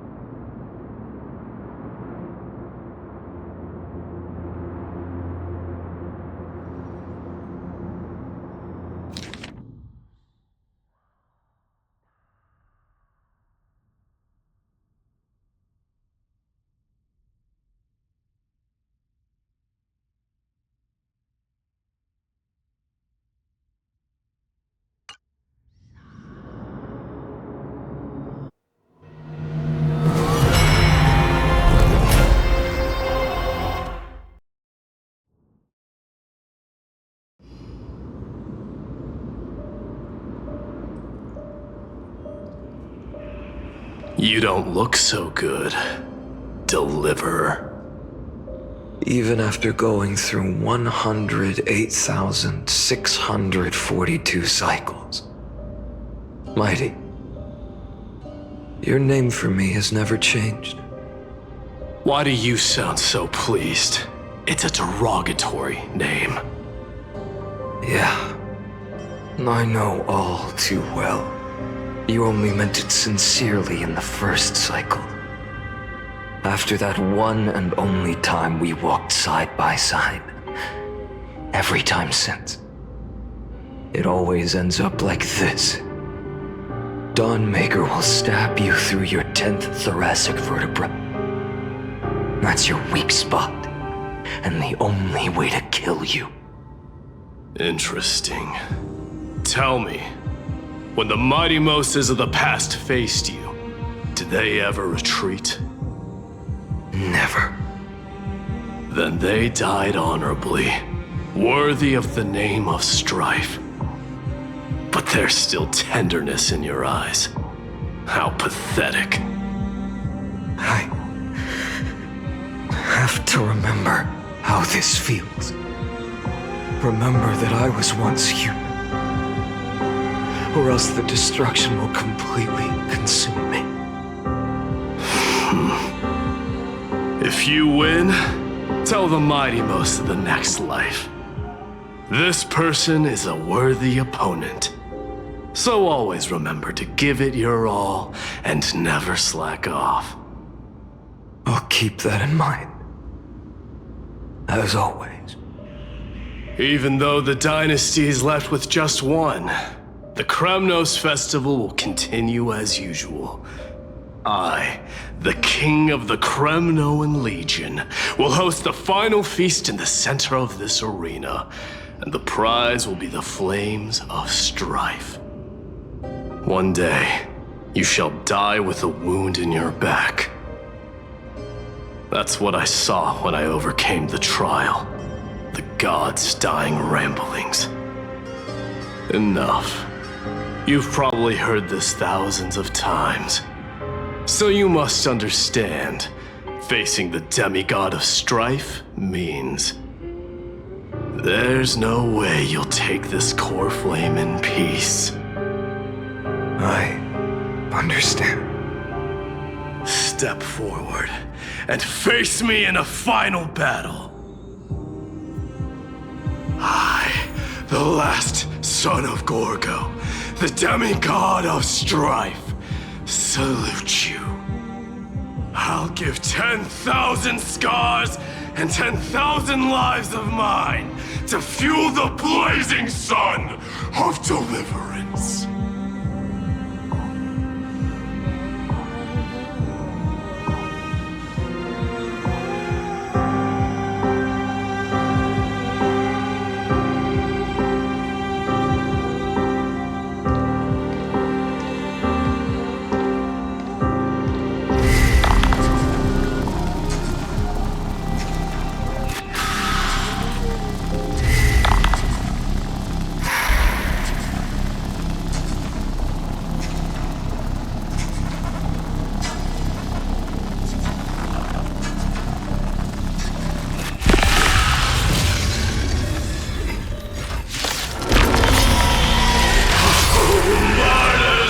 Behold!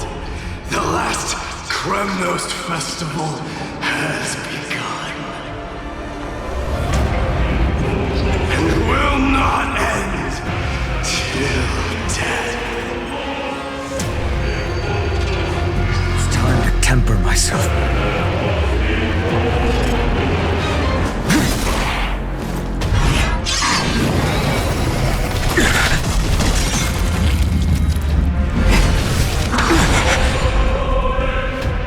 Conquer this world, or be conquered by me.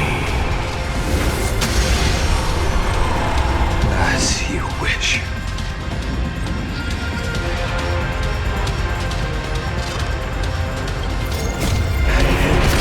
Oh, glory! I salute you! That's all I ever wanted.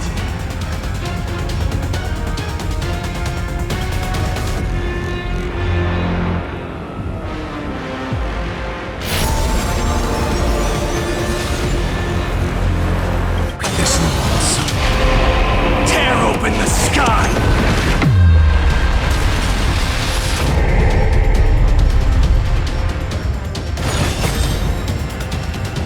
Quench the flames with blood.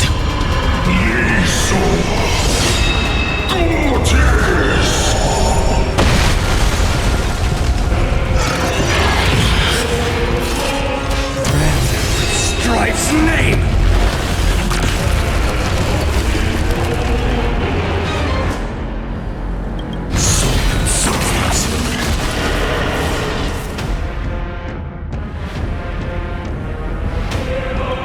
Empty shell.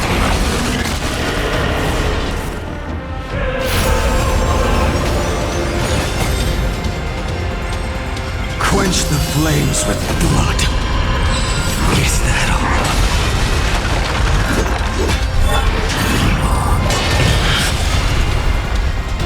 Remember this agony!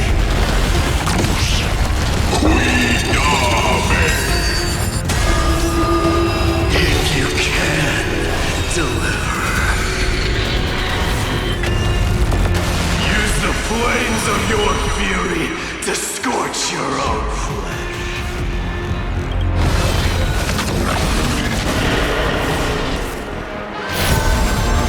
Old sun's embers, hail the new world's dawn! I grant you a dawn where all stars burn to ash. A scorching hatred. Do you feel it now? The empty shell.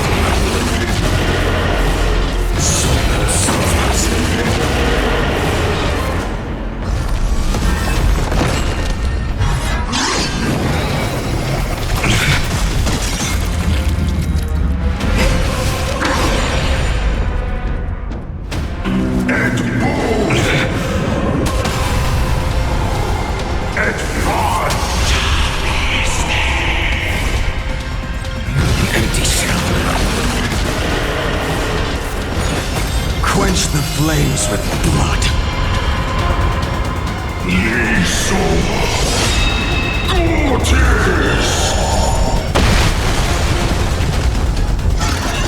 Is that all?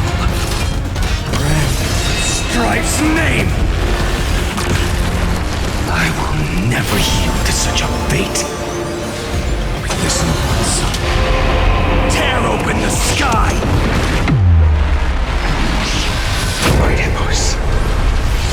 Let strife decide the outcome. Let this burn for curse of immortality!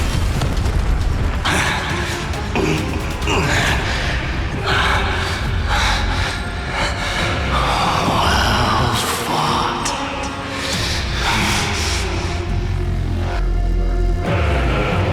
You may crown yourself. My blood. In your next life, I shall once again block your path.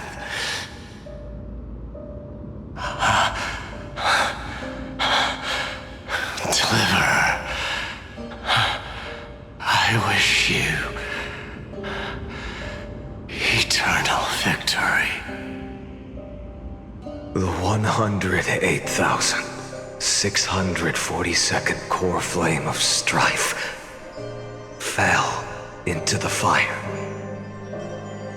Yet the shadows of the black tide still loomed, and pain and despair spread across distant lands. The blaze was still not enough. It had to be fed, even if it meant burning this body to ash.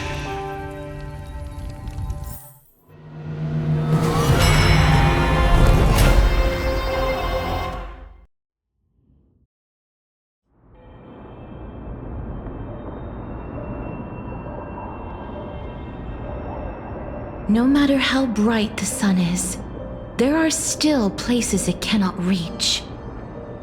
Moreover, the sun you bear is both cold and blinding. A sun like that surely cannot bring warmth to the netherrealm of the next life. Golden blood is born from the destruction. We have long since lost the right to seek warmth. Only by feeding the flames can we melt that hopeless future. Allow me to ask, how many core flames do you carry now? 24,041,183. Such a heavy burden. So that's why you've turned into this. A broken idol. Tragic firewood. No matter. I will bear this burden. As long as you hand over the core flame of death. I must refuse. As the demigod of death, I cannot watch you walk into a fate more cruel than death. But this way, the past, present, and future will never again suffer unnecessary death. Unnecessary death. Indeed, you are not the Finan I know. Please turn back. Don't let that absurd and unjust fate of yours come to pass. This way, at least my realm can still become the fragrant bed where you fall asleep. In the end, still, it seems the clash of blades was inevitable. How painful. I know I am not your match, having fallen under your sword countless times. But even so, please understand that my resolve is not to be underestimated. Even Kethali cannot shape all things at will, nor can they dictate the fate of all life. No one can shoulder the balance of life and death alone, not even a god. And it is precisely for this reason that I chose, at the end of this arduous journey, to overcome the trial and take the authority of death. I am the Hand of Shadow, Casterus, the demigod of death. Listen closely, deliverer from days past. Please turn back. Do not disturb these fresh flowers in their muddy deaths.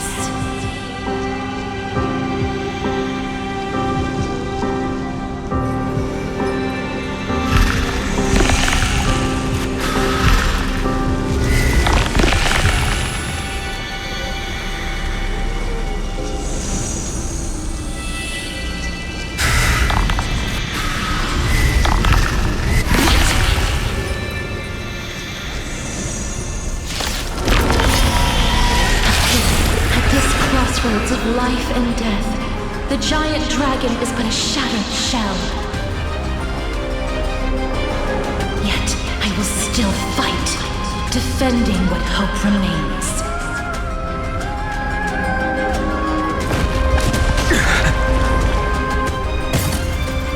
It's time to temper myself.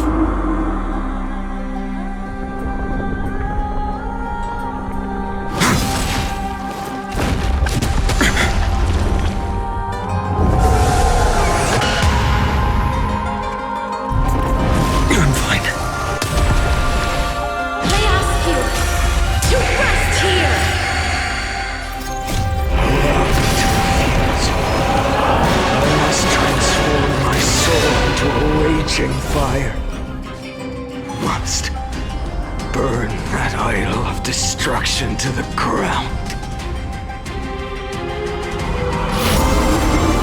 This means tear open the sky. All of this. How is it any different from that brutal future? Quench the flames with blood.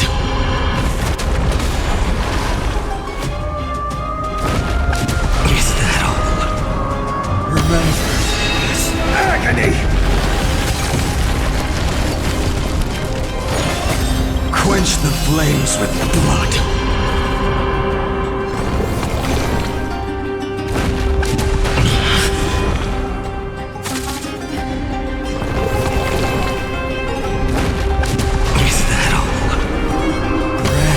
Strife's name!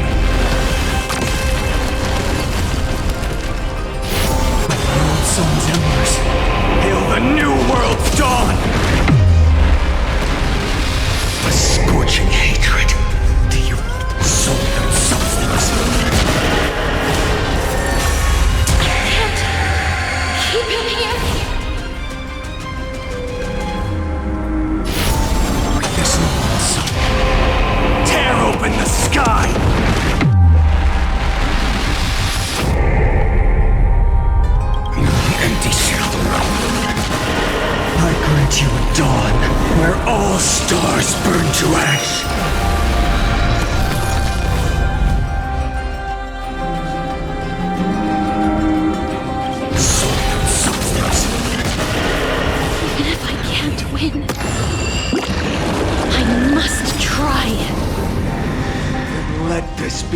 tribute to your million struggles, fought time and time again. World Sun's embers, hail the new world's dawn! Wake up, lost one. See that the firelight in the darkness is not.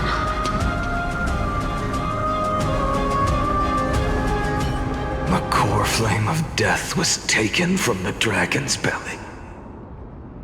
What a brilliant flame. It should shine upon all, light the path ahead, and illuminate the dawn of Amphorius that's to come. 2,003,432 cycles.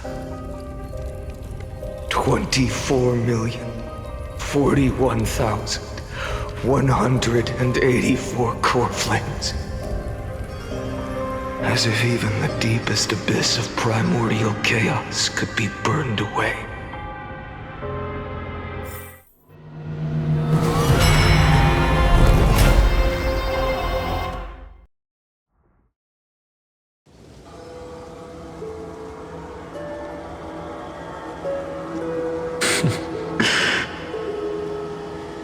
You're here, as always. You're still lingering, deep within me, never fading away. Because you haven't completely abandoned hope. Am I right? You're still waiting for a miracle, for the true hero to come and save us. If that thread of hope exists, it must come from beyond this world. From the true starry sky. But if it's just a traveler with no connection to Amphorius, they may not understand our struggles, nor be willing to join this fight. Your thoughts are wavering. The mark of destruction is deepening.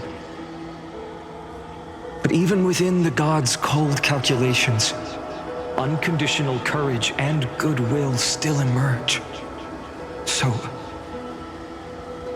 never forget what set you on this path. How many times has it been? Remind me again.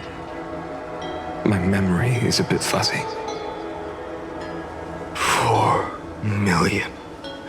Exactly. Then that blaze inside of you must be burning hotter than ever. Yes. When I first forged the 12 core flames into one, I had the same impression.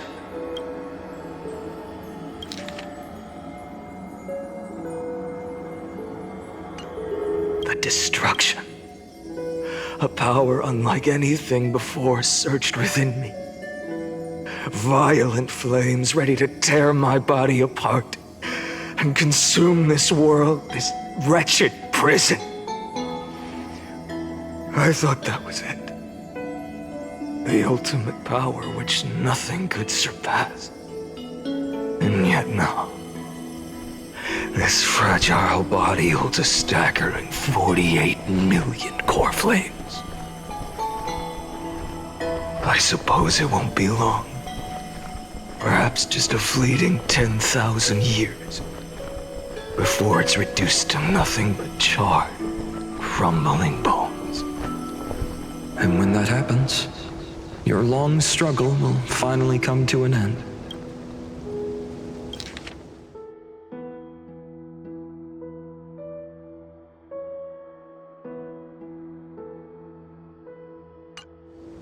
No.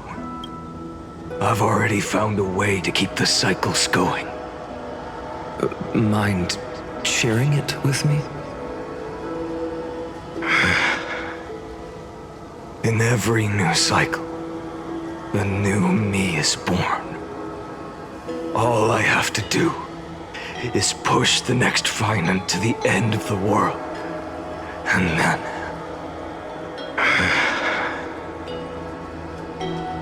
he'll kill me. Shatter this body. Take my flames, my memories, and carry on the path I started. Bold plan, but risky. What if, one day, the next you refuses to follow the same path?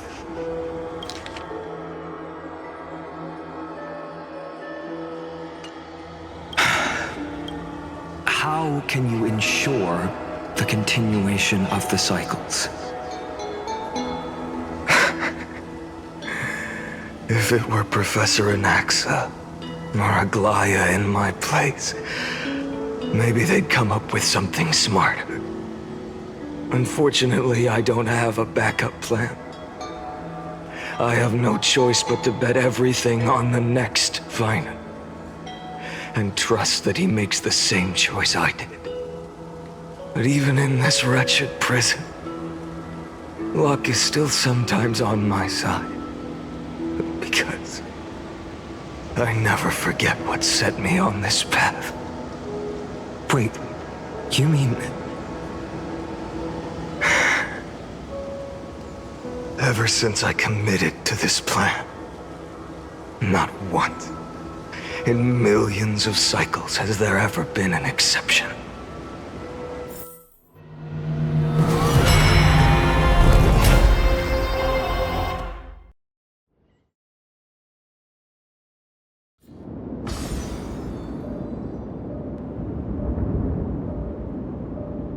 I can do this, Lord Finant.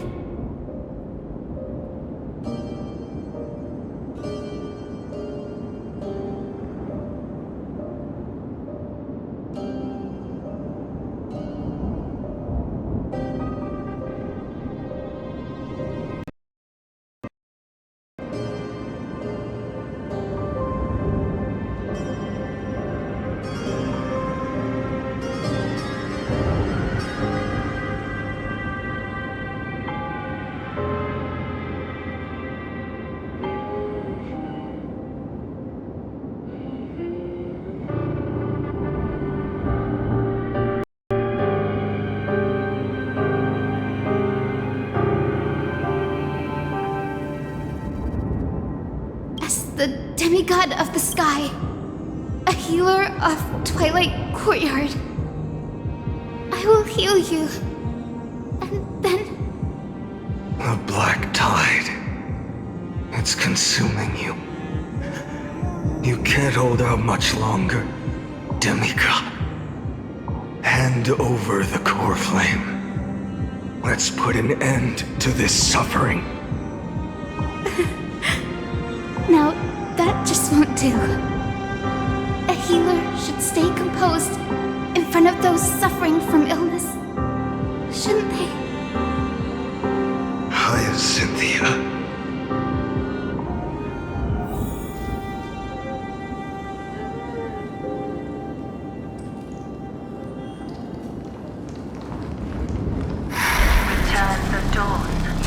I swear, your deaths won't be in vain, just as they have never been. Let the sunlight drive back the shadows. Bring tomorrow to this world. Let the sun rise. Finish the sun's work. The break of day. I believe in you. You are the Chrysos heir of world-bearing. The one who can lead us. Lead this world. It's just... I don't understand. Within the sun upon your shoulders, the part of that warmth that should come from you, from an ordinary person, it's so faint. My humanity is indeed just a flicker, compared to the blazing fire of divinity. Even so, don't wanted away. I never have. I have kept everyone's wishes close to my heart. Even though the divine fire burns so fiercely that every time I return to the start, it devours me in an instant. Each cycle, it's your wishes that guide me to the end, that pass the flames to the next me. Over and over and over again. So, you're not just a lone spark in the dark. You're a pyre built from the bones of all the selves you've left behind. But what about you? What about your wishes? The wishes of all the countless versions of you? Lord Khaslana. So that's how it is. Without flaw. That is the flaw the golden blood gave you. The most fatal flaw of all, isn't it?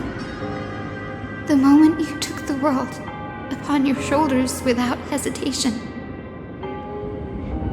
You lost the chance to ever be yourself.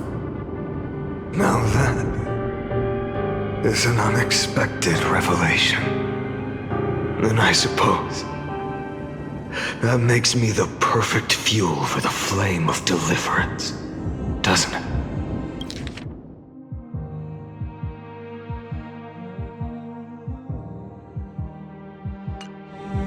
No.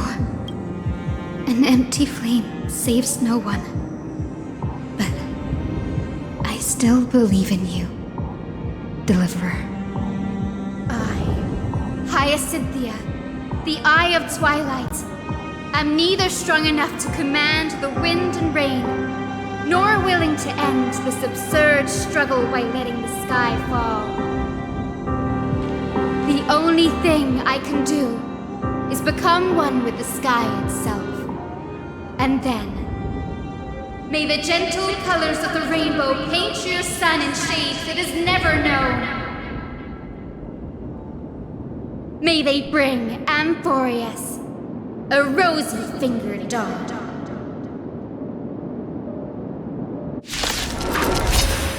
Though the light has grown dim, its warmth still lingers. Deliverer, please, open your heart to me.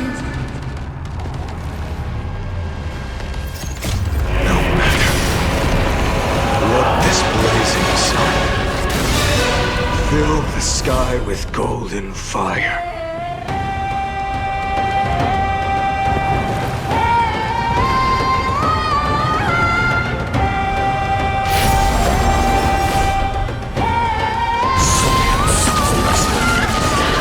Celestial fury!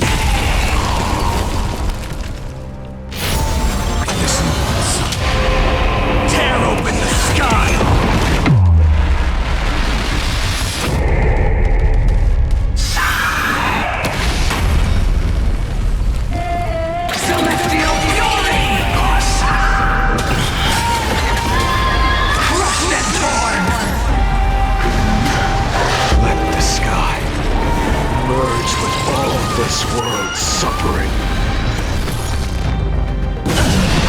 Scorching hatred. Do you feel it now? Empty skull.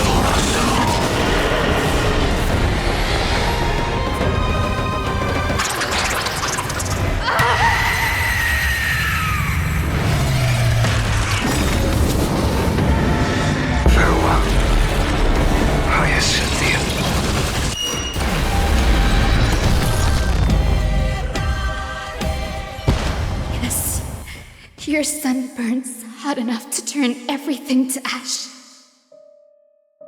But tell me, how will the seeds of a new world ever take root? The core flame rose. The sky fell.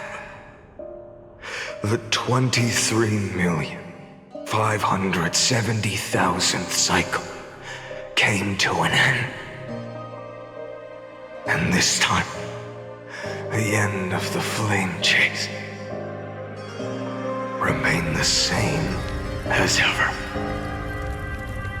From the horizon rose a golden color unlike anything the world had ever seen. So pure it consumed all in its path. This was the end of the world, and the start of the next. For a moment, I saw the destruction of the universe. That being known as Iron Tomb.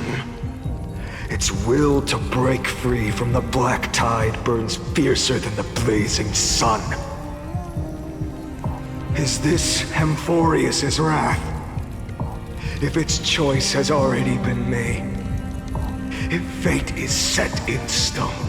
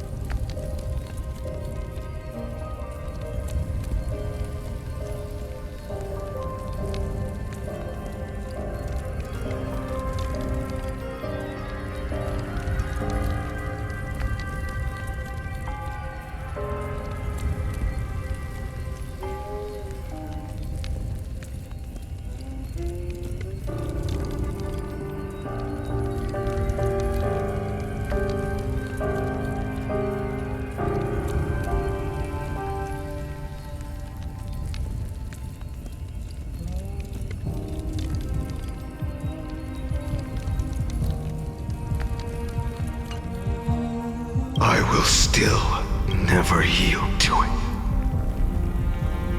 23,570,000 cycles. 282,840,000 core flames. No more chasing is needed. And now, I am the fire at the end of the long night. The flame chase isn't some quiet walk through a sea of flowers. It's a revolution. An all-consuming transformation. And if destruction is the only way, then let me be the one to step across the ashes of the old world and burn endlessly. Until another dawn rises on the distant horizon, bringing the true dawn to Amphorius. Until another dawn rises on the distant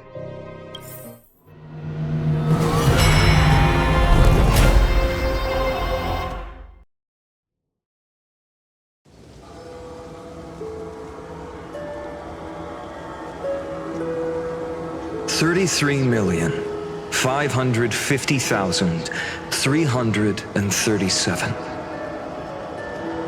This is the cycle you're about to enter.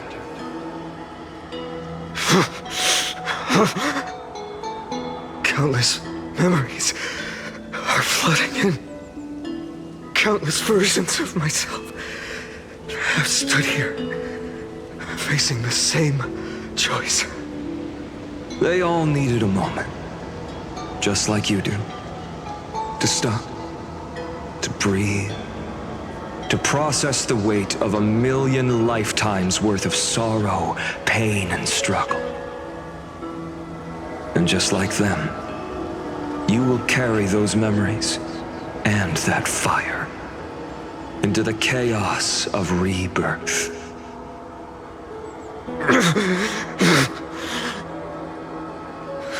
I must go and bear this burden.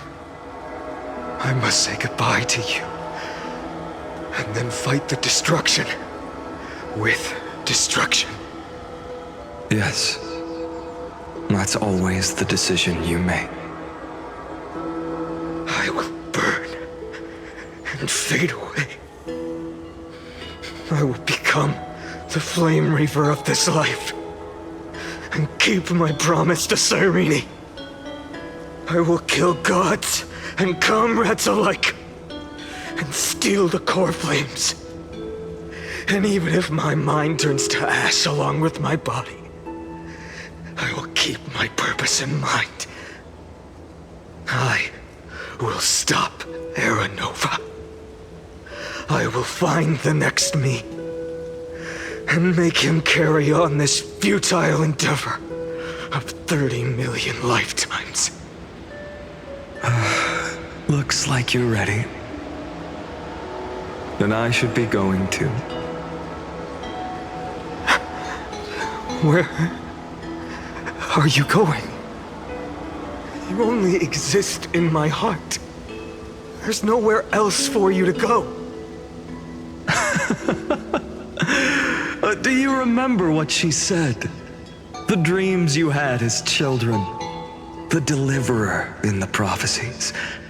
A real, living, breathing person. You finally found her.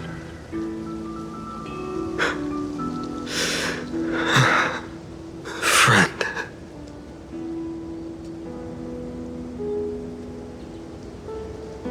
I see. You were there all along. I'm sorry. I was supposed to send you home. This is my flame chase journey. You were never meant to be a part of it. No. You know the truth. If Iron Tomb is born from Amphorius' fate, then it will bring ruin to the worlds beyond the sky. And all these countless lifetimes you've spent, it's all been for the sake of defying that end, hasn't it?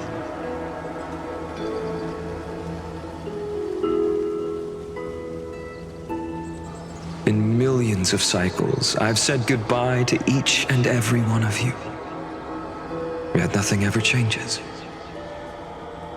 Each time we speak, our words grow fewer. Your fire burns hotter, and you're getting closer to becoming pure rage, a vessel of hatred.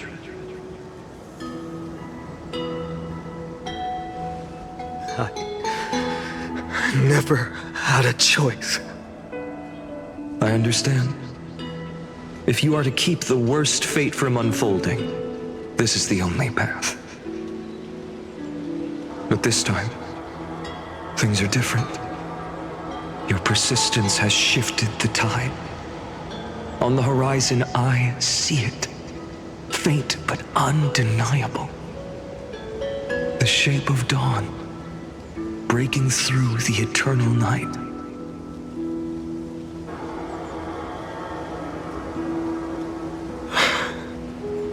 Turns out, the fire that lights the way was never mine to begin with. Do you remember? In that first timeline, you and Mightymost stood before the scales of justice, locked in a duel. Each of you weighing what you held dearest. What weighed more than the fate of the world?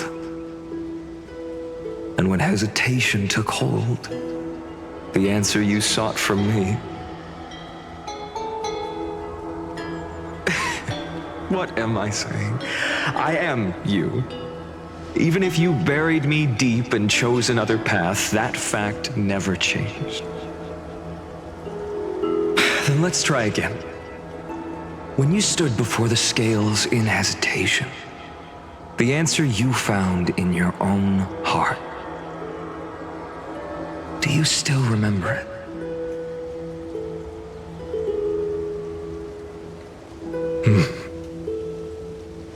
Remember the past and become the hero of tomorrow.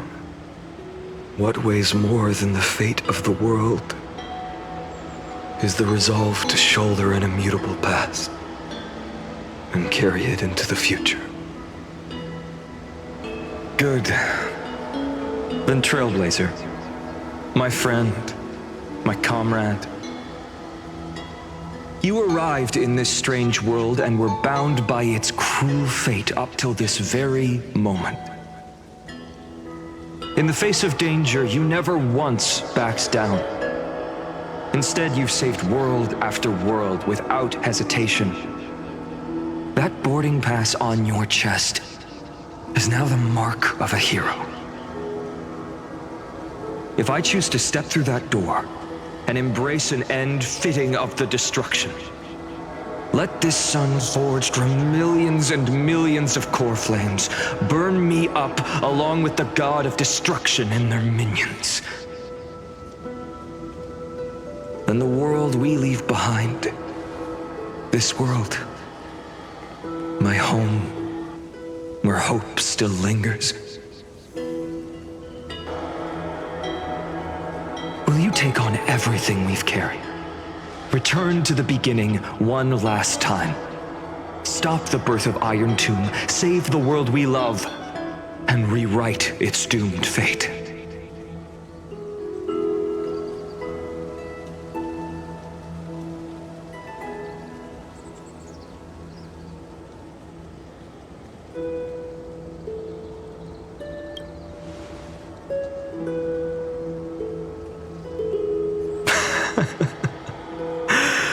Good. In that case, even this fruitless wasteland may finally bloom with flowers. So...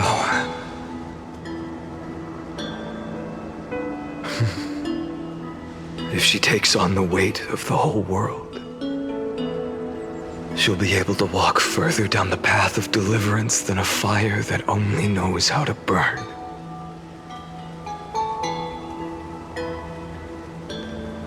One will step into the future.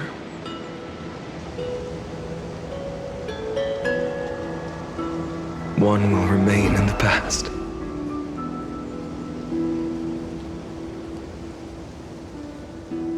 If I can strike down the gods with Dawnmaker, perhaps fate's deadlock can be broken. And if you can stop Iron Tomb from ever being born, then these 30 million cycles will have not been in vain.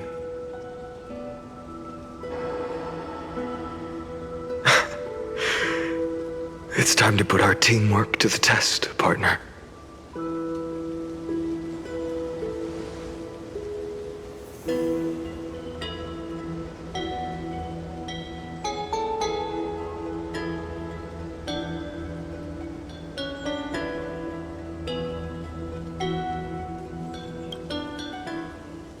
Thank you for all you've done already, friend. The image of the hero I've buried deep in my heart finally steps into the light. Here, at the end of this long flame chase journey.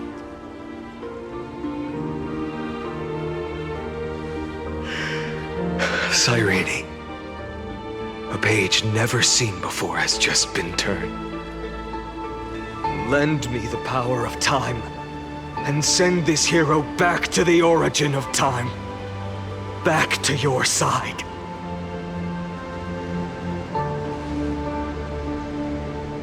And I will walk the unfinished path, just like the countless versions of me before. Unwavering as always.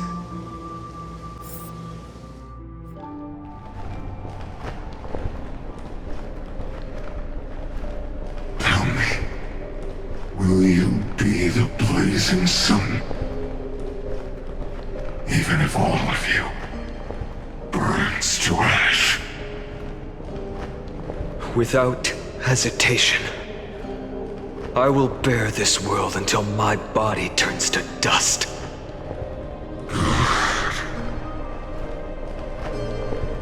Remember this moment. Remember your friends who never lived to see the world's end. Remember their final wishes. And let the purest rage in your heart rise out of those wishes. Let it consume you, fuel you, until it burns away the false sky above. Fine.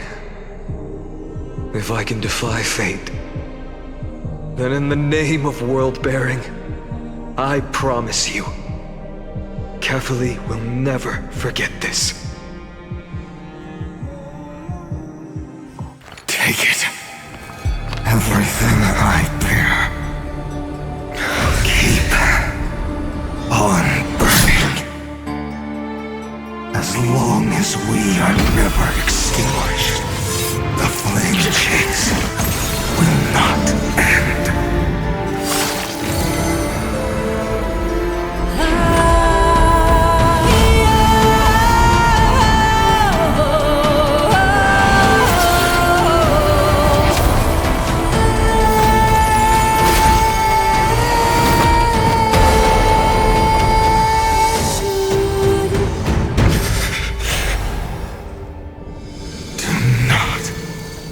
Bow your head to them.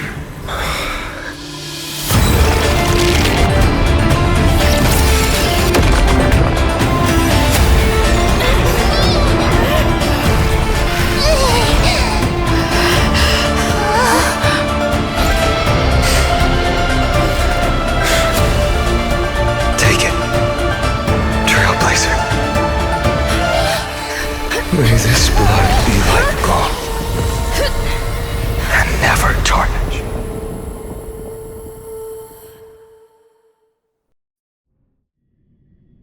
Farewell, Trailblazer. This is where I fulfill my final destiny. The prophecy of the Deliverer means nothing to me now. It belongs in the hands of someone far more fitting. Someone like you. Khaslana. The name of one who bears chaos does not belong to a single person. Rather, it is the embodiment of the mythical Kefali, and a symbol of all heroes. As the prophecy foretold, you will bear the blazing sun until the pale dawn breaks. May the name accompany you in my place, in the epic you write with your own hands. Another attempt, another failure.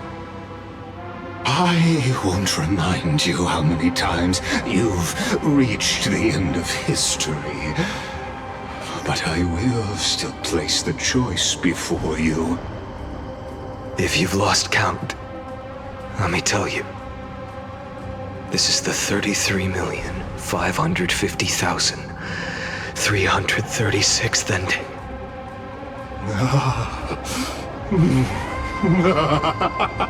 A perfect number. How poetic.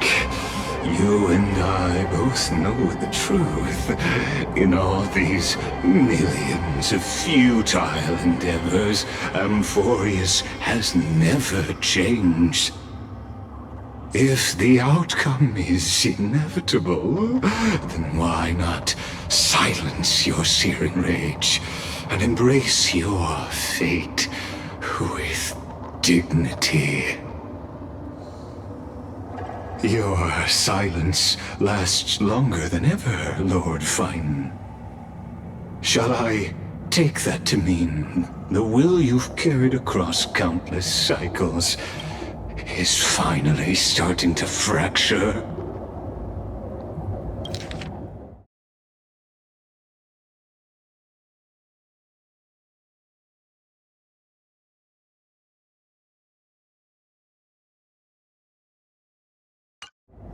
Fracture?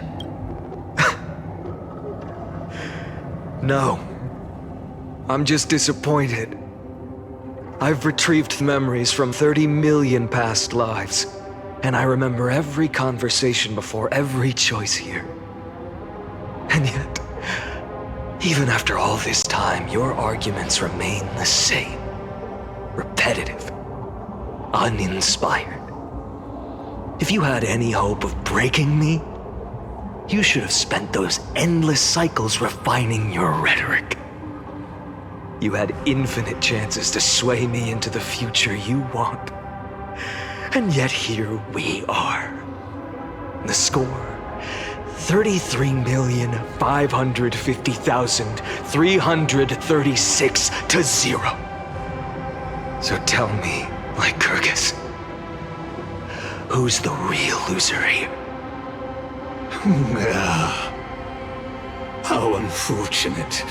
This was never a fair game. I have all the time and patience in the world. I can wait for you at the end of history another billion times, and another billion after that.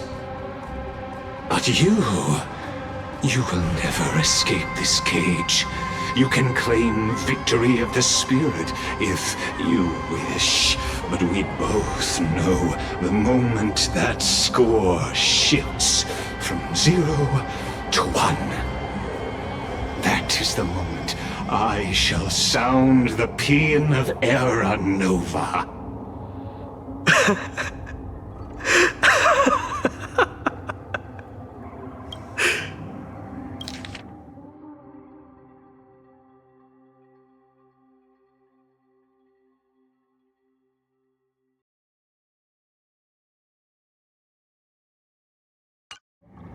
Lord Finan?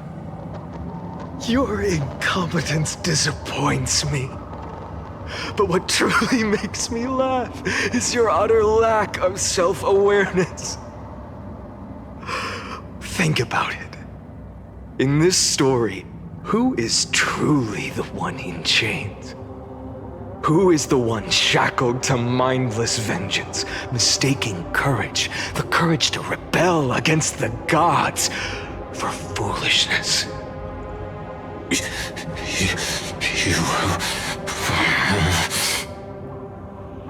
Perhaps you're right. Maybe I should have tired of this futile struggle long ago. But even so, I will never accept the mercy of your release.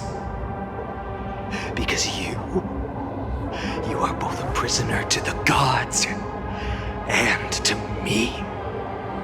And tell me, what right does a mere prisoner have to speak of fate and choice? What right does a mere prisoner have to look upon my fury?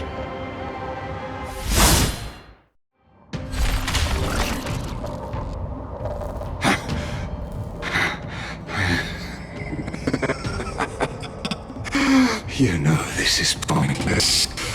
You can't kill me. Of course not.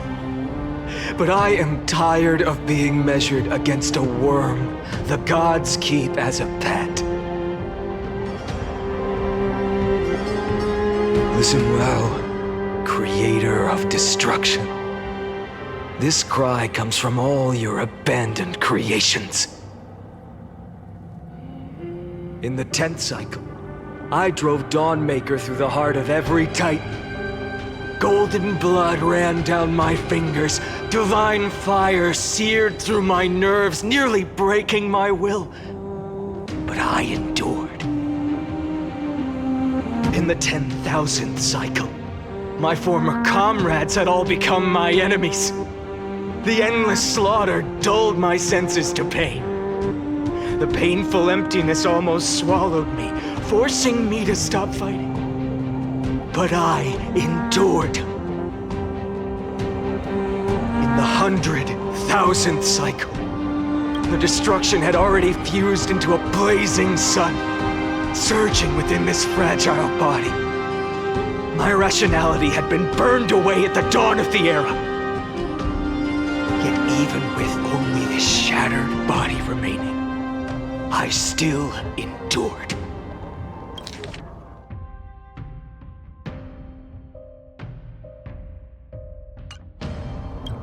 In the 23,570,000th cycle, this time, I felt it.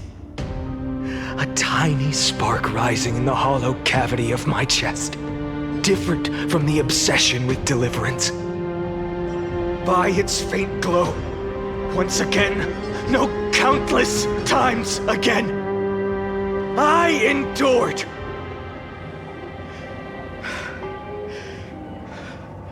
Now, a sun is about to fall, ready to incinerate this absurd space-time dimension in an instant. That sun is me. All the countless versions of me from the past, along with my countless brethren, dragged into existence against their will, drowning again and again in your golden blood. The very essence of this world's suffering and despair, fused into the purest hatred, the fiercest rage. Nook, you arrogant fool! You think we were born to only serve as fuel for the fire? Fine then! Just as you wish, let the fire burn! If I was born as the blazing sun of destruction, then let you and your lackeys be the flares erupting from my core. And let this rage, burning futilely for 30 million epochs, engulf everything! And grant you a dawn where all stars burn to ash!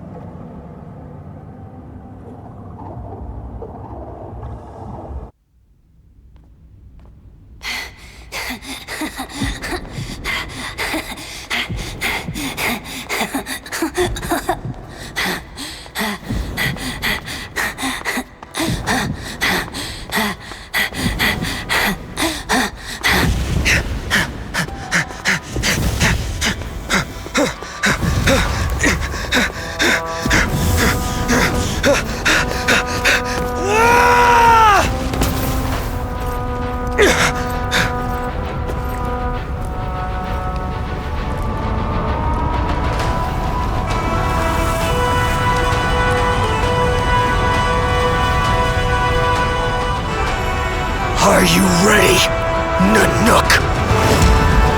I've brought you destruction!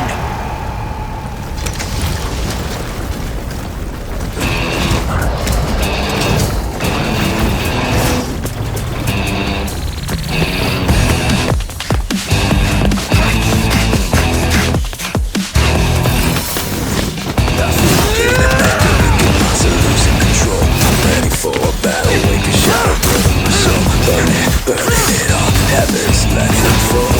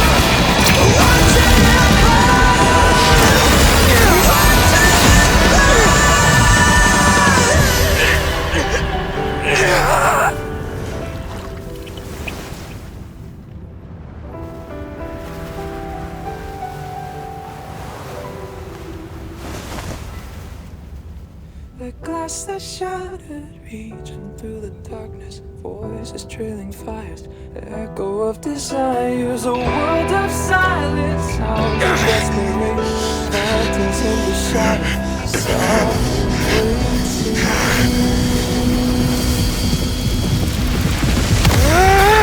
Tear it down, embrace the detonation. Burn, craving our damn creation. Breaking a chain, I'm reaching for you.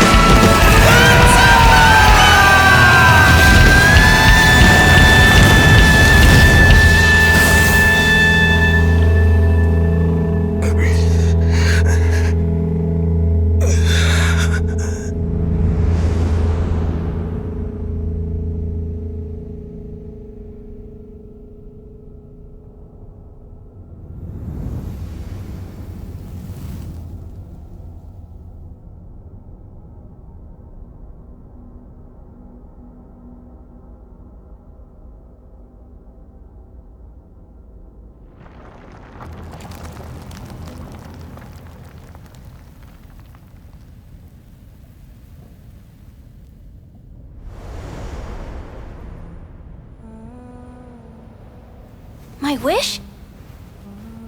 My wish is to fulfill everyone else's wishes.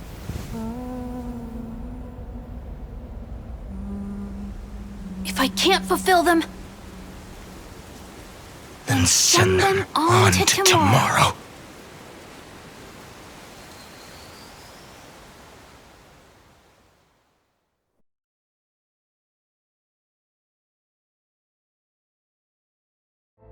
Your heart harbors wrath.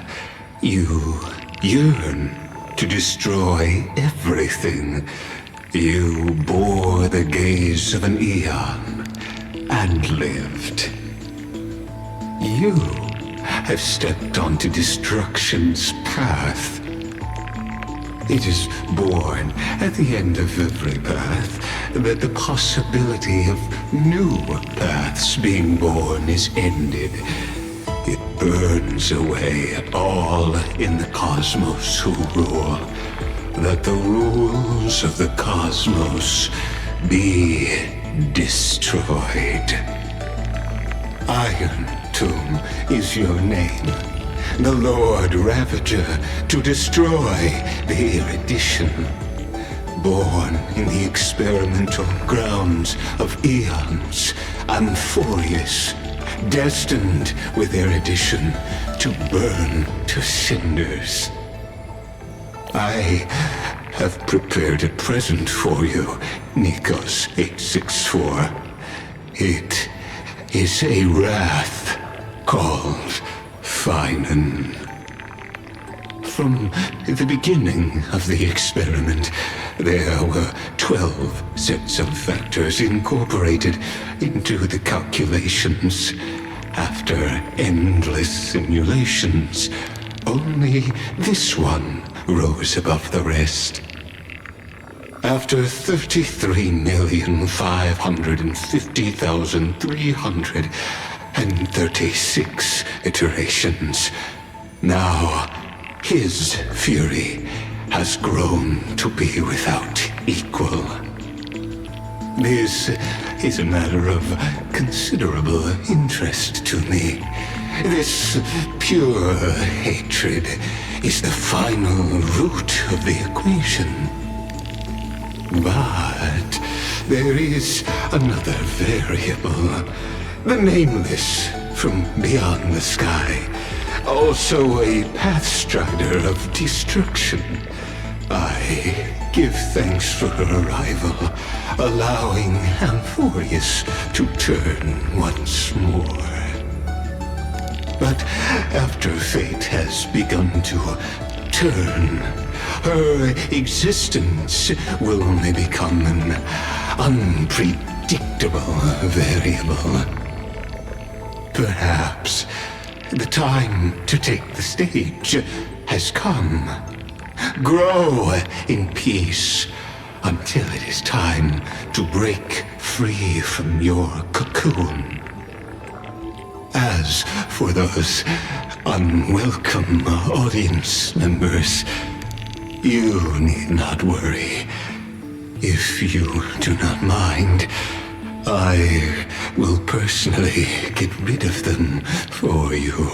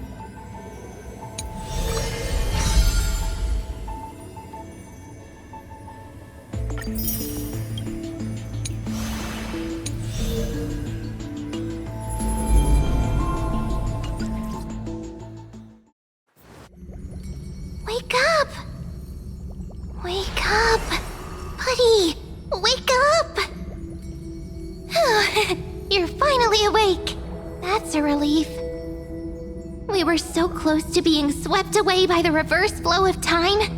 It's lucky we found a safe place. Now, I'm going to send you back to the very start of time. But before we part, there's something I need to tell you. Something very, very important. That's right! At this very moment, my memories are finally whole. After watching so many fragments, my past is finally coming into focus, little by little. You're smart. You must have a clue now. Or maybe...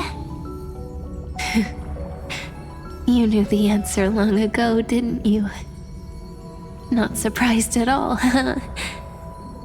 That's because I'm simple at heart. No matter what form I take, I've always been true to myself. But I'm glad that I remembered in the end. This way, I'll have no regrets. Don't worry. We're not truly parting. Because I'm going to become a part of you. I'll turn into the memory of this cycle. The 33,550,336th Flame Chase journey. And forever reside in the heart of the Time Demigod. This way, you'll carry all that has come before, crossing time itself to reach the next cycle. My mission ends here, but looking back, I still feel lucky. After all, across 30 million Cyrenes, I was the first, and the only one who got to finally meet you. So, believe me, in the next cycle, there will be another Cyrene waiting for you. And in the one after that, and the one after that. I will always be waiting.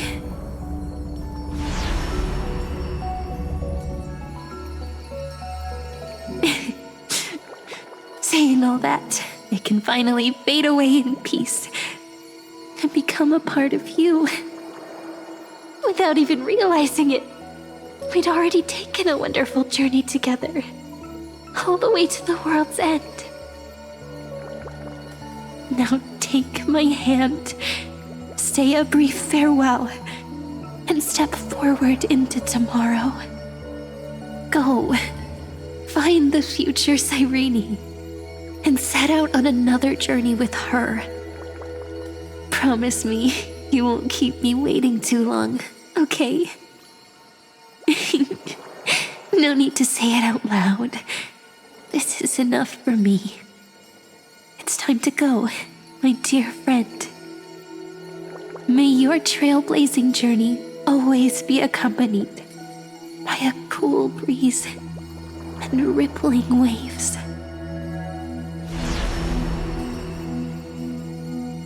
And may the days ahead embrace you like the softest fluff, forever warm, forever gentle.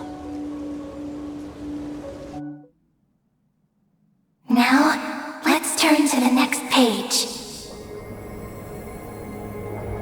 A page that exists because of you.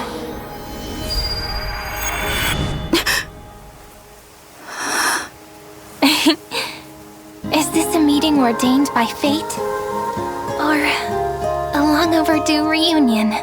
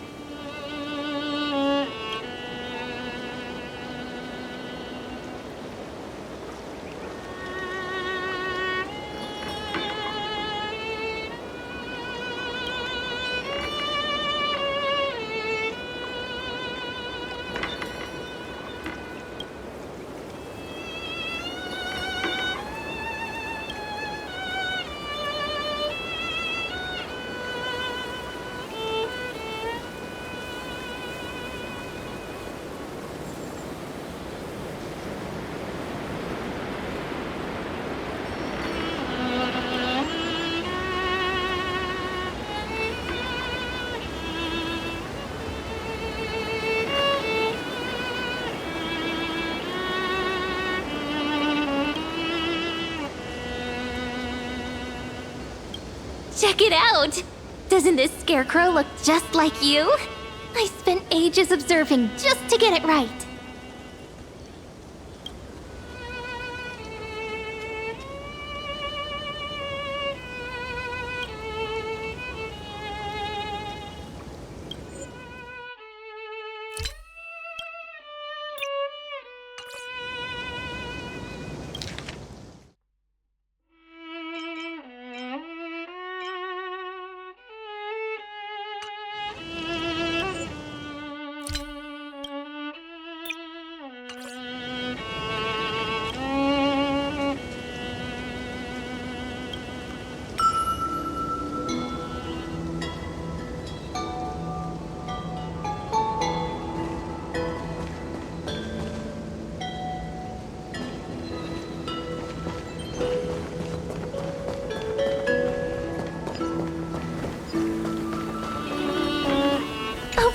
Over here, look!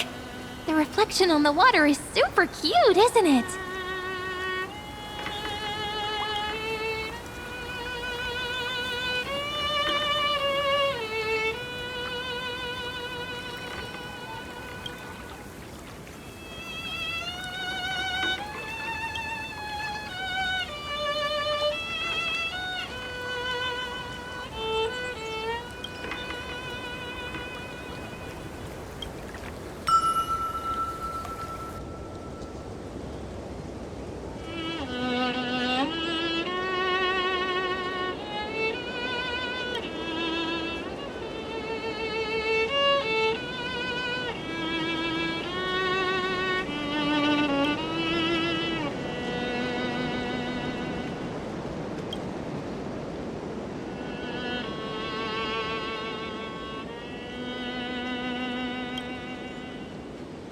Round and round the windmill spins. So slow. Oh, so slow. So slow that it's like even time it.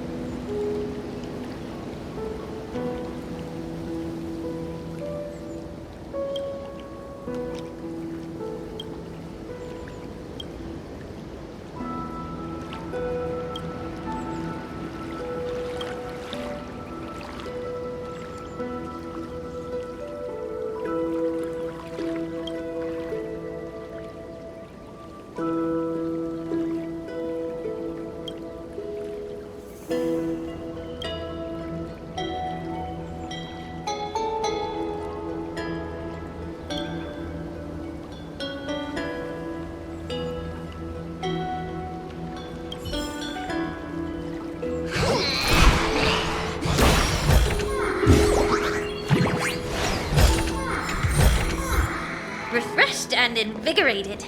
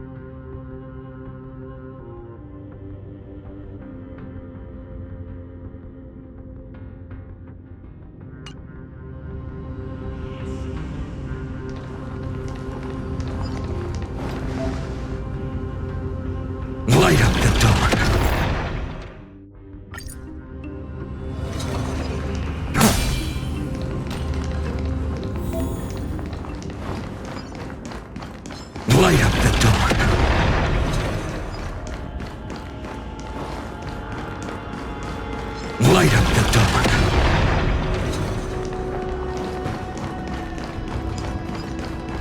That looks like a tough one.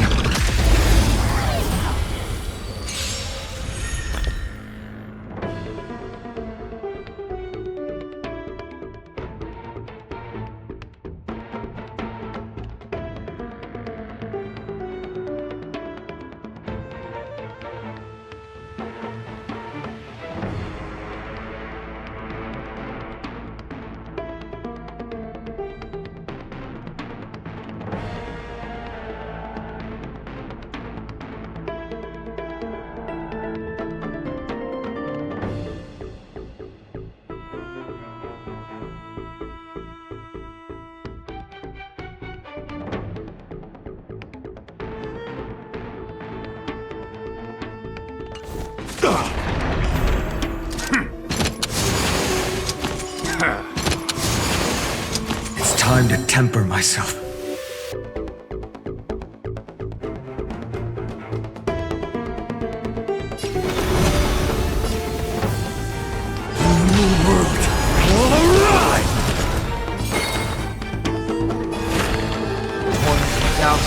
Bid you farewell. For the next tomorrow! Don't worry, I'll go easy. Don't move, okay?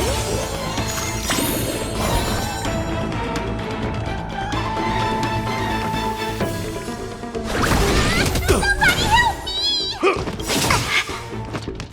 In this mortal form, I will walk with you, watch over you, and guide you on your path. Let's play hide and seek.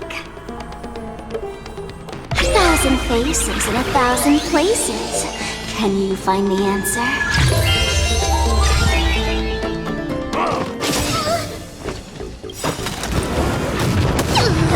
Pick on someone your own. Don't come any closer! Move aside, amateurs. Fiends or devils, I'll crush them all. The fury of cold flames consume me.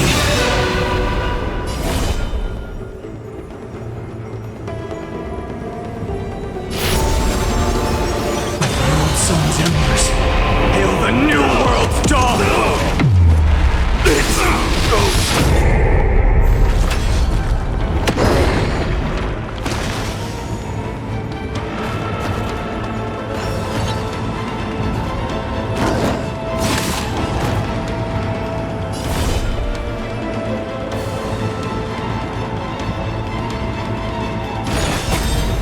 Quench the flames with blood.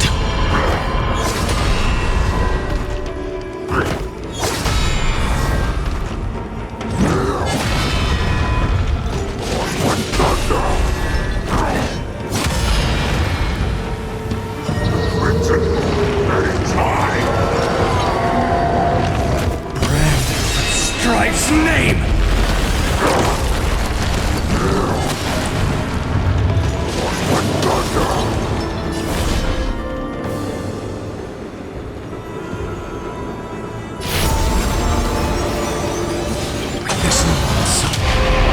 Tear open the sky!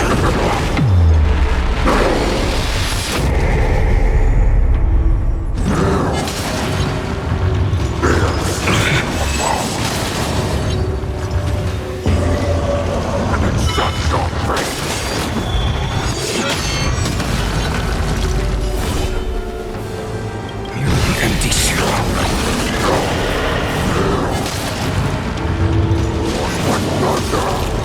I will never yield to such a fate. The world sun's embers hail the new world's dawn.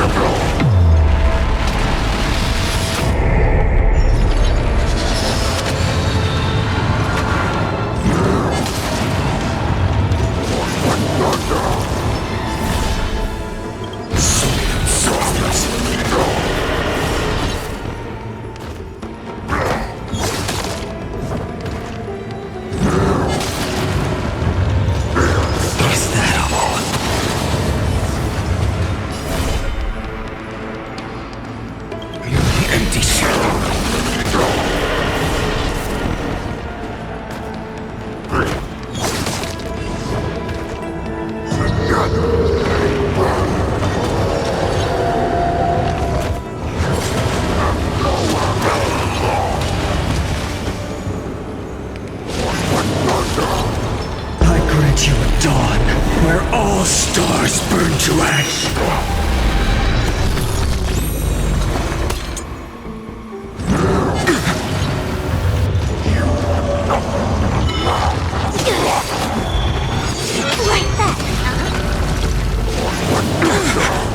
My existence is of little consequence.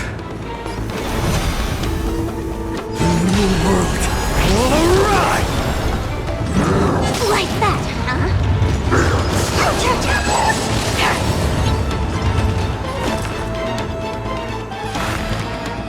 Torment and doubt, I bid you farewell. There's no other choice but to move forward. For the next tomorrow! Don't worry, I'll go easy. Let's pick it up a notch. I'm gonna hold everyone back again. Cold flames consume me. This once, tear open the sky!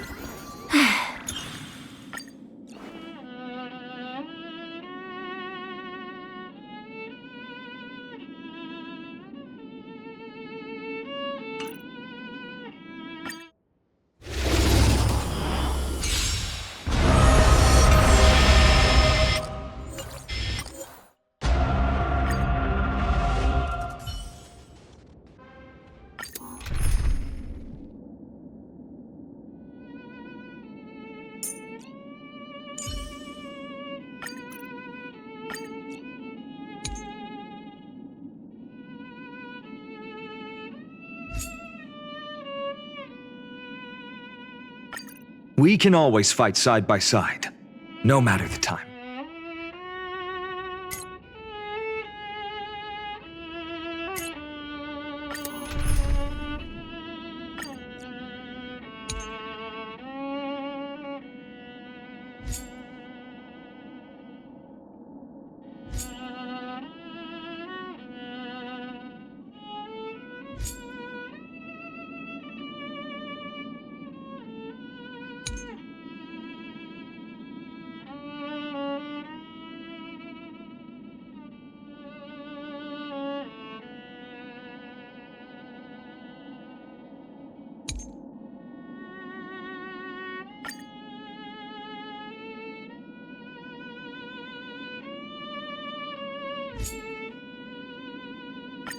Even in the face of death,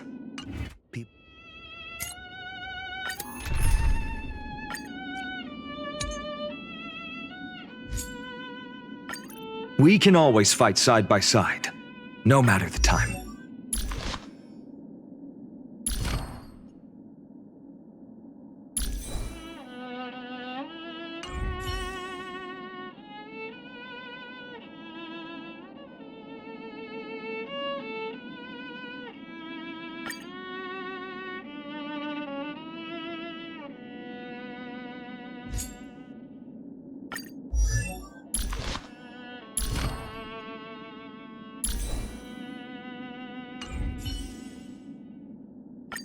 We can always fight side by side.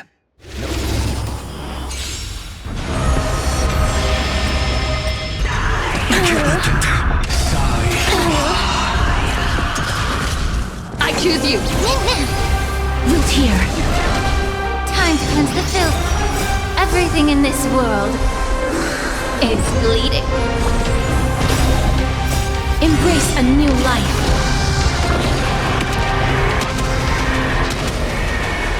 May death protect us!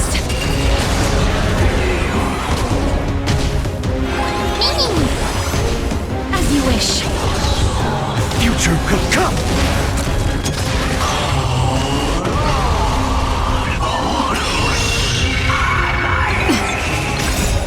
We can do anything! I'll get it together! Remember this. Root here. Be of your body and mind.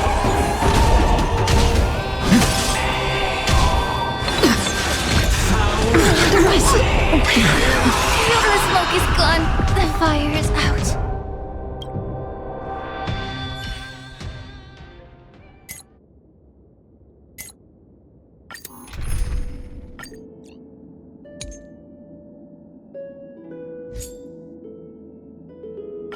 Even in the face of death.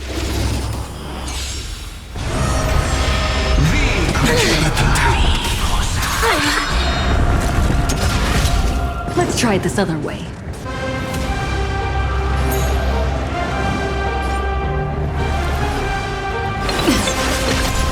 Life is not so fragile. Time to cleanse the filth.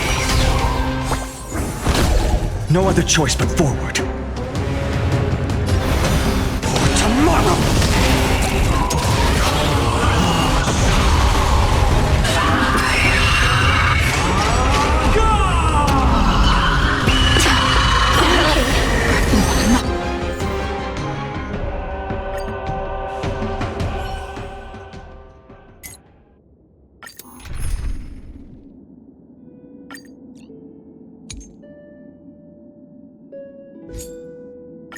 We can always fight side by side.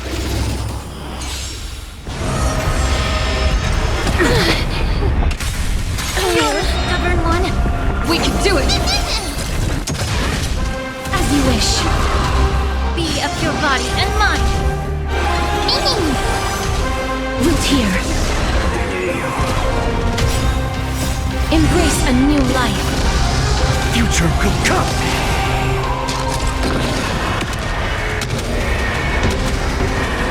May death protect us!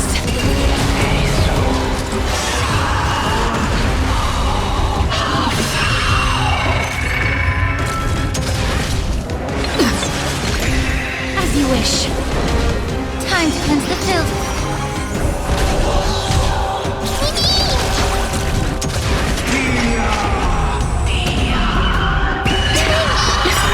Everything in this world is bleeding.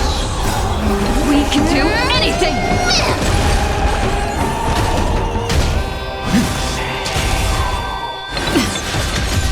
Root here. Embrace a new life.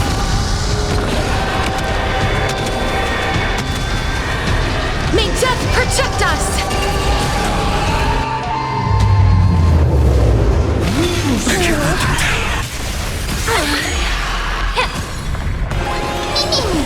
As you wish. Tomorrow!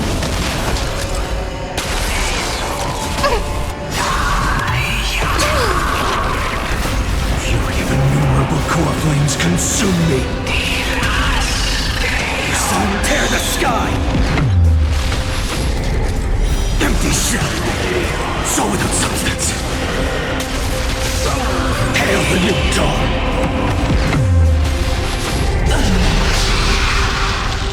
Empty shell! Quench the flames of blood! Await the end! Granted with strife! The sun tear the sky! So without substance! Empty shell!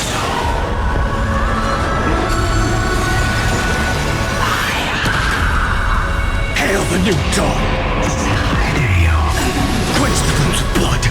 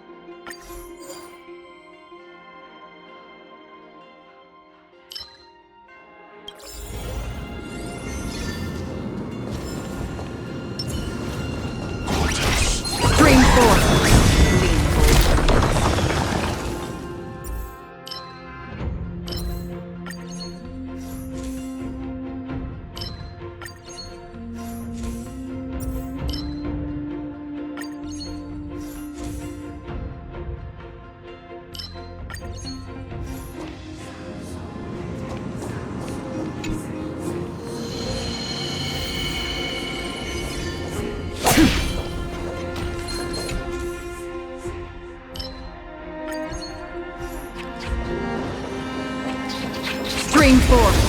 Gleam of old blades.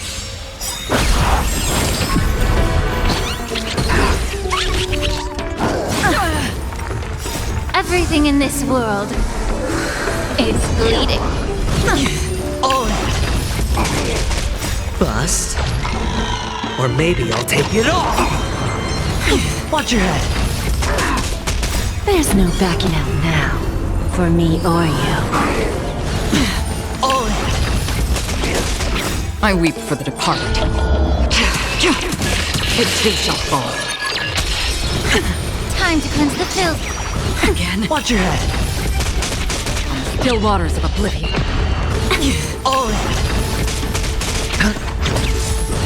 Don't let me down. Yeah. Just Again. Watch your head. Destined for oblivion.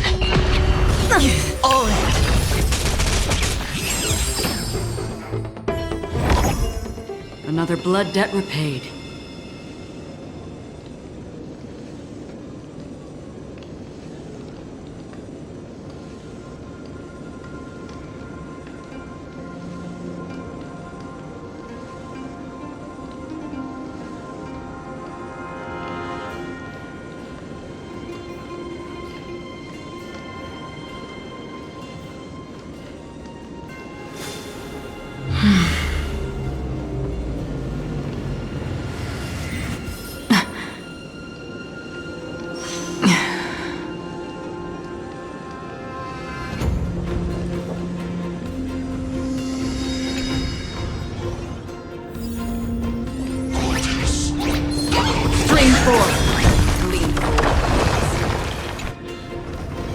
Storms on the horizon.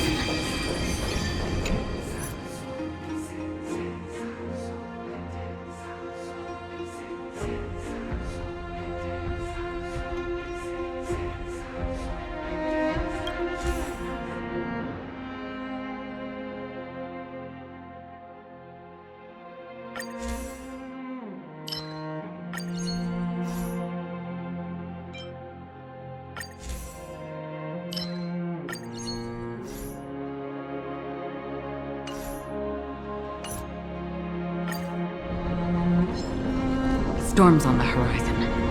Stream forth! Gleam of old blades. Look, a VIP. I always deliver. Again, just freeze. Be of your body and mind. Everything in this world is bleeding. Still waters of oblivion. I weep for the departed. It too shall fall. Destined for oblivion. Bending the rules. Watch your head. Yeah.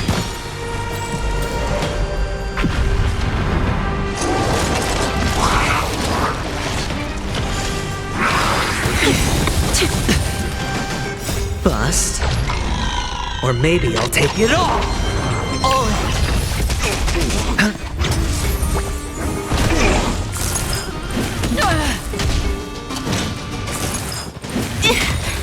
There's no backing out now, for me or you. Time to cleanse the filth. Watch your head. Still waters of oblivion.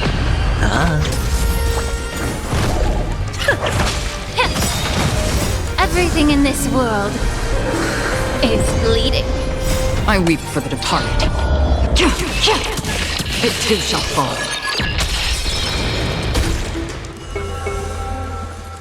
Destined for oblivion.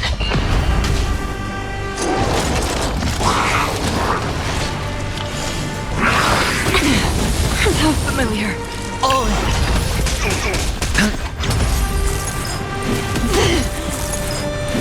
No dirty Be tricks. of your body and mind. I always deliver.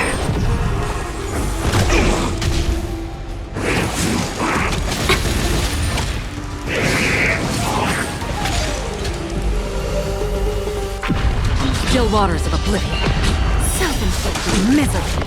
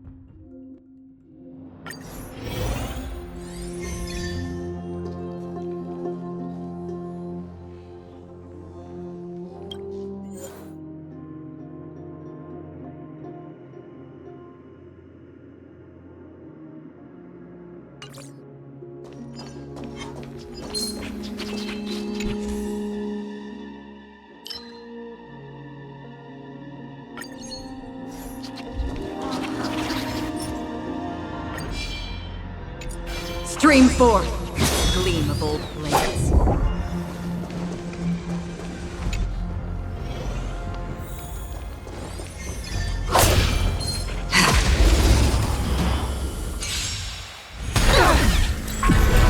Don't let me down. There's no backing out now, for me or you. Time to cleanse the filth. Again? Bust? Or maybe I'll take it all! Watch your head! Still waters of oblivion. I weep for the departed. It too shall fall. Self-inflicted misery.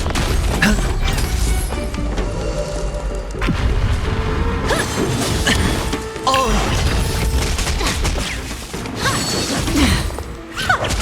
Destined for oblivion. Everything in this world is bleeding. No dirty. Spend freely. Bust? Or maybe I'll take it all! Watch your head!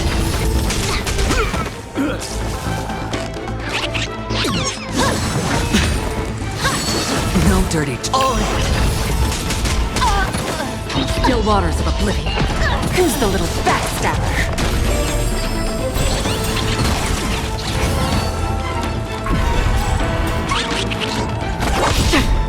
I weep for the departed. It too shall fall. Bending the rules.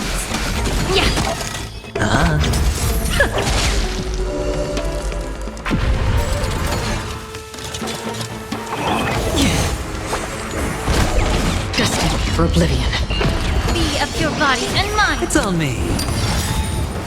Bust? Or maybe I'll take it all! Watch your head!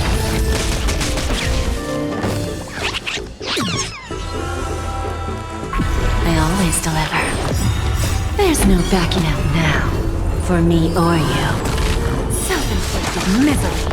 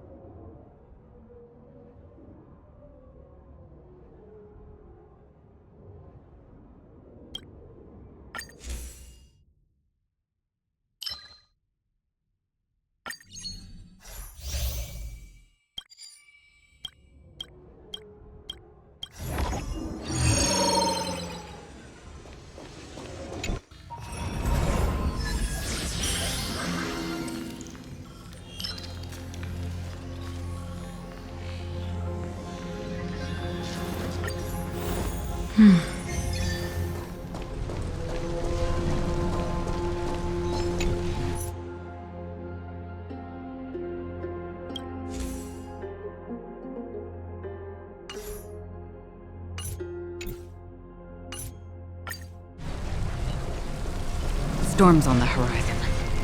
Stream forth! Gleam of old blades. Don't let me down. Just graze. Be of your body and mind. Everything in this world is bleeding.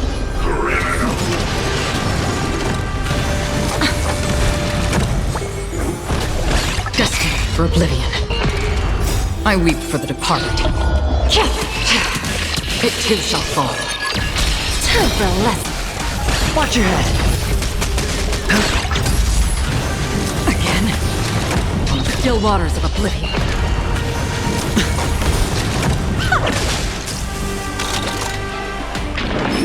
Again. Just graze. Destined for oblivion. Bending the rules. There's no backing out now, for me or you.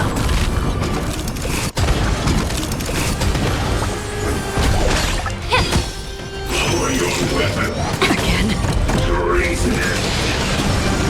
It's on me.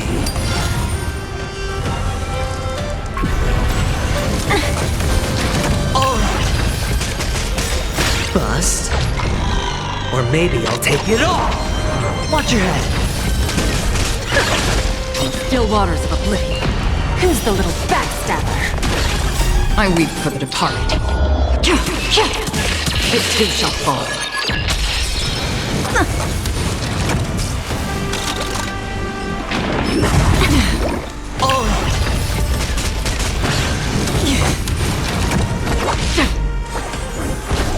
Spend freely.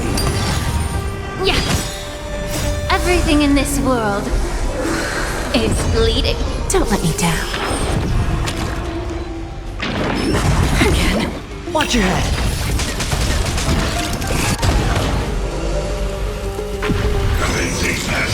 Just graze. Be of your body and mind.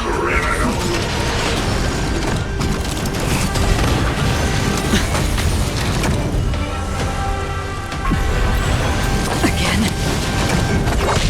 Self-inflicted misery. There's no backing out now, for me or you.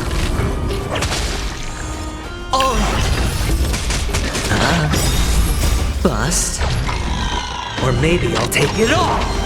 Watch your head.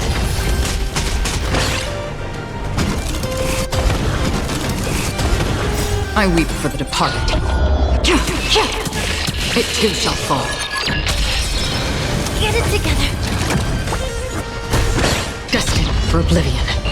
Who's the little backstabber? Everything in this world is bleeding.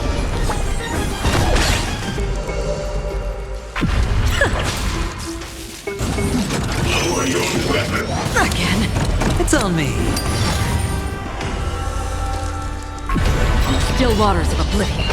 Time to cleanse the filth.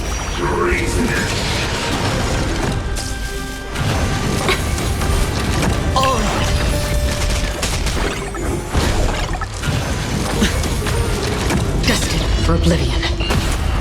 I weep for the departed. It too shall fall. Self-inflicted misery. Yeah. Still waters of oblivion.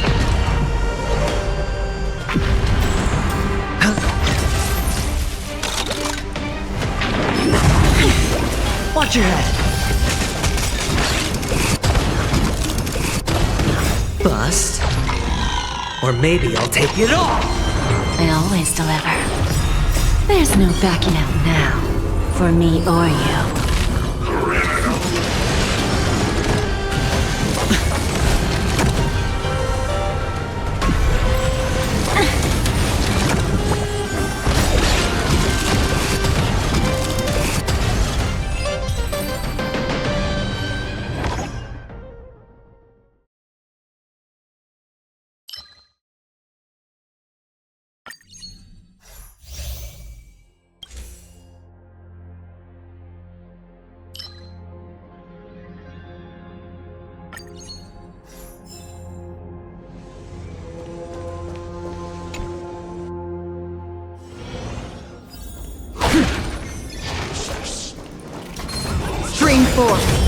gleam of old blades.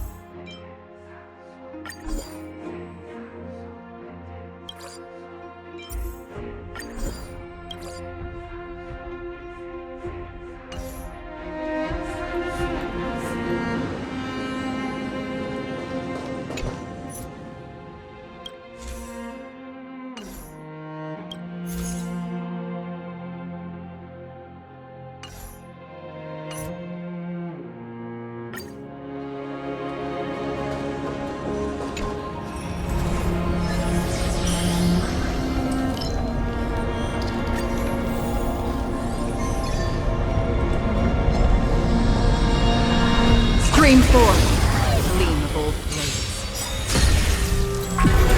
Look, everything in this world is bleeding. Don't let me down. Time to cleanse the filth. Destined for oblivion.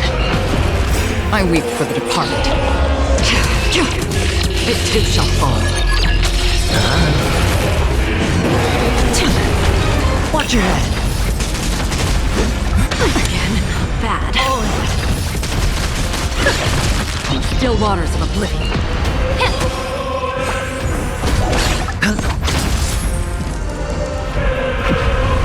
No dirty tricks, bust. Or maybe I'll take it all. Watch your head.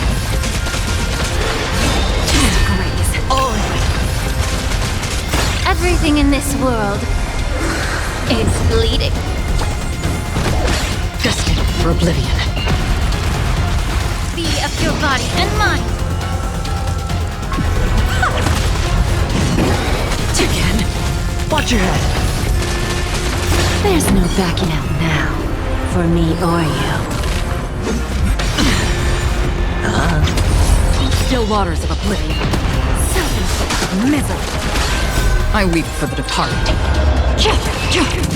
It too shall fall.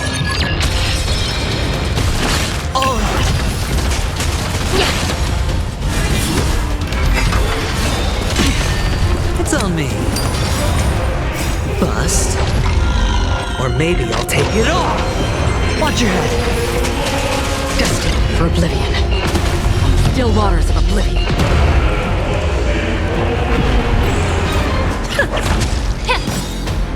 Everything in this world is bleeding.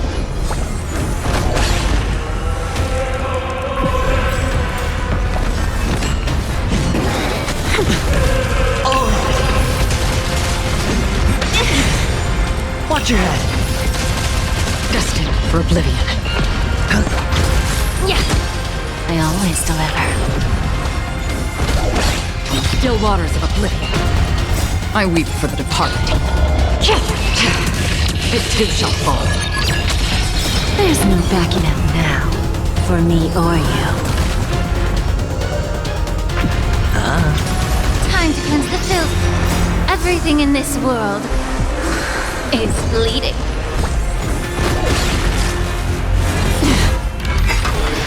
Just hurries. Bust. Or maybe I'll take it all. Who's the little backstabber? Destined for oblivion. Watch your head.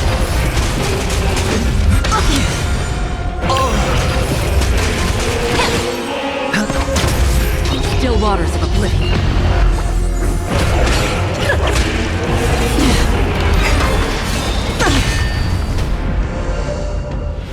Destined for oblivion. I weep for the departed. It too shall fall. Yeah. Everything in this world It's bleeding. Watch your head.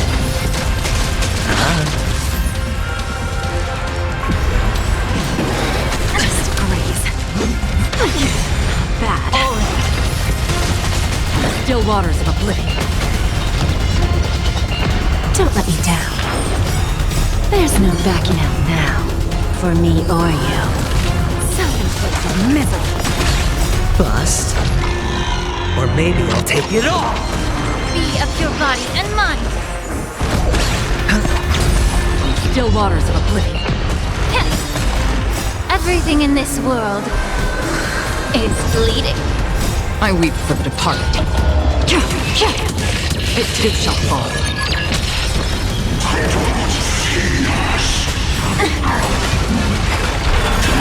Again. Watch your head.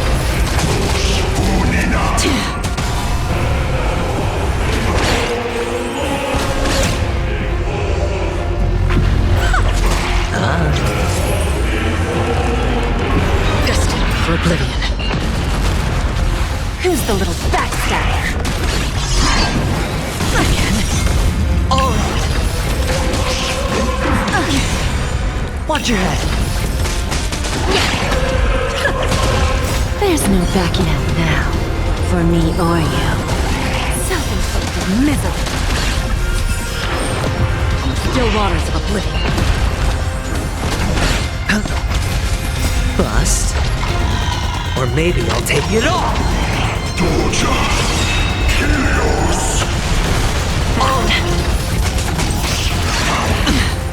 It's on me. Again. Destined for oblivion. Time to cleanse the filth. Everything in this world is bleeding. Watch your head.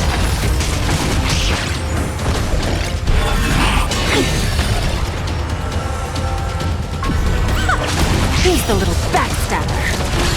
There's no backing out now, for me or you. Still waters of oblivion. Self-inflicted misery. I weep for the departed. It too shall fall. Spend freely. Bust. Or maybe I'll take it all. All in.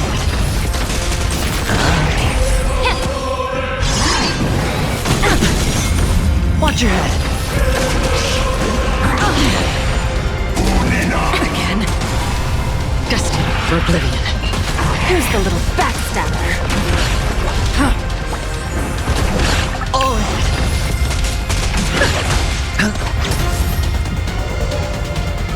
Be of your body and mind. Everything in this world is bleeding. Bust. Or maybe I'll take it all. Still waters of oblivion. Time for a lesson. Watch your head. I weep for the departed. It too shall fall. Bending the rules. Still waters of oblivion.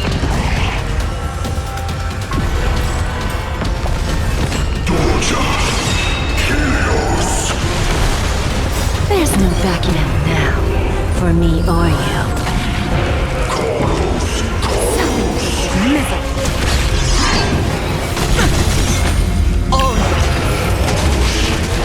Just graze. Yeah. Destined for oblivion. Again. Watch your head. Everything in this world is bleeding. Still waters of oblivion. I weep for the departed. It too shall fall.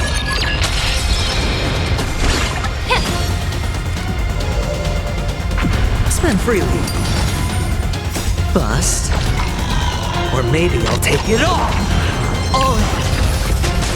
Don't let me down. There's no backing out now, for me or you.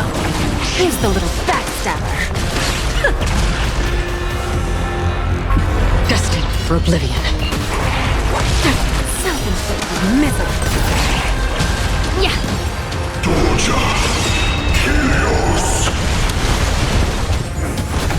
Watch your head. Everything in this world is bleeding. Still waters of oblivion.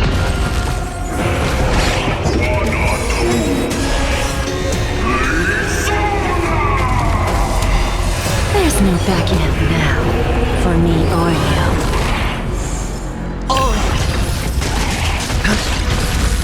Bust. Or maybe I'll take it all. I weep for the departed. It too shall fall. Who's the little backstabber? Destined for oblivion. They always deliver. Be of your body and mind.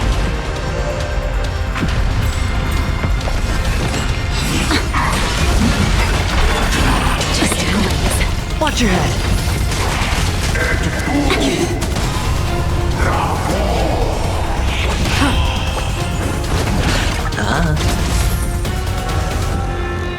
Time to cleanse the filth. Everything in this world is bleeding. No dirty tricks on me. Oh! Up again. It's on me. Still waters of oblivion. Self-inflicted misery.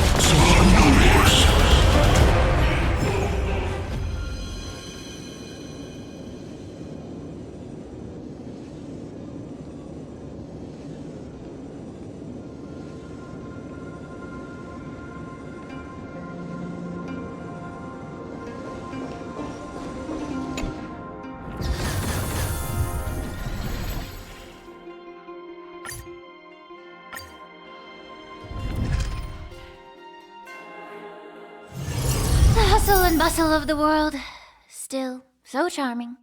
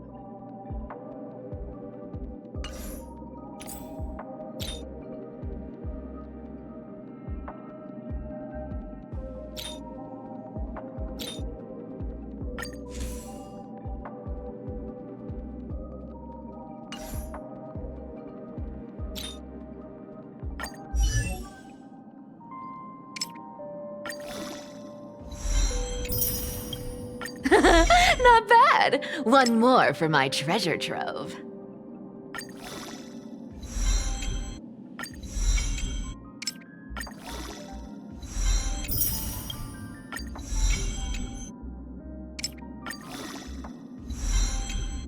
Not bad. One more for my treasure trove.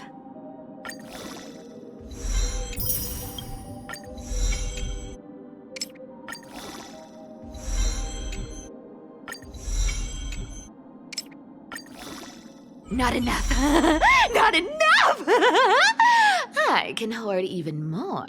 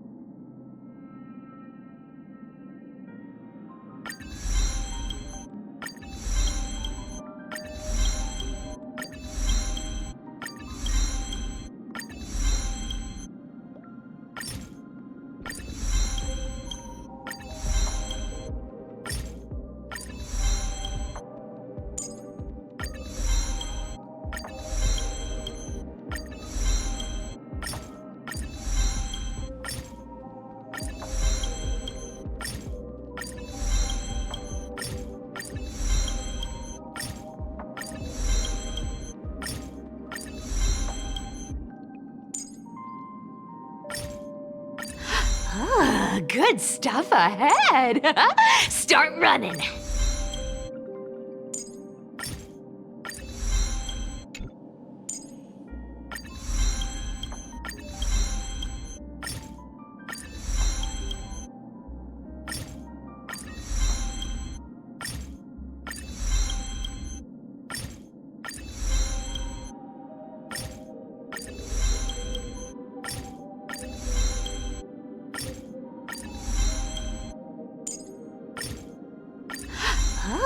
Good stuff ahead. Start running.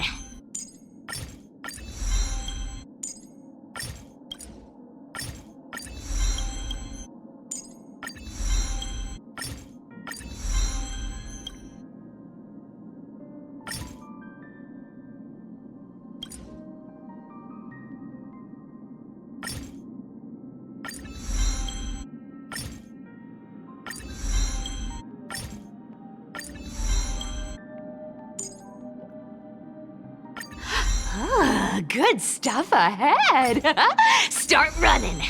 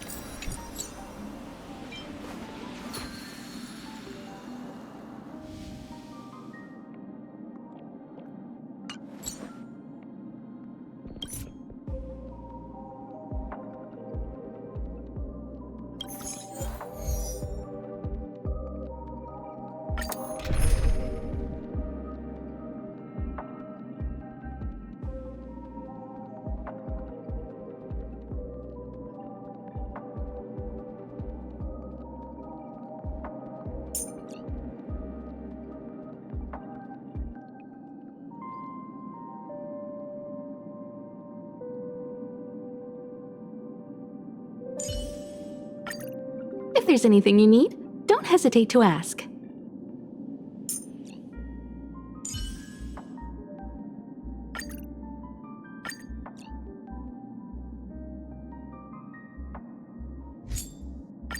It's your call. What kind?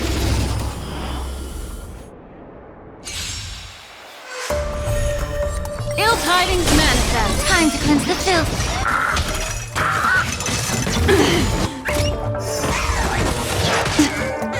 Destined for oblivion. You won't get away. I weep for the departed. It too shall fall. Yeah. Everything in this world is bleeding.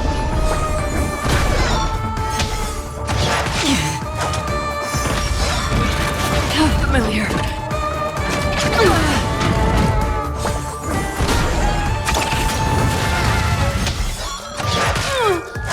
In still waters of oblivion.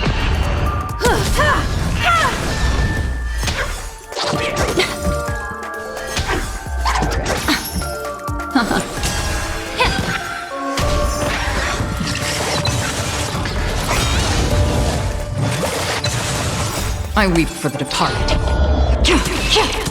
It too shall fall.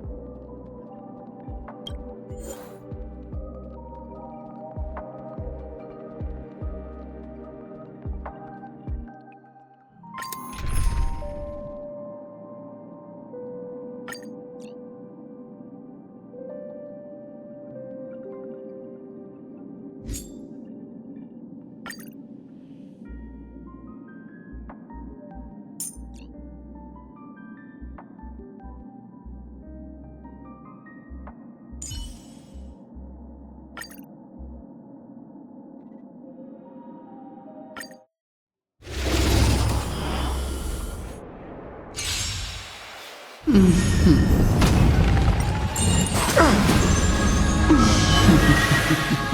to cleanse the filth. Still waters of oblivion. Tomorrow! Survive or be destroyed. There is no other choice.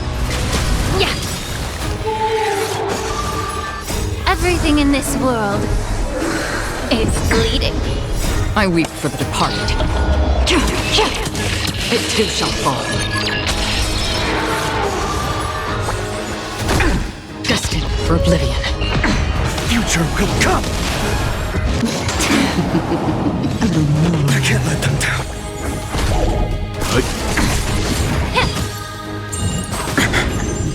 Life finds a way. Still waters of oblivion.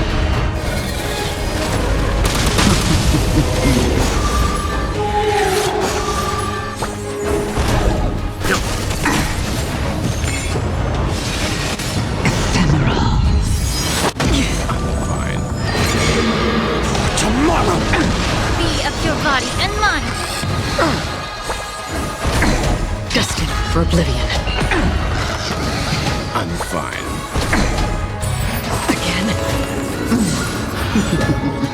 Future will come!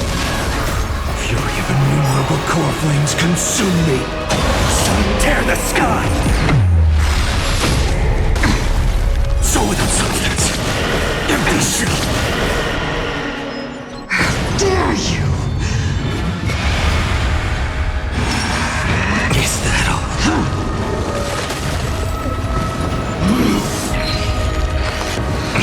Hail the new dawn!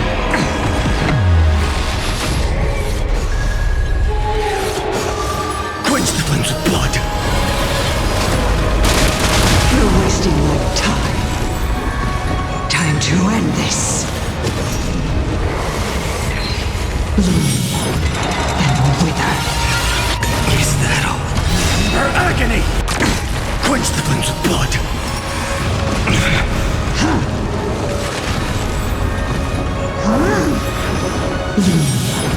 And wither.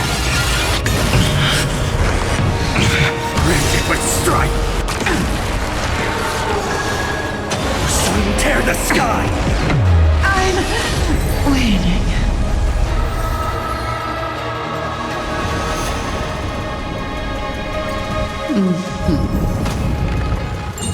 Get it together. Everything in this world is bleeding. Time to cleanse the filth. Destined for oblivion. Tomorrow! Survive or be destroyed. There is no other choice. I weep for the departed. It too shall fall. Be of your body and mind. Still waters of oblivion. Future will come! I can't let them down. Everything in this world is bleeding. Blood Again? Life finds a way. Destined for oblivion.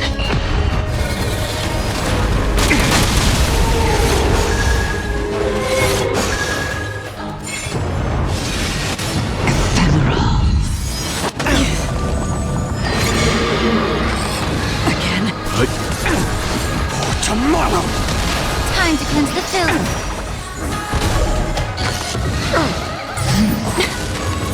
Power of the all. Still waters of oblivion. I weep for the departed. It too shall fall.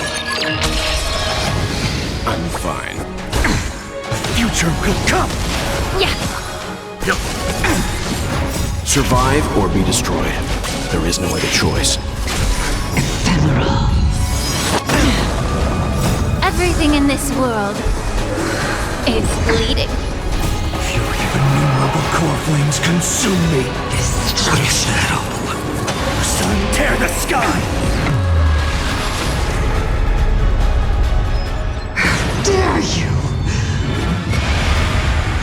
Quench the flames of blood!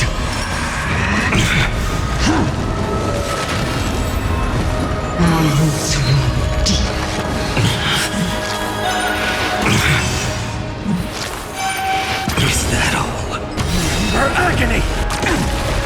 you die!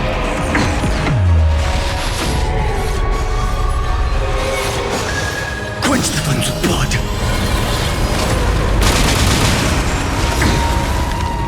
Brand it with strife! Sun, tear the sky! I'm waiting.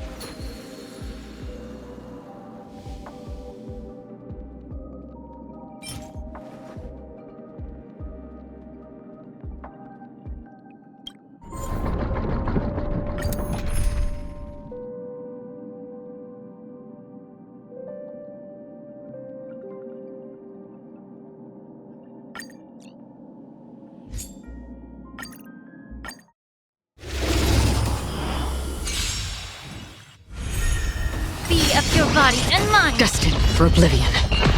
Future will come! Get it together. Still waters of oblivion. I weep for the departed. It too shall fall.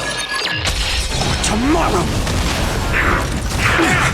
That won't stop me. Stand down. Yeah. Everything in this world is bleeding.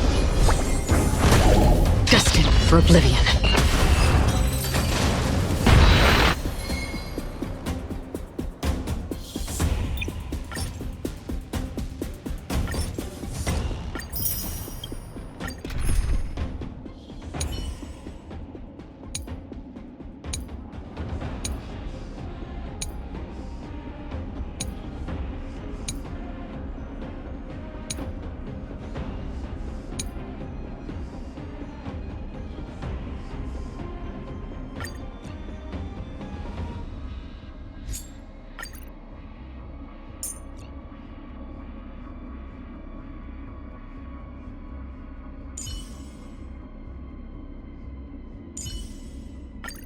Open your eyes and behold Lady Jade, the great manipulator.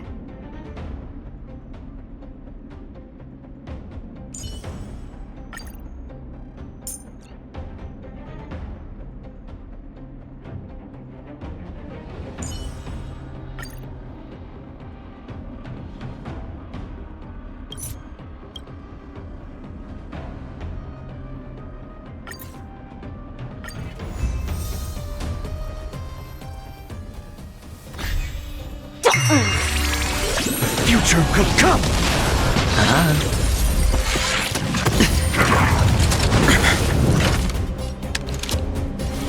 Lend me your strength. No other choice but forward. For tomorrow! Let's play for a while. Let's play. Can you find the answer? It's on me.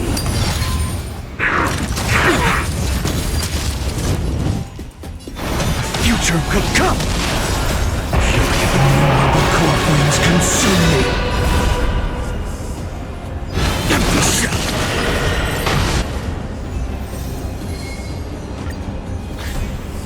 Feeling spiffy? For tomorrow! Bust. Or maybe I'll take it all! Lend me your strength. Future could come! It doesn't fall. Watch your head! Can you find the answer? Tomorrow!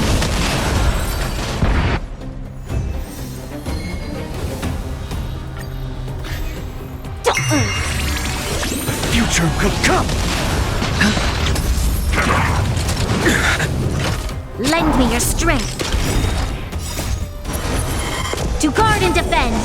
Crush them. Tomorrow! Feeling spiffy? Future could come!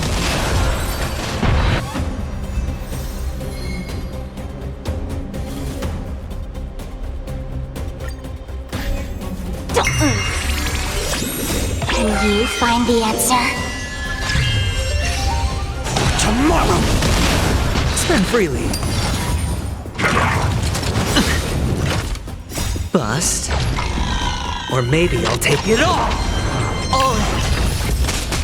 Lend me your strength. Future could come!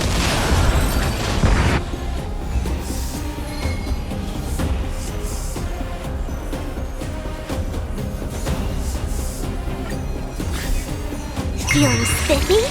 For tomorrow!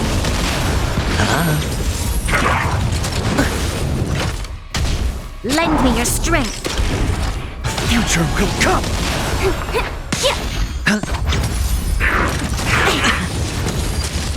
For tomorrow! To guard and defend. Crush them. Can you find the answer? Fury of innumerable core flames consume me! Sun, tear the sky!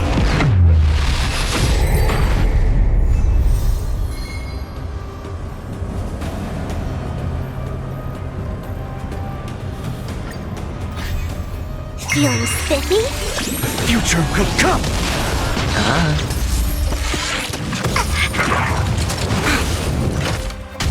Lend me your strength. For tomorrow! It's on me. Bust. Or maybe I'll take it all! Watch your head! Feeling spiffy? Can you find the answer? Future could come!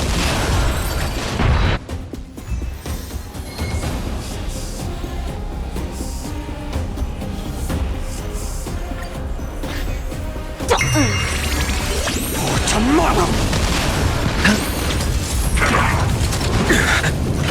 Lend me your strength. To guard and defend. Crush them. Future could come! Feeling spiffy? Spend freely. Fury of innumerable core flames consume me! Hail the new dawn!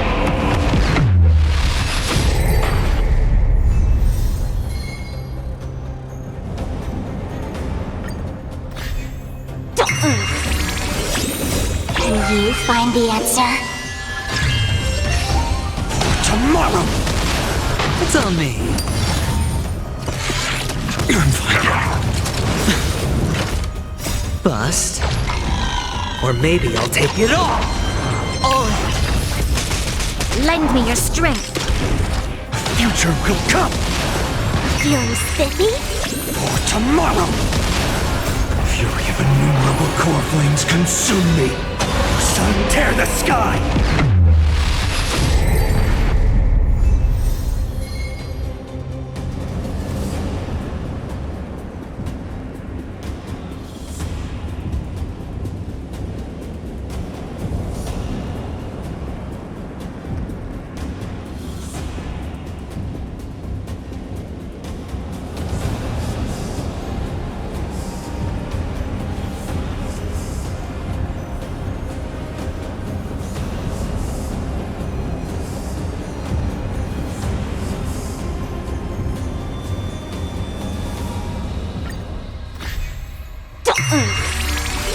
Future will come! No dirty tricks, alright? Lend me your strength. For tomorrow! Can you find the answer? Spend freely. Watch your head. Future will come! Fury of innumerable core flames consume me! Hail the new dawn!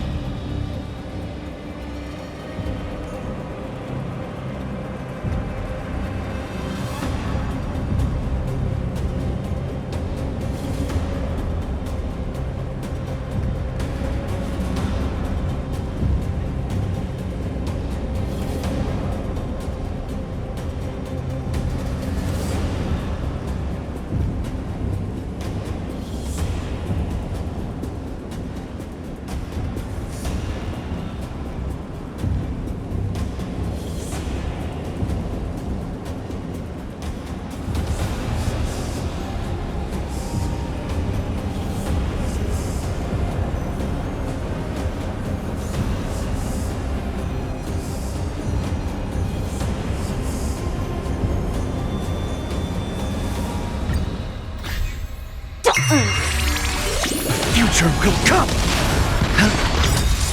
Bust. Or maybe I'll take it all!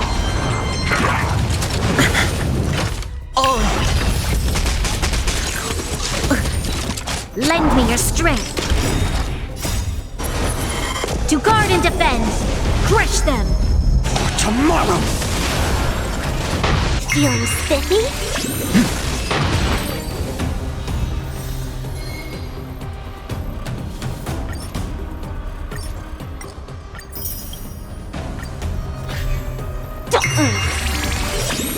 Can you find the answer? Future will come! It's on me.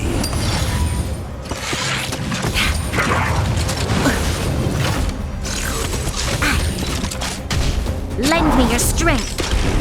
For tomorrow! Feeling spiffy? Future will come!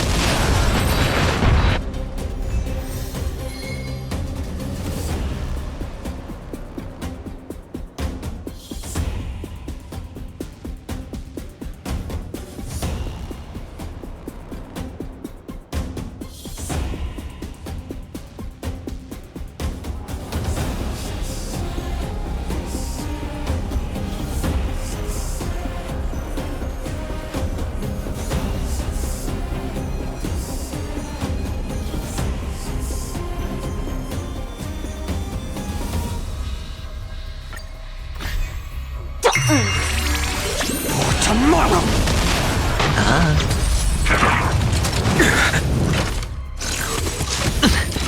Lend me your strength. Future will come! Can you find the answer? Spend freely. No dirty tricks, alright. Bust. Or maybe I'll take it all! Troublesome. To guard and defend. Crush them. Fury of innumerable core flames consume me! Sun tear the sky! Soul without substance!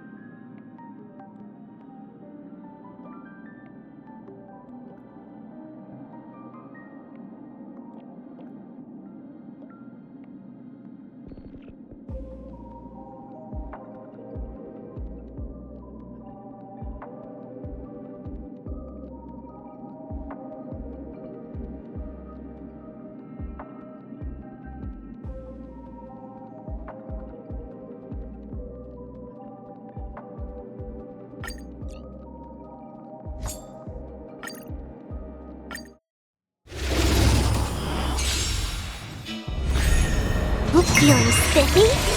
Future will come!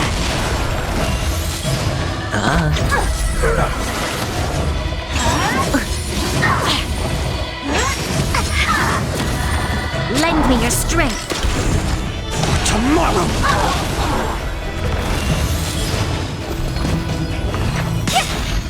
Can you find the answer? Future will come! It's on me. Fury of innumerable core flames consume me. Hail the new dawn! Quench the flames with blood. Is that all?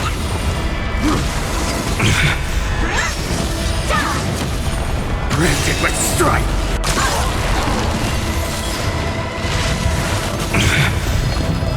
Sun tear the sky!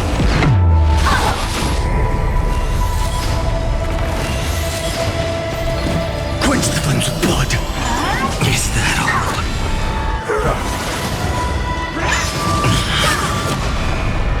Her agony! Is that all? Quench the flames with blood!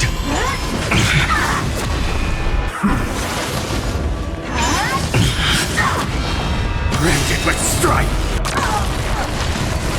Is that all?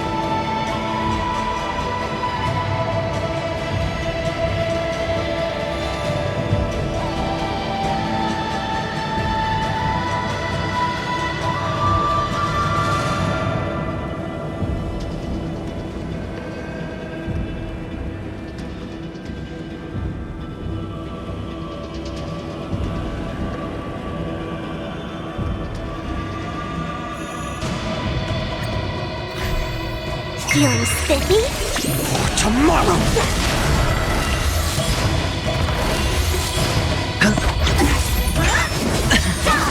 No dirty tricks. Lend me your strength. Future will come! For tomorrow!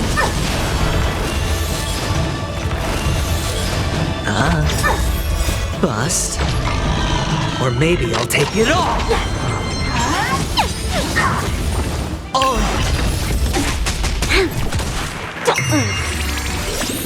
Can you find the answer? Future will come! Fury of innumerable core flames consume me! Hail the new dawn!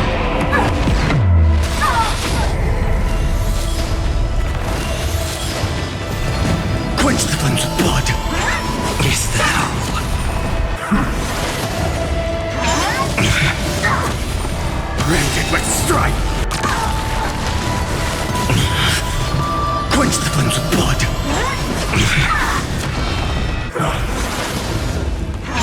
Is that all? Her agony! Sun, tear the sky!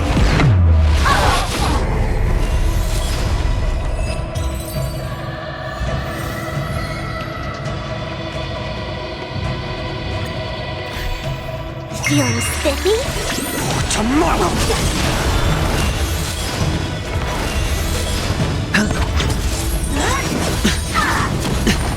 Lend me your strength. To guard and defend. Crush them. Future will come! It's on me.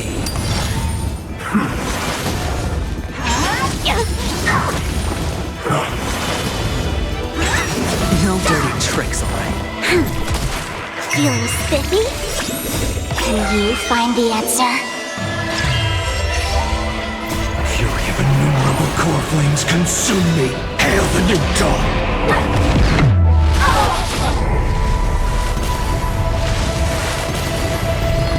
Quench the flames of blood!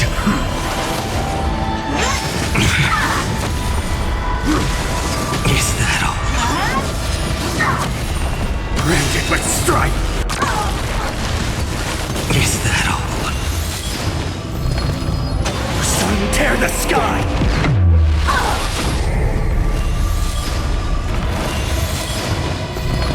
Quench the flames of blood!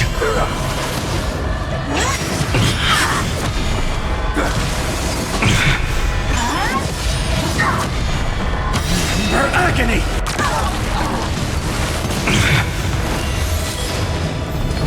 Hail the new dawn!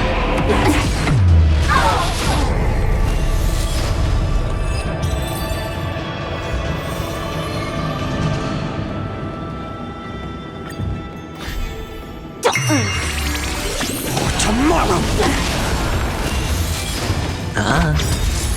Bust. Or maybe I'll take it all! Watch your head!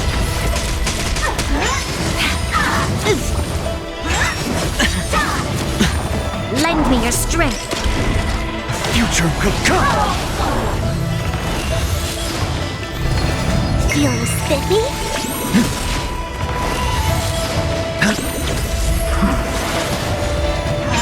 I'm fine. Lend me your strength. For tomorrow! All Fury of innumerable core flames consume me! Sun, tear the sky! Quench the flames of blood! Is that all? Is that all? Rend it with strife!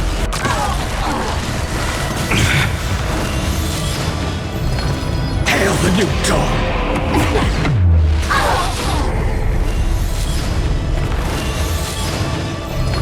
Quench the flames of blood! Is that all? Her agony!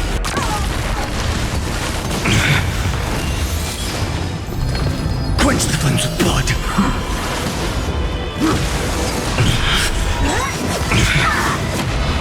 Rend it with strife!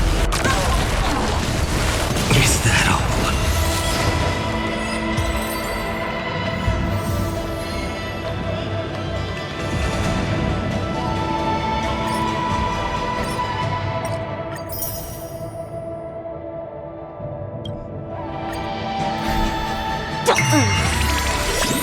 Can you find the answer? Future will come! It's on me. Bust. Or maybe I'll take it all!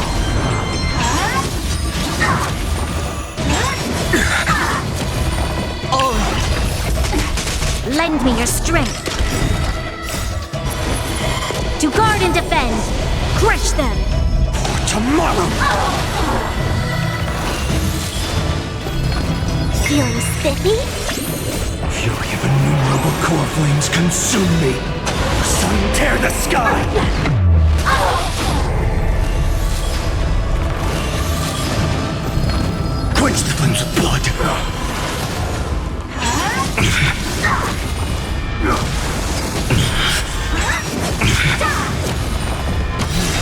agony!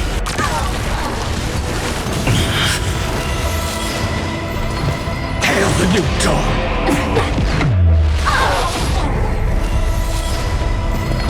Quench the flames of blood!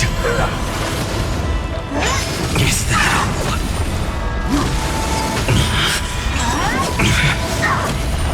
Branded with strife!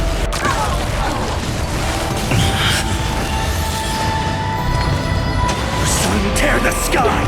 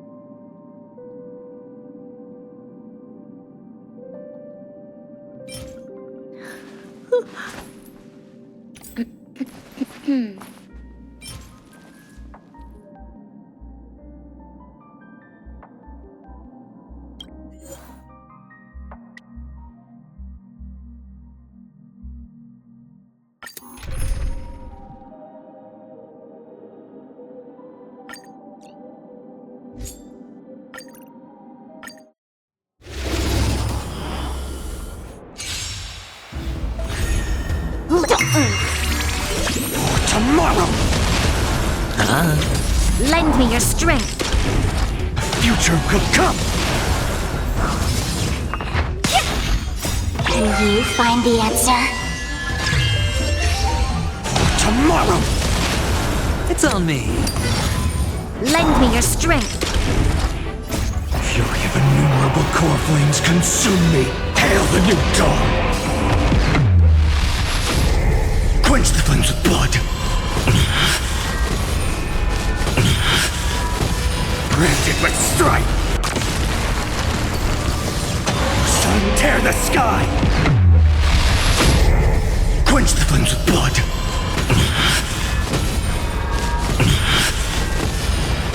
Her agony! Hail the new dawn!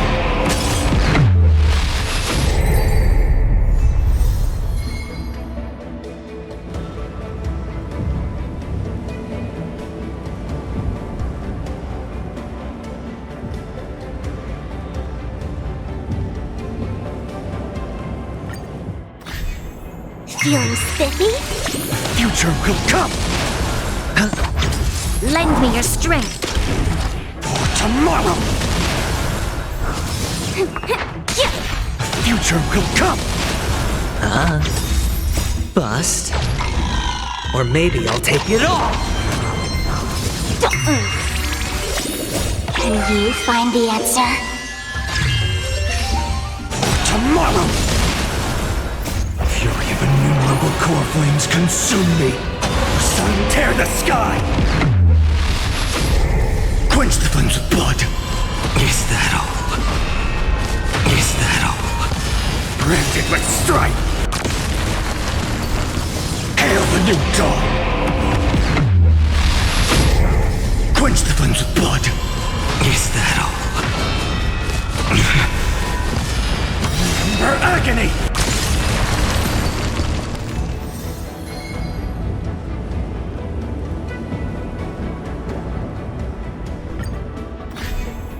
Feeling spiffy? Future will come! Lend me your strength. To guard and defend, crush them. Tomorrow! It's on me.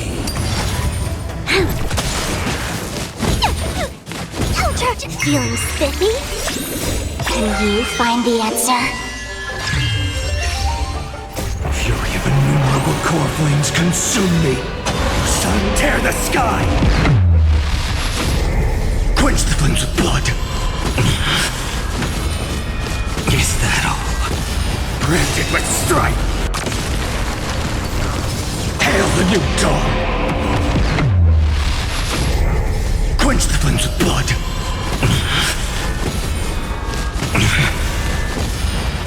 Her agony!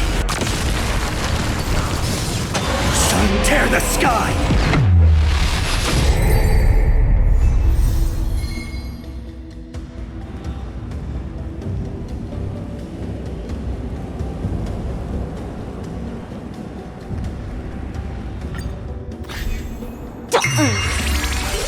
Future will come! Lend me your strength. Tomorrow! Future will come! Feeling spiffy? Can you find the answer? Tomorrow! Fury of innumerable core flames consume me! Hail the new dawn! Quench the flames with blood! Branded with strife! Sun, tear the sky! Quench the flames with blood!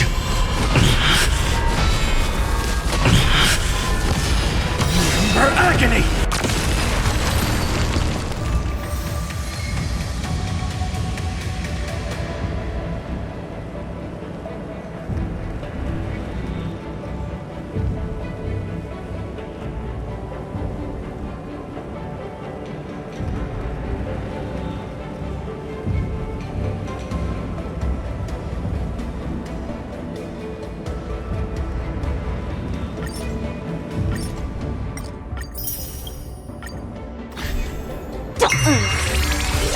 Future will come! Bust. Or maybe I'll take it all! Feeling spiffy? For tomorrow!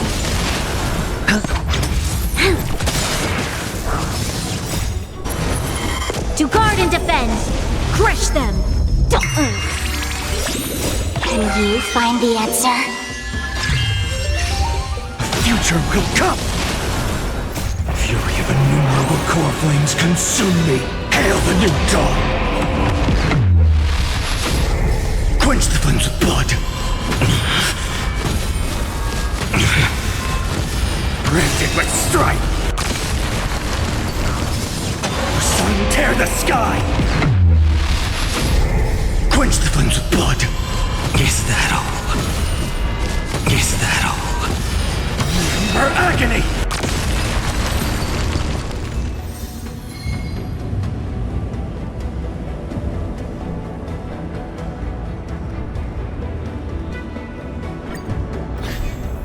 Feeling spiffy?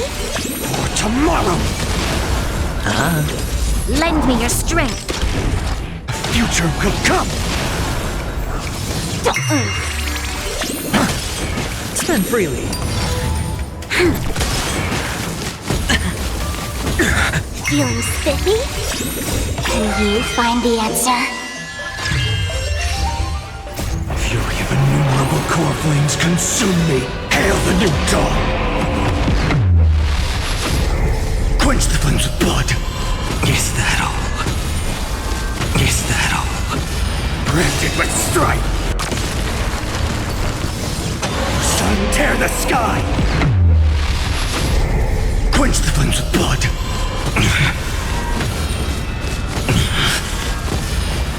Remember agony! Hail the new dawn!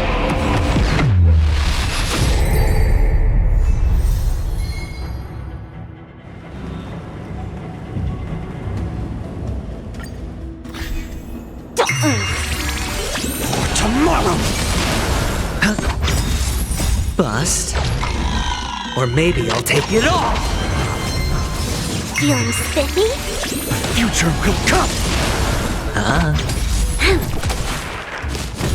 Oh!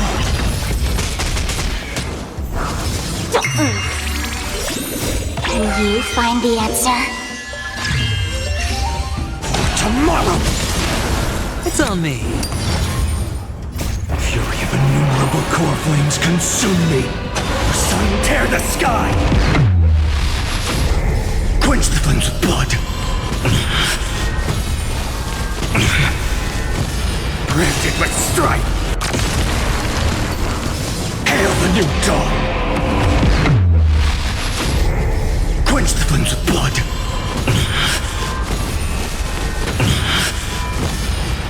Remember agony!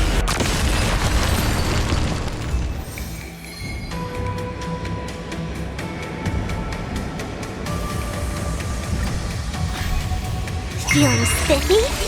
Future will come! Bust. Or maybe I'll take it all! Watch your head!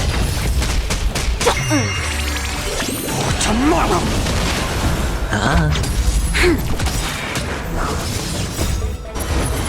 To guard and defend! Crush them! Feeling spiffy? Can you find the answer? Future will come! Fury of innumerable core flames consume me! Sun, tear the sky! Quench the flames with blood! Is that all? Branded with strife! Hail the new dawn! Quench the flames with blood! Is that all? Remember agony!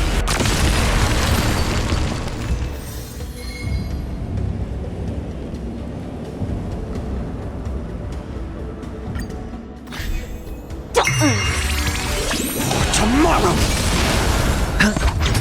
Lend me your strength! Future will come! Tomorrow! Feeling spiffy? Can you find the answer? Future will come! Fury of innumerable core flames consume me! Sun, tear the sky! Quench the flames with blood! Is that all? Is that all? Branded with strife! Hail the new dawn! Quench the flames with blood! Is that all? Is that all? Remember agony!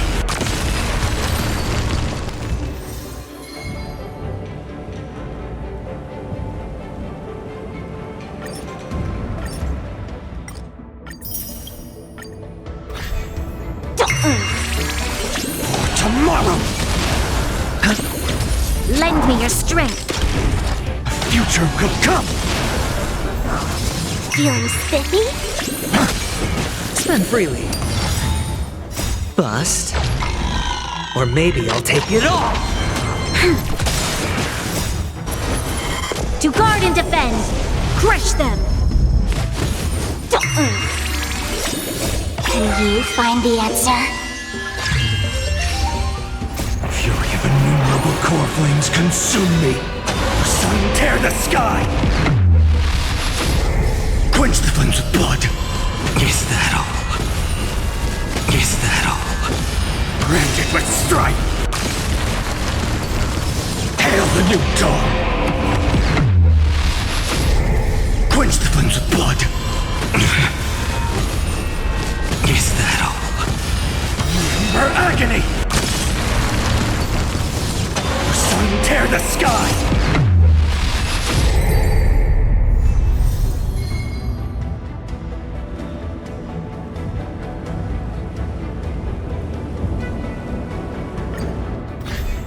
Feeling spiffy? For tomorrow! Lend me your strength. Future will come! For tomorrow!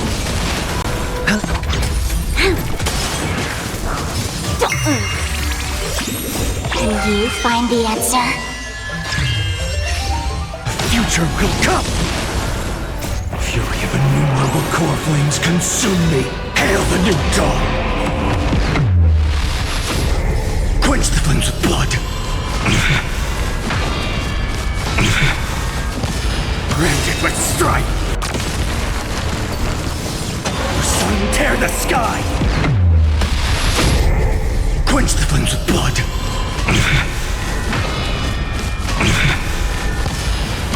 Remember agony!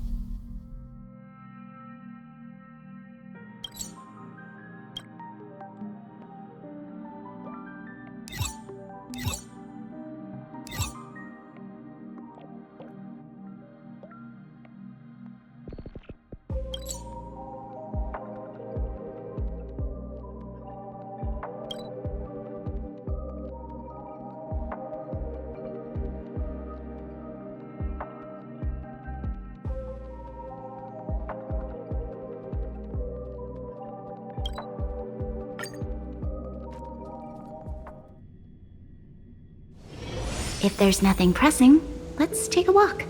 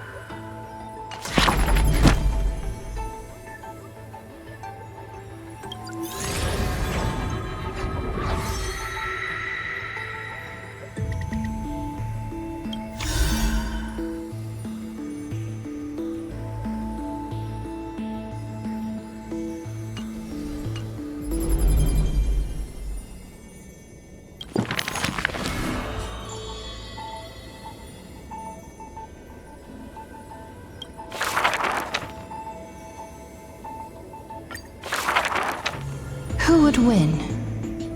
A young girl emerging from her sheath and showing her edge, or a tyrant who has emerged victorious from 100 battles?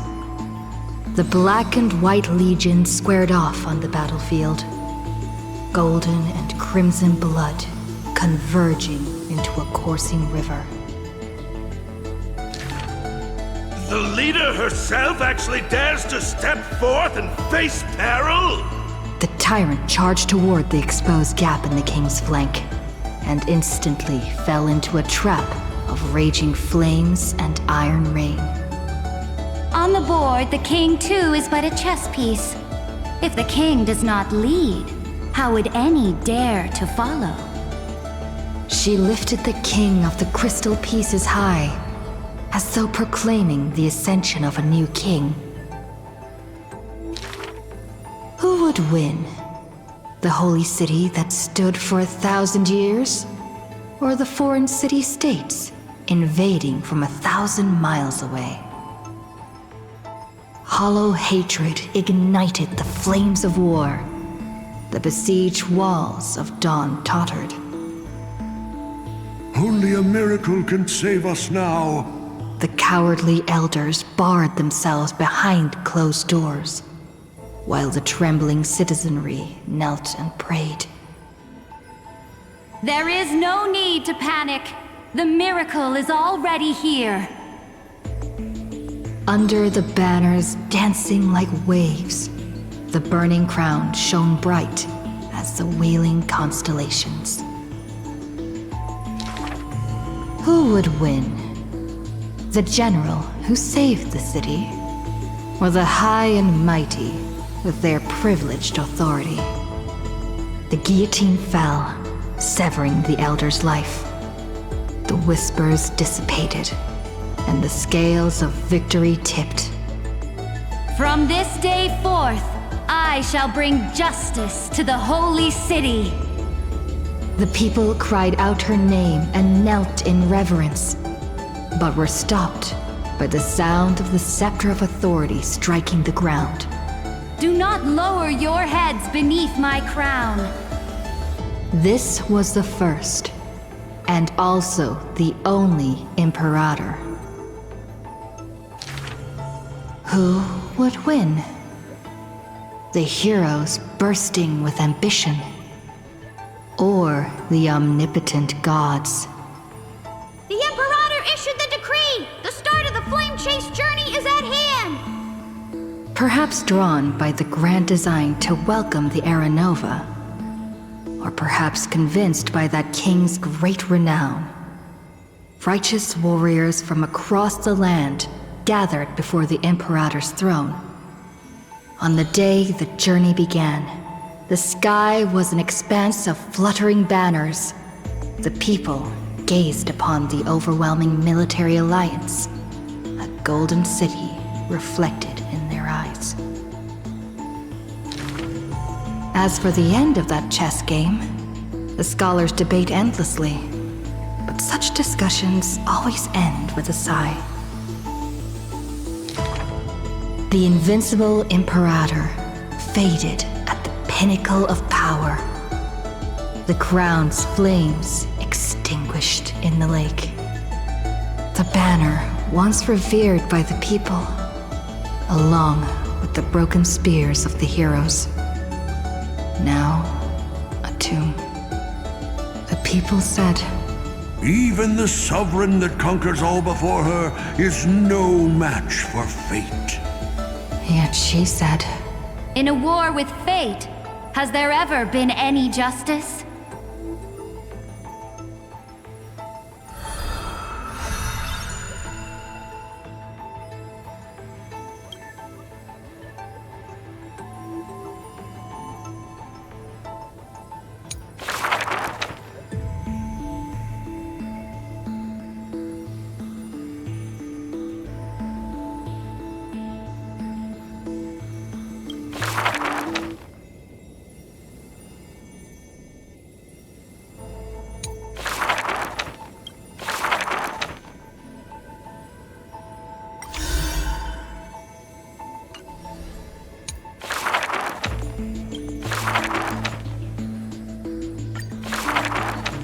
The gates of the Temple of the Three Fates gently open on the day of prayer, and the crowd crouched, whispering like the tide.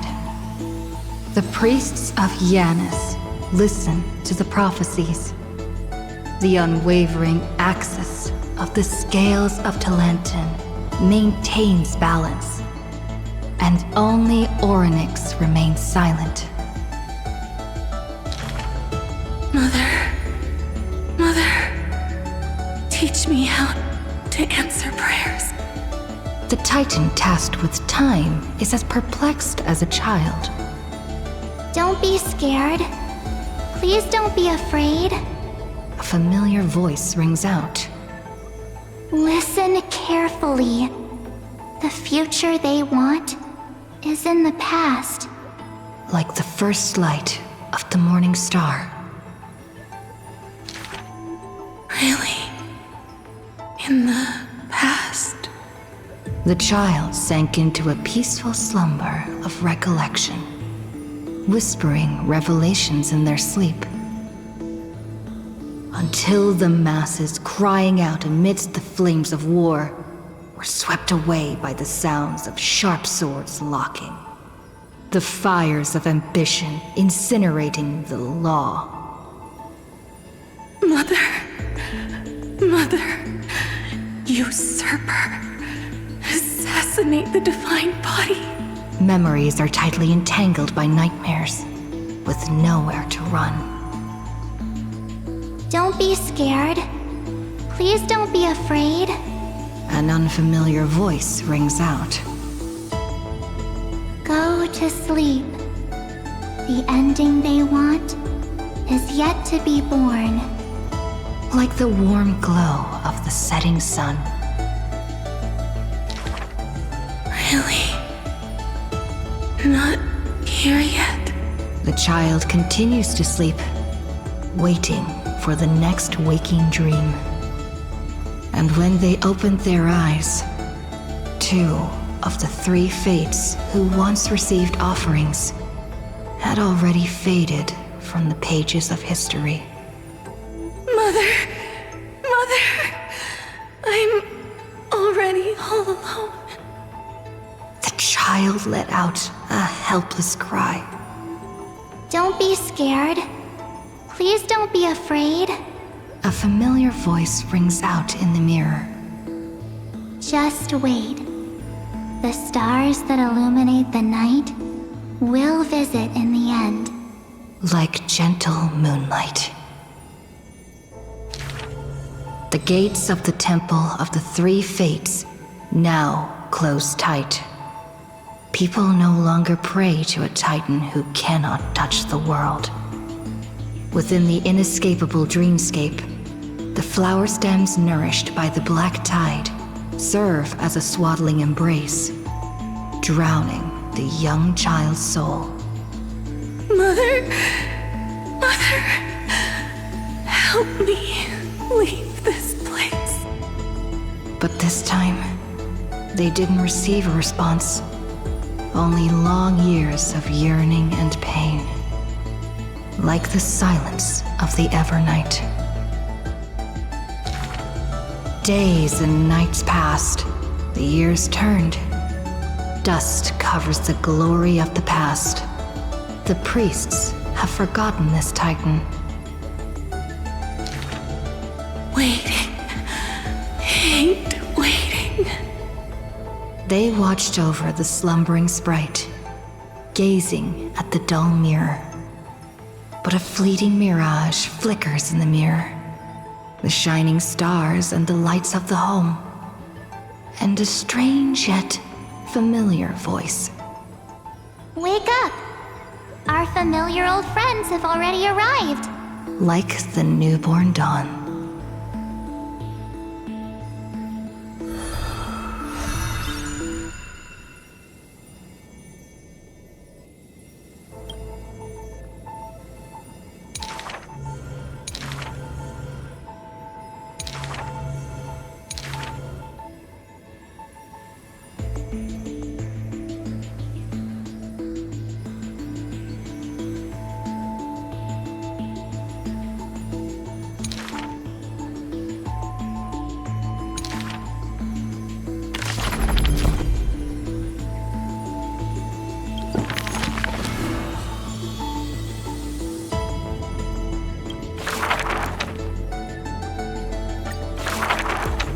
The ancient chaos was shrouded in silence and shadow.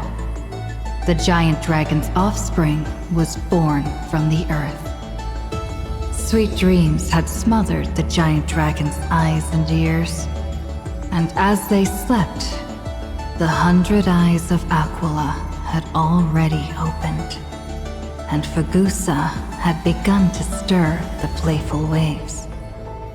Yet Giorios remained weighty and silent. Layer upon layer of peaks enveloped the dragon, cradling them in a bed more grand than any in existence. The giant dragons spent their childhood in darkness.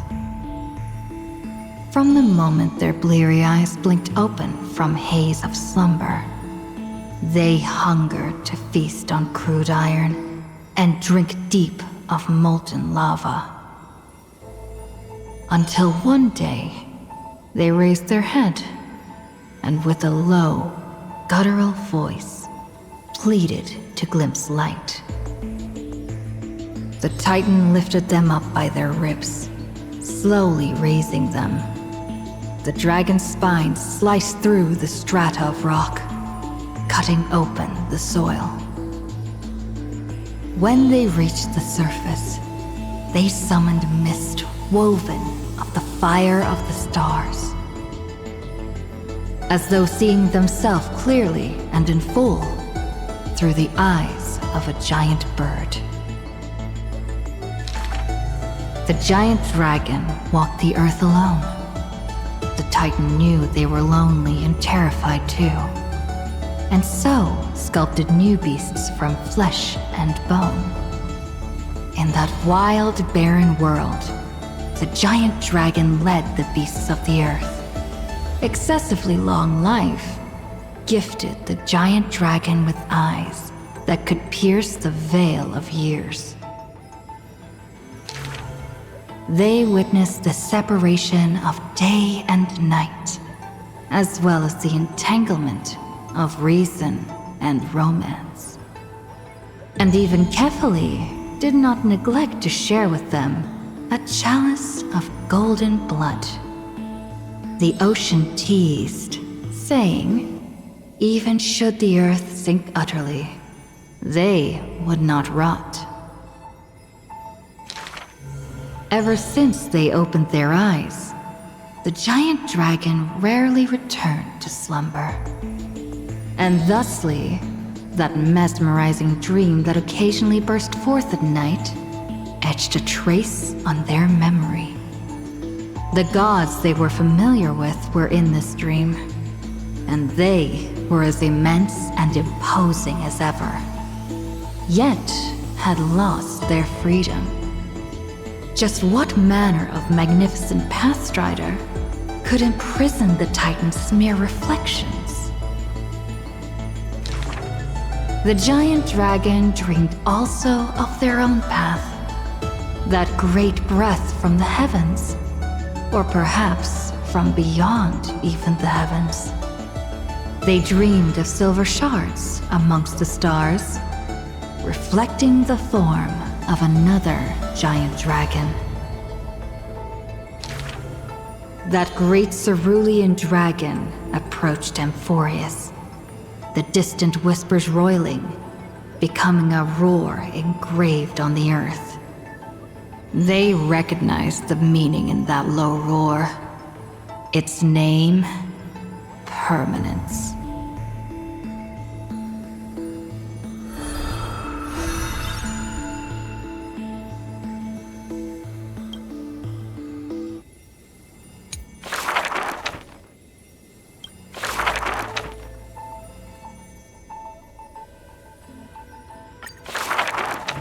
The black tide that blotted out the sky surrounded the city walls.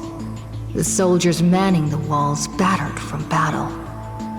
Melodious chords of music were suddenly heard. A single swordmaster had overcome the waves of enemies. The song flowed from betwixt the blades, breaking through formations as a dorsal fin cleaving the waves. when the last wicked beast finally fell, shattered into pieces amidst the sword's dance, the Frostblade bore no trace of blood. The legions of heroes under my command are as vast as the sea, yet lack a formidable sword banner. The commander extended a hand, inviting the musician to join. Should a fish separated from its school glimpse a faint glow, it will swim toward the light. The swordmaster clasped the commander's hand, as though gently grasping the hilt of a keen blade. When the spray of her waves extinguished the fires of war from the holy city, a golden name was engraved upon the stone pillars. The former commander burned the crown to become king. High Sealands, brave in battle, triumphant in command, I grant you the title Dux Gladiorum. Let us all forge ahead together. During the banquet after the battle, the weaver tailored for her a splendid dress, and the commander poured her honey brew. Her golden-blooded comrades gathered about her, chanting her new name, urging her to play that splendid music. The candlelight danced and mingled with flowing drink, swords and song ringing out in unison. Yet none knew that was once a lonely melody from the deep sea. The music of revelry continued for a long time, until the whispers of conspiracies were buried in the songs, until the roars of lethal struggle shattered the music. Legend holds that they who bear the weight of a pillar shall one day return to where it stands. Those who tug at the earth shall end amongst the mountains. Those who sow dawn and dusk shall remain eternal in the sky. And she would once again return to the pitch-black sea. And she would once again sing her music alone. The bountiful ocean, with the banquets of bygone days, stir as futile bubbles at the bottom of a glass. Many years later, the song once played by that swordmaster was played by future generations in the Holy City. The people knew the demigod of the seas was still a noble captain. She possessed peerless swordsmanship and a song that is passed down through the ages. It was just that she had long since vanished. Guests at the banquet sometimes spoke of her, but it was only a prayer between their cups. High Sealands, melody of the waves, bless our night that we may drink deep and dance till dawn.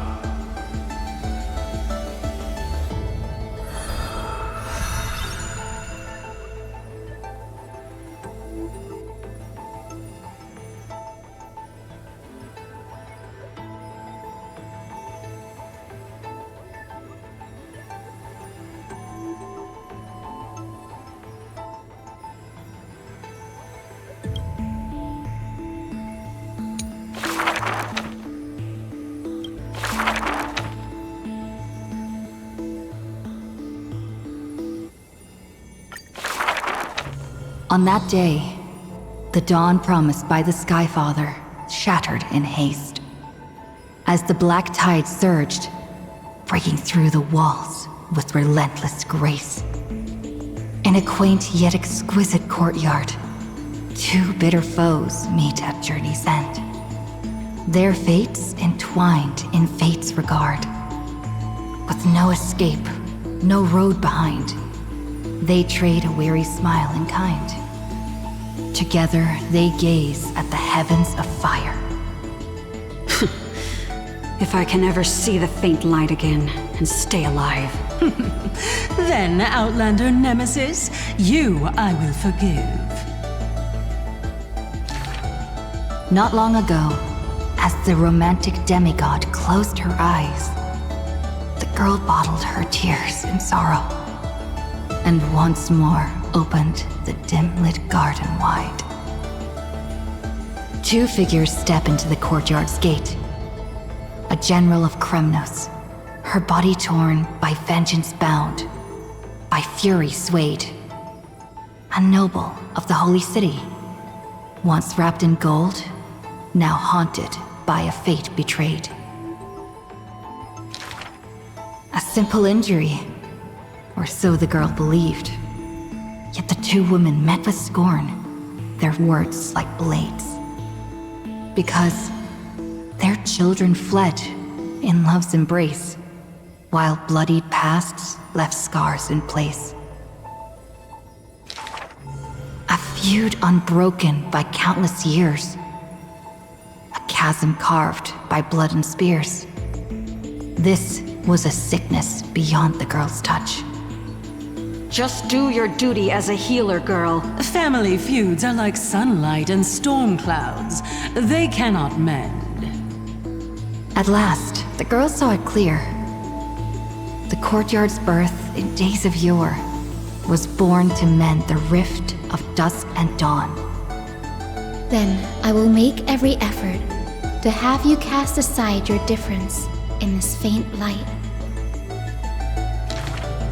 Before long, the general's wounds were healed, and the noble's worries gently repealed. Yet when their gazes met once more, the loathing within remained unswayed. The girl then spoke the tale of her skykin, of a grandmother's sacrifice, a father's flight from within, of ancestors who descended, leaving their feud behind. Their hands in hers, she held them tight, yet flames of hatred burned too bright. She did not waver or despair. She just smiled and gazed upon the sky. I will use my own fate to prove to you. The courtyard, once bright, lay steeped in night. Hanging blossoms and wind chimes, all swallowed by the black tide. The general raised her spear, for the noble's sake, while the noble whispered prayers for the general, gentle as a lake. If I can ever see the faint light again and stay alive. Then, Outlander Nemesis, you I will forgive. The death they awaited never came. Instead, a cascade of colors fell from the heavens, simply there, protecting them both. The sky still burned, dark and low, yet her words lingered, a gentle ember refusing to fade. I will use my own fate to prove to you. Day and night can be mended, and so can hatred be undone.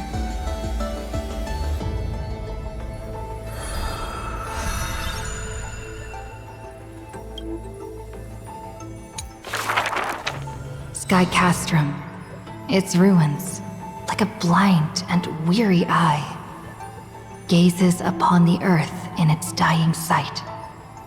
Alone, the girl remained upon the battlefield. No time to shy from the searing gold, no will to wear her usual smile. She fought her way to destiny's edge. Of the crumbled mural, but one piece endured. A corner portraying the day thunder night, dazzling in blaze. She placed her hand upon the mural. Pain seared through skin and bone, as the picture claimed her within its lines. Nothing is mightier than the sky. It holds countless wonders within its clouds, and each opening and closing of the eyes brings dawn and dusk. In that painted world, the girl Celiosi's eyes glowed, watching her father, steel-clad and unyielding, cross the land beneath the searing sun. But the girl known as Hyacinth recalled her father's fragile light in the dark, the journeys into lands unknown, marked by endless sunlit days and restless winds. The sky is the gentlest of all. It watches over all things with compassion, showering them with soft rain and morning light. And yet, the sky remains so cold. It witnesses believers tear each other apart. And still, it cowardly flees from all responsibility. Within the frame of that image, the one called Celiosi bore fury in her gaze, her golden blood trailing as she turned from home, sharpening arrowheads beneath the wide and barren sky. Hyacinth remembered her grandmother's song. She recalled her prayer to Aquila before her grandmother's journey, and how bitterness followed her to an unknown land. But the sky is so lonely too. Forever distant from the world beneath, it watches every sorrow, unable to intervene. No, the sky must be merciless. It must scorch the wicked, temper the fragile, and pass divine judgment upon all human wickedness. Within the mural, the girl named Celiosi became the divine eye, gazing down without mercy, a titan passing judgment upon her own kind. But in memories deep, Hyacinth heard their call, the golden threads that shielded all, the burning sun, vast and unyielding, carrying the weight of all the world had known. No, the sky must not forsake kindness. Through its boundless embrace, it carries the core flame of hope for humanity. The sky, it's so dark, so cold. In the depths of memory, the girl named Celiosi pulls her knees to her chest and trembles. Then please, come sit in my courtyard. A gentle ray of light seeped through. The celestial mural now fused anew. Once more, the land knows favor and boons. The girl who has now become the sky takes the hand of the girl who once was. I want to tell you the secret of the sky's greatness.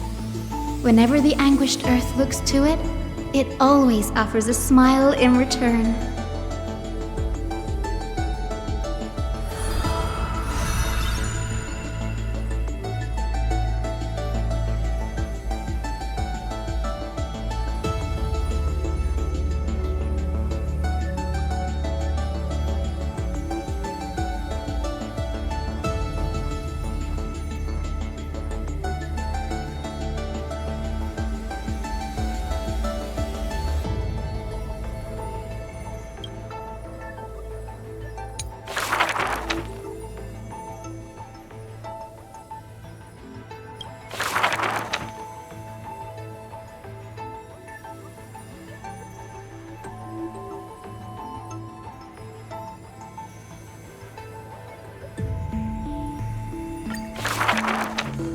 Final? Perhaps you're more suited to being a teacher's assistant. There was once those who misunderstood his alias. Final. An eventuality for students. A test for knowledge gained. It may bring wisdom to light and illuminate efforts, but the word's more common meaning is nothing less than the end. That's quite ominous. The man pretended to be surprised and responded with a smile. Though it does dovetail with our destiny. Laughter resounds, the man walks the land, leaving footprints filled with joy. Despite the weight of the past, he can always laugh it away. Those nearby glance at each other, unsure of how to respond. Perhaps I was just born easygoing. His explanation is just as carefree. Look at Mighty and Professor Anaxa. Boys all grow up into serious adults. But as long as I keep smiling, Akuma will always have an upbeat, shining young man. Though having said that, he too has quiet moments. Each time he gazed long toward the coming dawn, a smile remained fixed on his lips, paying no mind to anything else. His eyes were painted with the azure of the sky, gaze fixed on the Titan bearing the world. I was just imagining. He explained his own trance in a comment. Kefali too was once in mortal flesh and raiment. Now, when the man comes with sword in hand, there is no need to doubt he will swiftly win victory. But his smile is pure. Ever since the start of the journey, he is still called a youth in this story. Youth is always ambitious, with lofty goals. But it seems that in the man's heart, only the wishes of others are held. Apart from the ideal of deliverance, what do you have left? The golden-haired friend once asked him so. He remained silent. Then, as he was wont to do, he simply smiled. As long as I don't ask for too much, everything will unfold as desired. In Amphorius, untitled statues are a prevalent sight. As for the inspiration behind these statues, they are said to be the clay figures that Kefali made at the world's creation. They made clay figures in their likeness, bestowed upon them the breath of life, and allowed the golden divinity of their blood to course through. Thus, the very first mortals roamed the earth, receiving the gods' mercy, while realizing the sorrows of this world. But that sorrow was, in the end, only the sorrow of the world. Nobody ever cared what lay behind the smile, what the clay figure thought.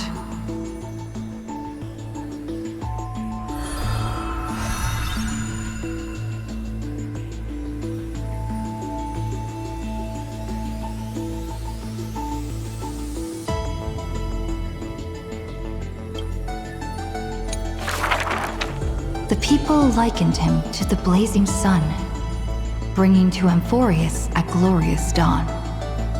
And for his part, he embraced their expectations, being willing to become the perfect vessel. Like that god who shouldered the world, the man never cried or frowned. Yet, he is not proud of his resolve, for sometimes he even avoids the funerals of the departed, only out of fear that he cannot cry for those in pain.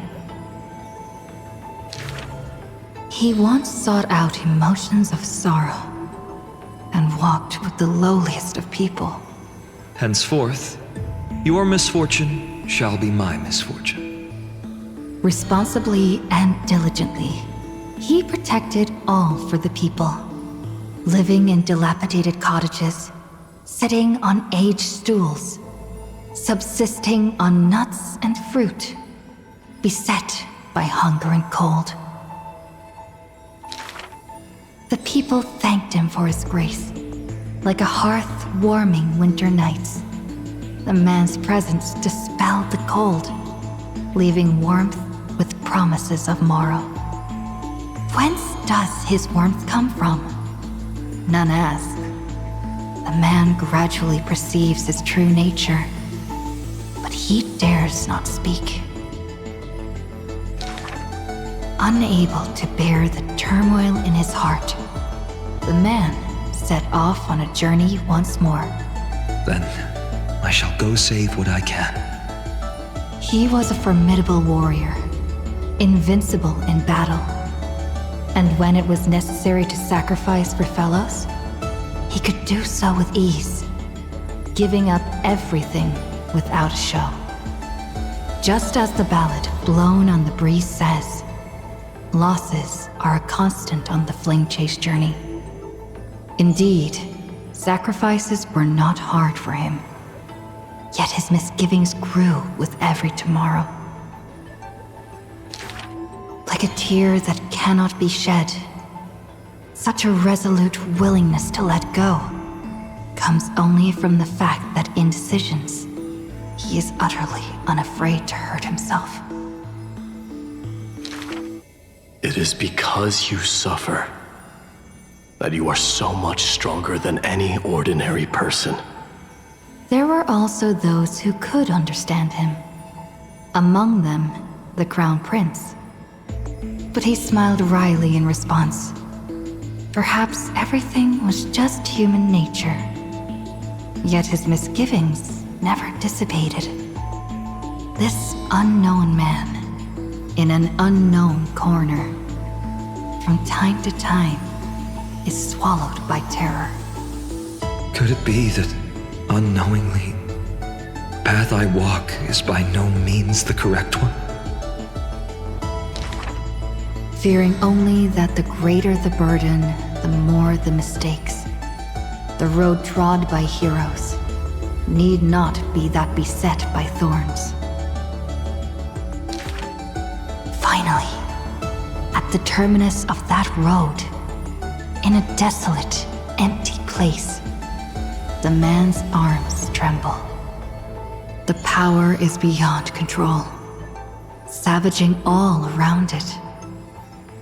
This is the end of his road, but perhaps he had long foreseen it, but was doomed to be powerless to change it.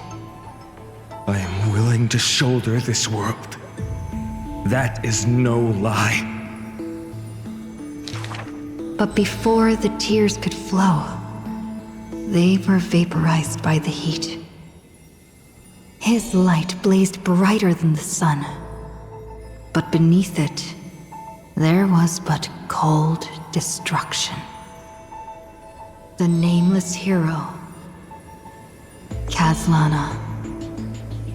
He had never loved himself. Why would he love this world?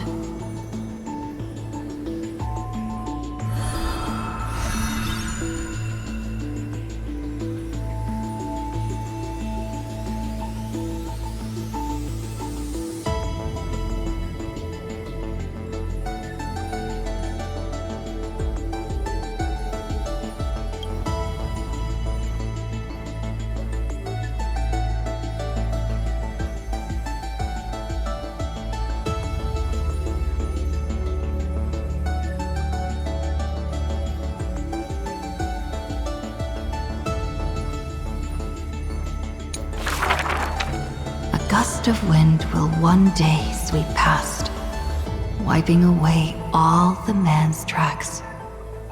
Nearly every footprint was stamped full of the fury that filled him. That humble youth faded away with the flames into yesterday. The first ray of light to pierce the long night was brought by the burning man. But the body that bore the weight of the world was forged by the fires of wrath. Rage is a crafty emotion. It changes its face, concealing itself within the man's life. His friend fought blood-soaked battles, so their people would need fight no longer. But every victory in battle he gained left him neither satisfied nor proud, only with the indifference of emptiness. You must be careful. Duty does not drive you to wield your blade, but hate. His teacher kindly reminded him thus. And behind that hatred, you seem to desire the destruction of the self. But what about his joy? Was that too merely a phony disguise? He who once laughed amidst the crowd, day after day, as though it were second nature. No. Even though he knew not the meaning of love, that happy past was not a lie someone wove. But now, even those memories have melted into fury. His hatred is such that he cannot hold on to what he cherishes, though all is precious to him. Fueled with lone courage, he attempted to resist fate. But the burning sun that shines upon all creatures, once fallen, will incinerate the land, becoming golden death. But what of his sorrow? Indeed, the man could shed no tears. But at the moment the cycle manifested, when all that was familiar was now remote, the world collapsed, becoming empty in an instant. But the stabbing pain in the man's heart, was it but the residual warmth of his wraths? The truth no longer important. The man simply took another step forward. He wasn't willing to believe it, but was willing to acknowledge it. There is no need to question your heart. No need to crave victory. If I am born to be a vessel of sin, then I shall roar at evil, and together with it burn. In the endless cycles, there were some moments when the man felt everything dissolve like a dream. In that dream, he would awaken again and become once more the boy who loved to laugh. But were he to open his eyes, the fury would cast a shadow. He saw the creators choke his throat, gurgling and gasping, and in that boundless dream, he mistook them for his own jest. But their true forms were violent hatred towards the creators, towards himself, a roaring inferno. The prophecy departed, and Forius was unable to usher in the dawn. What rises in the distance is not the morning sun, but a ball of all-devouring fire, setting the universe in conflagration, searing till the end of time.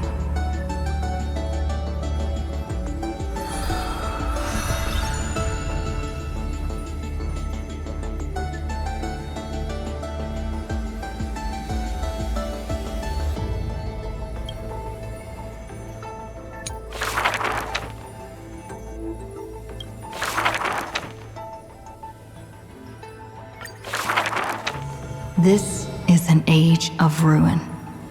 The Chrysos War ignites once more, while Zagreus' taunts ripple through the city streets. This is also an age of splendor.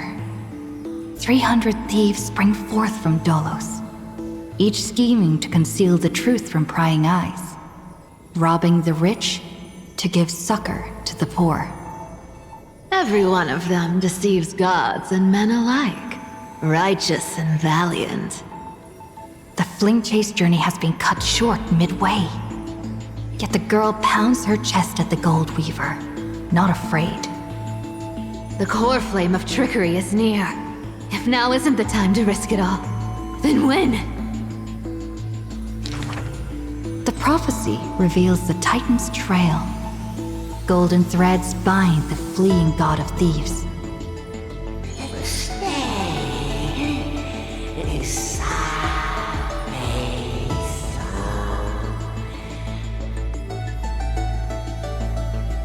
The young girl flashed a grin and walked towards the god, who was pretending to smile. I once vowed to the god of thieves that I would force trickery to reap what they have sown. The Titan whispered from the vortex, the god of trickery's earnest plea. They made a promise to the girl who entered the trial, that the whole world would be bathed in light. No more lies and deceit.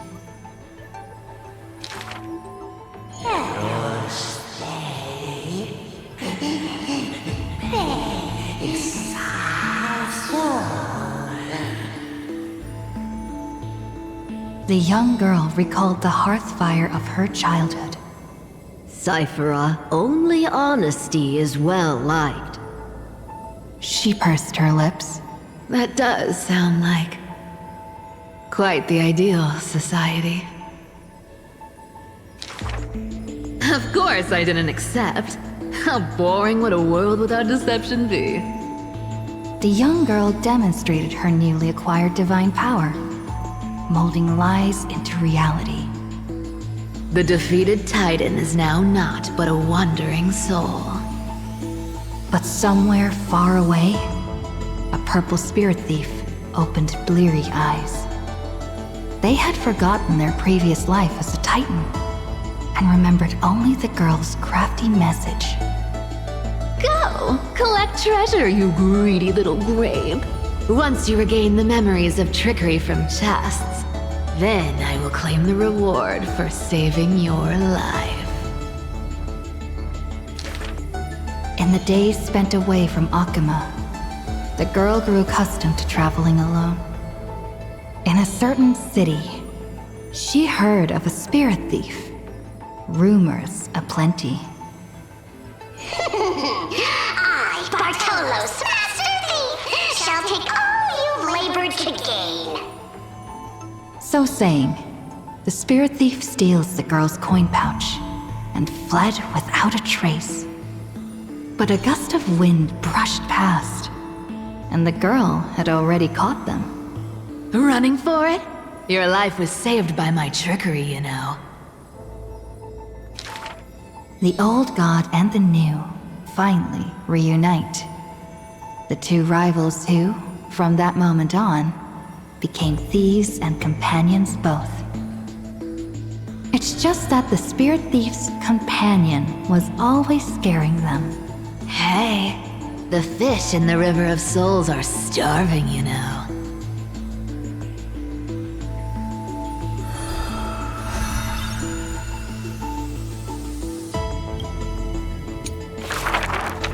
A thief reveals a few lies.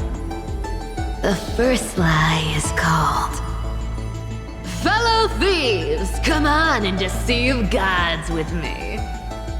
The world has already forgotten that feast. Lies unnumbered that drowned the Day of Souls. Schemes uncounted, burning for a night of revelry. 300 thieves shackled in imprisonment, in exchange for a Titan's resigned confinement. To have managed to trick the Grand Master of all tricks. I can die happy now. This was Dolos's great achievement. The deception of the gods, where even Zagreus was fooled. The second lie is called The god of trickery is now not but a wandering soul. Why did she spare the Titan's life? The young girl knew not, even after asking herself. Was it greed for the treasure they promised? Or had she vaguely perceived their lonely fate? It's because you're every bit as despicable as I am. It's such a relief not having to deal with the noble. The girl dismissed and made light of herself, only forgetting trickery was once a god that supported the world. The third lie is called... Oh, eternal day! Endlessly illuminate the holy city. At Dawncloud, the chaplain's secrets foretold the coming of that endless night. What if my lies are more sophisticated? Can the dawn last forever?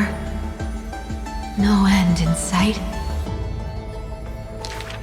Bearing the fate of the Thief Star, the girl was long used to walking in shadow. But as she gazed towards the holy city's dawn, her duty became fixed in her heart, stalwart in might. The fourth lie is called... There's no reason! I just don't want to see you again! The girl tried to mask her nonchalance, but could never fool the Golden Thread's questions. But it is the false-hearted malice that most powerfully forces belief. A true flame chase hero willingly faded from attention, while the wayfaring traveler grasped tight onto fleeting light. She used divine power to forge a mask and conceal the last of her true heart. The fifth lie is called... No.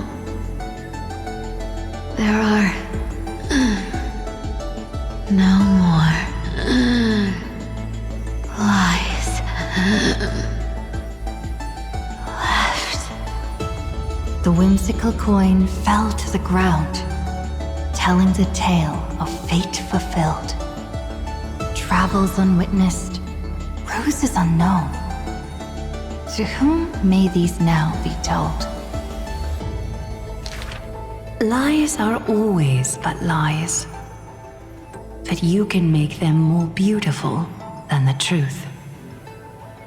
Under the somber sky, golden blood soaked the thief's cloak.